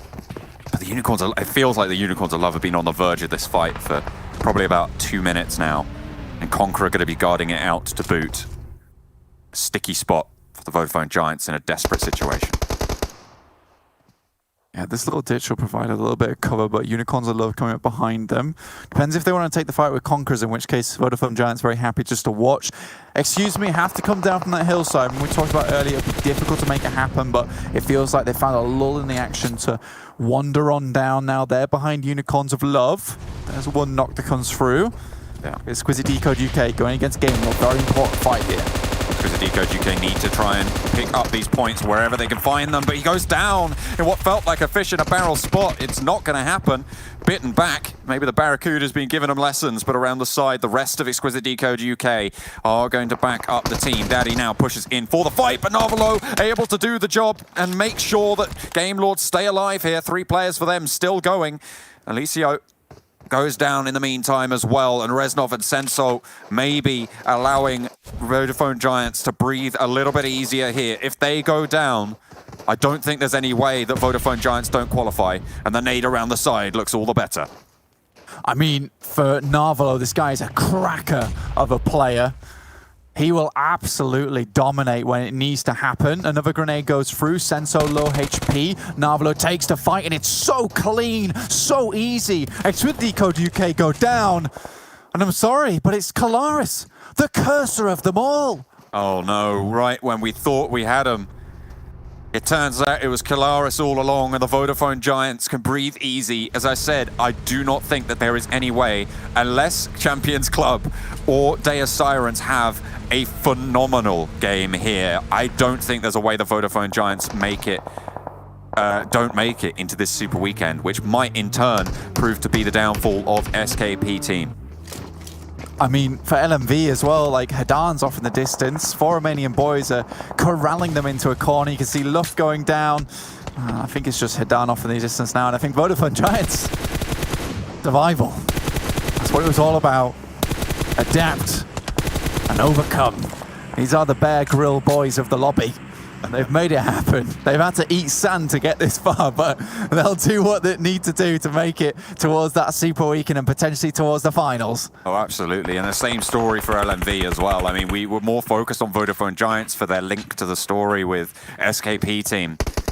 But it's the same for LMV. They can also breathe a sigh of relief with Exquisite Décode UK stamping their ticket to the lower, I suppose not stamping their ticket, getting their ticket refused at the door for this Super Weekend. It means that they're going to be on in. Of course, it was more crucial that Vodafone Giants get in because they're towards the bottom of the tables. Both Exquisite Décode UK and, of course, LMV, they should be fine. They should be fine to be able to get to the finals, the next phase of the tournament, even without their qualification to this Super Weekend. Deus Sirens still in this one. Sadly, only 3 players still alive, but in a central position in the circle, can start to get some kills here. And again, it's that's now the miracle run, is the Deus Sirens. That is the miracle run that we're watching out for. Very, very unlikely. The rest of this game is kind of just for fun for the rest of the teams. Deus Sirens have taken the brunt of the pressure from both LMV, Exquisite Décode UK, and Vodafone Giants, and now it's all on them. It's all on them. You know what, if you're talking about miracle runs, I'm looking at Champions Club right now. They started with more points. They're still in this game right now. Sure, they've got 2, but they've got courage, as we talked about so many times before. And if these nades find their mark, Vodafone Giants' point-scoring ability might just take a massive downturn there, but teams are starting to get eliminated left and right. Yeah, and I mean, for Champions Club, because Exquisite Décode UK and LMV went down so soon, there is ample opportunity to ladder up here. Again, if they can get towards a top 5 position for the Champions Club, might just be enough points. The Vodafone Giants need to go down as well, right? That's sort of the main thing. LMV though, sorry, not for, yeah, exactly. I mean, I'm sorry, I'm trying to run numbers in my head, but in comes the spray, and Vodafone Giants now in a crucial fight against the 4 Romanian Boys. We thought they might have been out of the frying pan, but the question is, where's the fire? Have they landed in it with both feet, or are they going to be able to burn bright here? Pushing out, it's Sebi, wants to be courageous, wants to push in for the Vodafone Giants, but only Nano and Sebi standing right now as Pocus is down. Ulysses was wiped earlier. But it's so risky now. Conqueror getting eliminated across the way. 4 Romania Boys don't want to let this one go. They do not. Sebi, though, proud of this guy. A big change in performance from him. Seemed to be the weak link on the team, and now look at this. He's standing all on his lonesome versus the 4 Romanian Boys.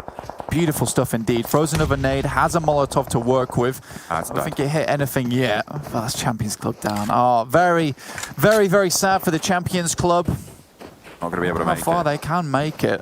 But that guarantees... I'll have a check. I'll have a check. That must guarantee Vodafone Giants spot in the Super Weekend. I haven't got the exact numbers run, but I feel like this is it. This is where Vodafone Giants are able to qualify. So now the SKP team don't have a guaranteed path to being able to qualify for the finals. They need to have a great performance in the Super Weekend to come. Yeah, for Champions Club, they started with 26 points. They only got 2 here. They would have had to leapfrog LMV with 37. So, you know, it would have been, I think, 11 points they would have needed. I think maybe 12. But they can't make it happen now. Again, commiserations. This is the never give up team, and we're proud of them. Absolutely. We'll be seeing more of them, I'm sure, from the players in the future. Certainly not done just yet. This tournament's anything to go by. Sebi gets knocked. Nano as well with a nice drop shot from Dorin, but that is finished on off. In the meantime, Pocus last standing, but they've done all they needed to do. They've made it even to top 4 kills. This is a miracle for Vodafone Giants to be able to pull this one out. Fantastic run today. being able to get back on the saddle, get back on the road again, and bring it home. That's what you love to see. Vodafone Giants showing real courage. Oh yeah, 100% back on the saddle. These guys will have saddle soreness, but they will have reached their destination and solidified that destination as well. They've not fallen short today towards the end of this tournament. This is our last league play as well, and what better place to make it happen than here. ChasMac Gaming off the distance, Game Lord not willing to finish out a league play without making something huge happen. Excuse me, finished the run of Vodafone Giants, but they're happy. Their feet are sore, their legs are tired, and they'll take a well-earned rest. Oh, they might not know the results of this game though, Blank. That's the thing. They're probably still sweating. I'll be honest. There are still ways that they can lose this, right? There are still ways that they don't qualify and get leapfrogged. But we know that they're safe. We know that they've done enough. And now it's between Game Lord and ChasMac Gaming to be able to put numbers on the board, to pad the stats, to keep it going. At the moment, Game Lord with a better spot. Yeah, and with ChasMac Gaming only fielding 2 players right now, I think this is very much done. Again, though, Narvalo, can we just talk about this guy for a second? He had been overshadowed by Victor for so long, and now he's really come into his own, evolved as a player, evolved as a PUBG Mobile competitor, and it's great to see him here, and he's really standing up. And I think this bodes well though for Game Lord, because it felt like a lot of times they were relying on Victor a little bit too much, and now you've got your boy Narvalo to back him up with 2 very solid players in Kashi as well as Robs. Like you have a finals winning team here. Game Lord though taking a little bit of punishment there. Kashi is going to go down, but MZ did go down in turn. Trazen now under threat. Look at this push coming through from Victor, playing up to the side of the road. They have control of the center of the circle. You don't really need to go for this push onto Trazen as long as you're covering off the routes towards MZ. And that's exactly what Victor's going to be able to do with that Molotov, with that pressure. If you can get this flush, you're in a 1 versus 3, and you know that Trazen has to come to you. Game Lord, they're playing this one perfectly. Yeah, this is your forward fragger. You've got Narvalo to back him up. This is the deadly duo. Akashi back up on his feet, and this game is done very shortly. Trazen going down, and Game Lord being victorious with a 31 pointer. Bloody hell. A good run, 16 kills on the money with Akashi, actually hitting 8 of them. This has been a nice final game to finish it off, with Game Lord coming back to form, showing us that they're a force to be reckoned with, especially in the Super Weekends, coming into the finals as well. Vodafone Giants solidifying their position, and unfortunately we will not see Exquisite Décode UK's face in the Super Weekend coming. But it's time for SKP to really turn up the heat in that Super Weekend. That's the thing. I mean, the reason that they didn't want Vodafone Giants to qualify is because they were a team who they could feasibly leapfrog, right, in the Super Weekend standings. Currently sat on 81 points in the Super Weekend, whereas SKP team down on 57. But if today and this week's form is anything to go by, SKP team can really have a good chance in terms of jumping up and out-earning them just on raw points value alone, even when they're still in the fight. Above them as well, you've got Deus Sirens and Destiny with Champions Club not qualifying. You only need to leapfrog 1 extra team as well as Deus Sirens and Destiny. But right now, I feel like Destiny and Deus Sirens, again, they're not likely to be able to keep on going.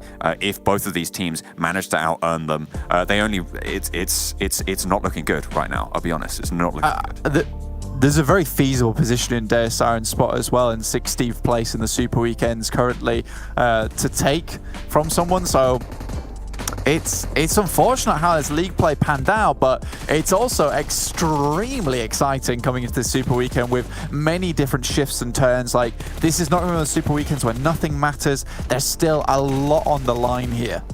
Yeah, I feel like the 2 teams that everybody will be watching in the coming days is going to be SKP team and Vodafone Giants, as well as Nexus Gaming. I mean, you can't forget them. I mean, they have qualified for this Super Weekend just off what they were able to do earlier in the week. They had some pretty good games. They've got some pretty decent points on board, nothing spectacular. But again, that's another team that SKP team can look to out-earn just on those points. The question is, are they going to be able to do it? Because they've had some pretty good performances, but you know, there's got to be a reason. They haven't qualified for every Super Weekend. They are at the bottom of the tables right now. Yeah, 100%. I mean, this is something we keep talking about, John, is a case of, you know, there has to be reasonings for why these teams are where they currently are. And a lot of those are shown because we've spent so long covering this tournament now. We've had 3 weeks of league play, 2 weeks of super weekends of 3 grueling days each. So we have a lot of information to back this up of and a lot of experience meets these players. It's nice to see that experience is been taken and harnessed though by a lot of these guys. You can see it here, Vodafone Giants. Extremely impressed by Sebi. I think that he was one of the players that I was a little bit questionable of before, but it looks like he's turning it on now for Vodafone Giants. No longer that weak link. I said it before on the cast and I'll say it again now because I think it is pertinent.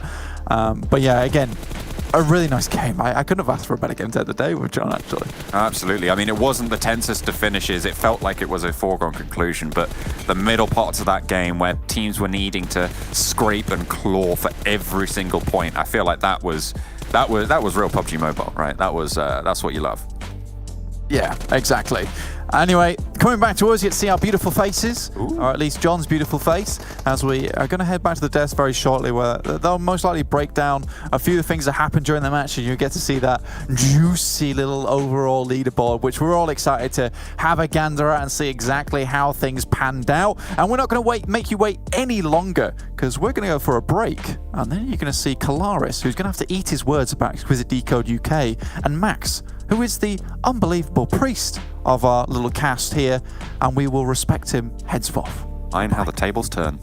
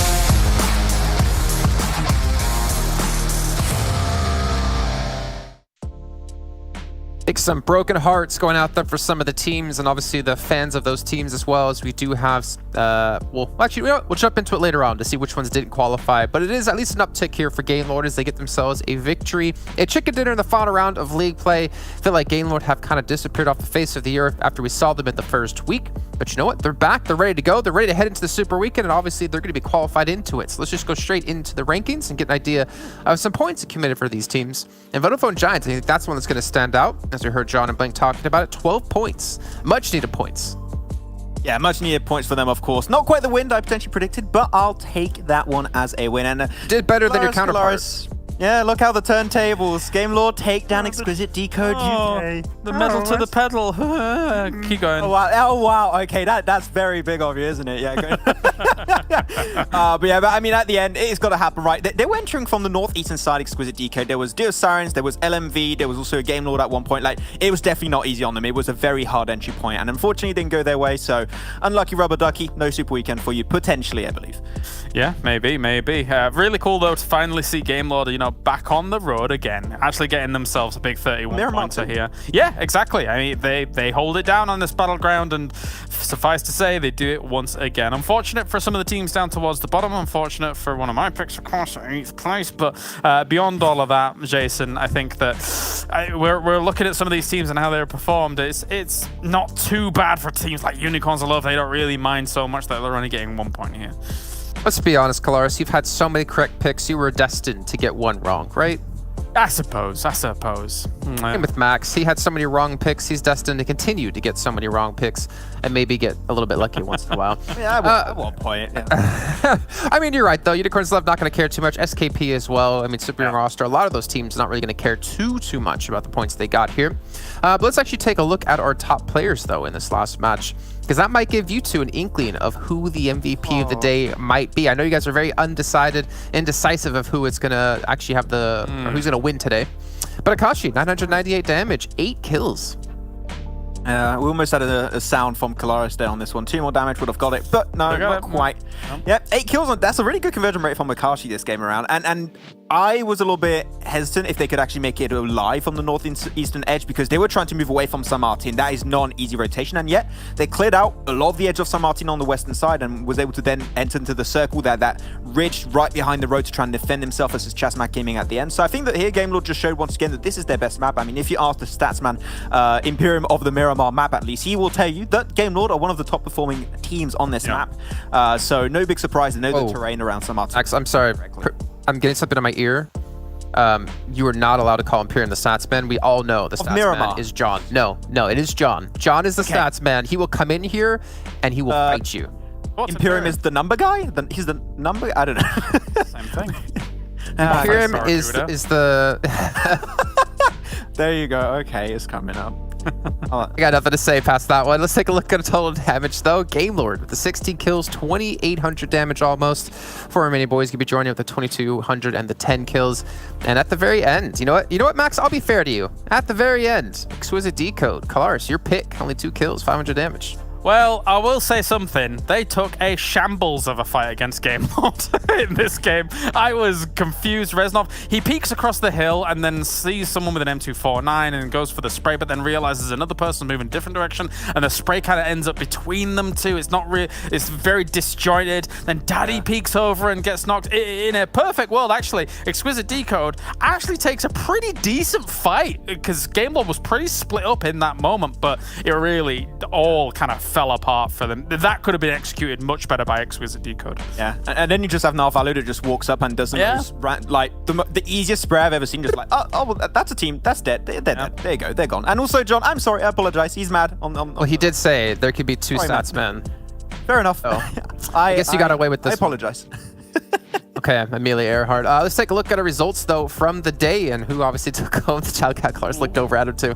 The chicken dinners for this one. Don't worry, we're not an MVP just yet. Start things off with Nexus, pretty much getting their ticket through to the Super Weekend right off the bat. Unicorns 11 and Conqueror already qualified before they even got those victories. But we can see here some standout games between Conqueror and Game Lord, and I think that's a nice little transition into the Super Weekend for them to have a big pop-off game right before the final Super Weekend. I mean, especially Nexus, right? They need to have themselves also a really good Super Weekend. So hopefully they can transition a little bit of that success in the Super Weekend. We haven't seen too much in that, but it seemed like we have been seeing players, especially, for example, Rana doing really well, and I want to see a little bit more from the rest of the team. Hopefully that'll be the case. But yeah, having a chicken dinner for all these different teams is good, but Game Lord, they had a very slow second Super Weekend, right? And you have some teams that could try and contest it. Eastern Stars, Team Big. I mean, Team Big made it back towards the start of the day, but Game Lord, they need to have a good Super Weekend. Hopefully, this amount of success is going to transition in the Super Weekend. All right, well, gentlemen, it is time to get into one of the final things we have for the day before we do have a day off. It's going to be our MVP of the day. It's going to be a very difficult one. You two took a long time to figure out who you wanted to choose. But you know what? I'm not even going to test you guys. I'm not going to get your predictions in. I'm just going to give you our MVP of the day. What? It's going to be... do you want it? Do you really want to do a prediction? No. I just don't know. I was trying to help you guys out. Well, there you go. It's actually going to be Beast. So, funny enough, both of them said Beast, actually, while we were watching the match. So, congratulations to you two. We did say Beast, didn't we? No, you guys didn't. Not even close. Not even close. I was. He's playing a trick on us right now. If you didn't question it, Clarence, I would have just let it go. But you know what? We see Beast coming through for Big. And to be fair, you guys did talk about Big. Actually, I think even Imperium talked about him because they had such a good day today. But to be honest, considering where they were at the start of the day, they needed it. Yeah. In this discussion, actually, whilst this game was going on, both me and Max were a little bit all over the place with who we were going to pick MVP. Normally, we're thinking like 1, 2, 3 names, but realistically today, the results were very, very varied. But it is nice to see Beast able to pop up here, especially since, you know, it's usually me here that kind of steals the spotlight a little bit on Big. So it's kind of nice to see Big here, Max. Yeah, always Joe. Yeah, and sometimes Swave is able to show up from time to time. Goldie's the one that he's been a little bit more silent, I would say, throughout the day. Potentially the player that we want to see step up a little bit more heading into the Super Weekend. I thought it was going to be Redox personally after that big Miramar game. I think he got like 8 kills out of the 16 kills total they had that one game. So not quite Redox, but he must be high in total kills, right? He must be close at the top. Akashi was on my mind as well after that last game, but anyway. Could have been, yeah. Yeah. Okay. Well, you know what? We know who it's going to be at least, but don't worry, you have more opportunities in the Super Weekend to get your predictions in.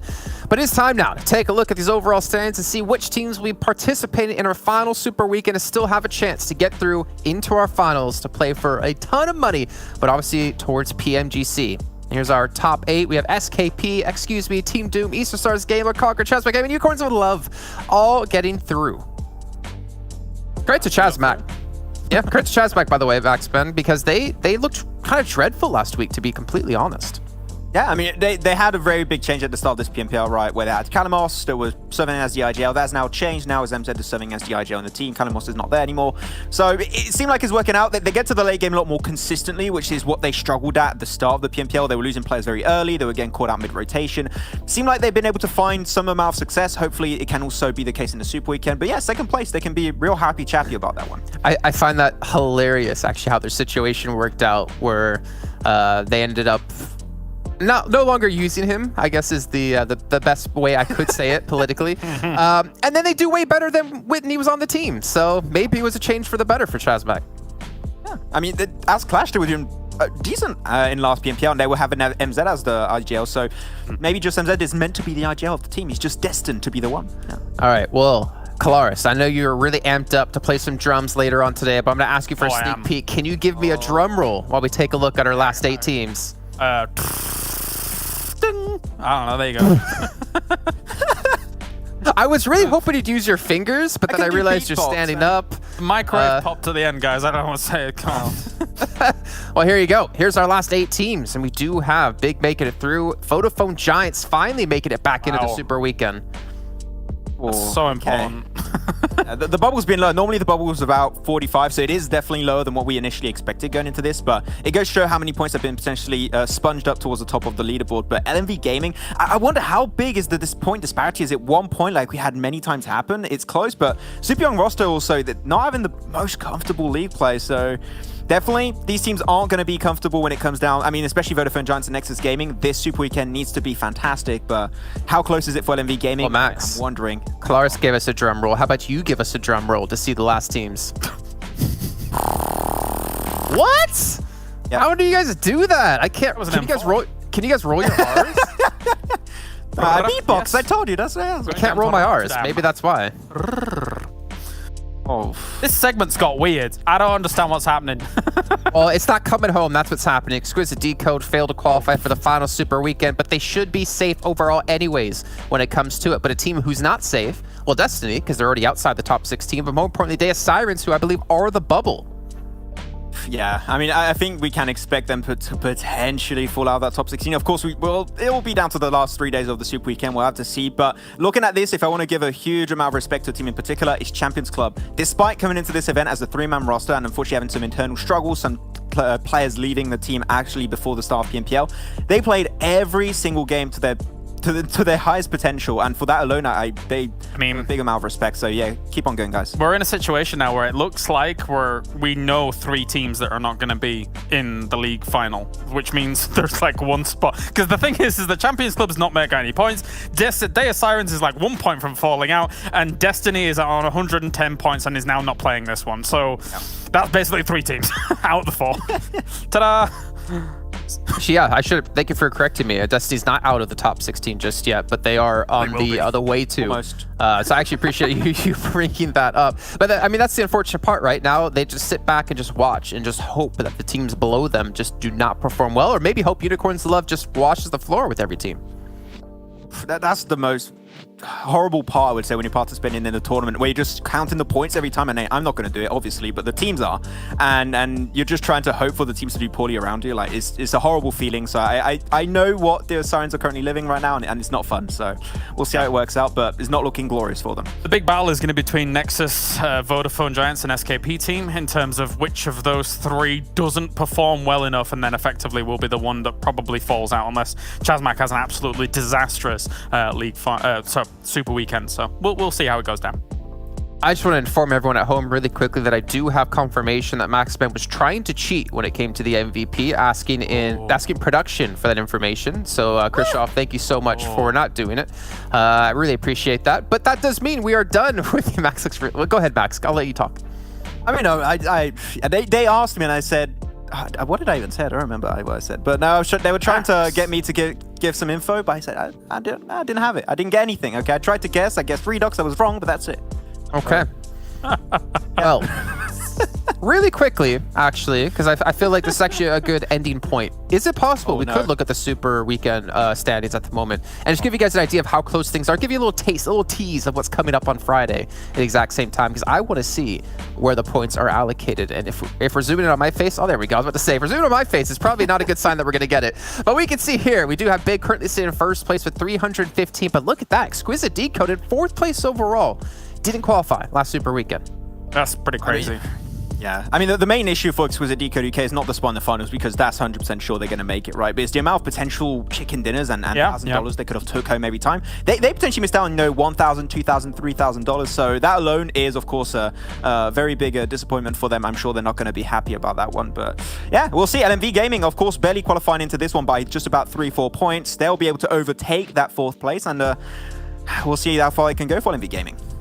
Yeah, let's take a look at the second page, get an idea of where our bubble currently does sit at. Remember, top 16 gets into the finals, which will be kicking off next week. We'll actually have a 4-day break after this next Super Weekend, and we can see ChasMac. Yeah, I mean, honestly, that was really important for them to qualify too, because I think there was a realistic chance they could have been knocked out as well, especially if Destiny qualified and Deus Sirens qualified. So credit to them to come in with so many points this week. Yeah, they've had a banger over a week, so really nice to see that happening, especially since, when we come in, we think of that as the old reign, the old Clash roster, a team that we think that can put up numbers, and for the first few weeks of this play, we were a bit like, meh, that wasn't very good, but ChasMac, very happy to see them having the resurgence. There's our bubble. It was 1 point, like you said. Deus Sirens, 97 points. They needed to qualify to keep their hopes alive, and I find it really hard to not see Nexus or Vodafone qualify over them. I know Vodafone did put up, was it 8 points day one of the Super Week when it came to the first week? But I mean, you have to assume they can get themselves 16 points. It shouldn't be too much of an issue for Vodafone Giants. I mean, it seems like they've understood it was down to how they played the early game. And today, especially, and yesterday, I mean, mainly today, we see Vodafone Giants making it into the late game as a 3-man, a 4-man team. So that, of course, helps their chances a lot more. But I'm mainly focused on SKP team, right? They've had 2 poor weeks at the start, especially the one where they played in the Super Weekend, 57 points, nothing really to be talked about too much. But SKP team, they need to have some similar performances of what they had on that 33-pointer they had on day one of this league play. If they can do so, maybe, but SKP team, they need the biggest, and I mean the biggest Super Weekend if they want even the slimmest chance to make it into the finals. So they got to live up to the expectations now. I mean, we may as well not bother have the pre-show for the first day of Super Weekend, because we've already outlined exactly what's going to happen. These 3 teams, they're going to be fighting, and whoever out of these doesn't have a good time, unless ChasMac has a disaster, then that's how this is going to go down. But yeah, it's almost a foregone conclusion here, Jason.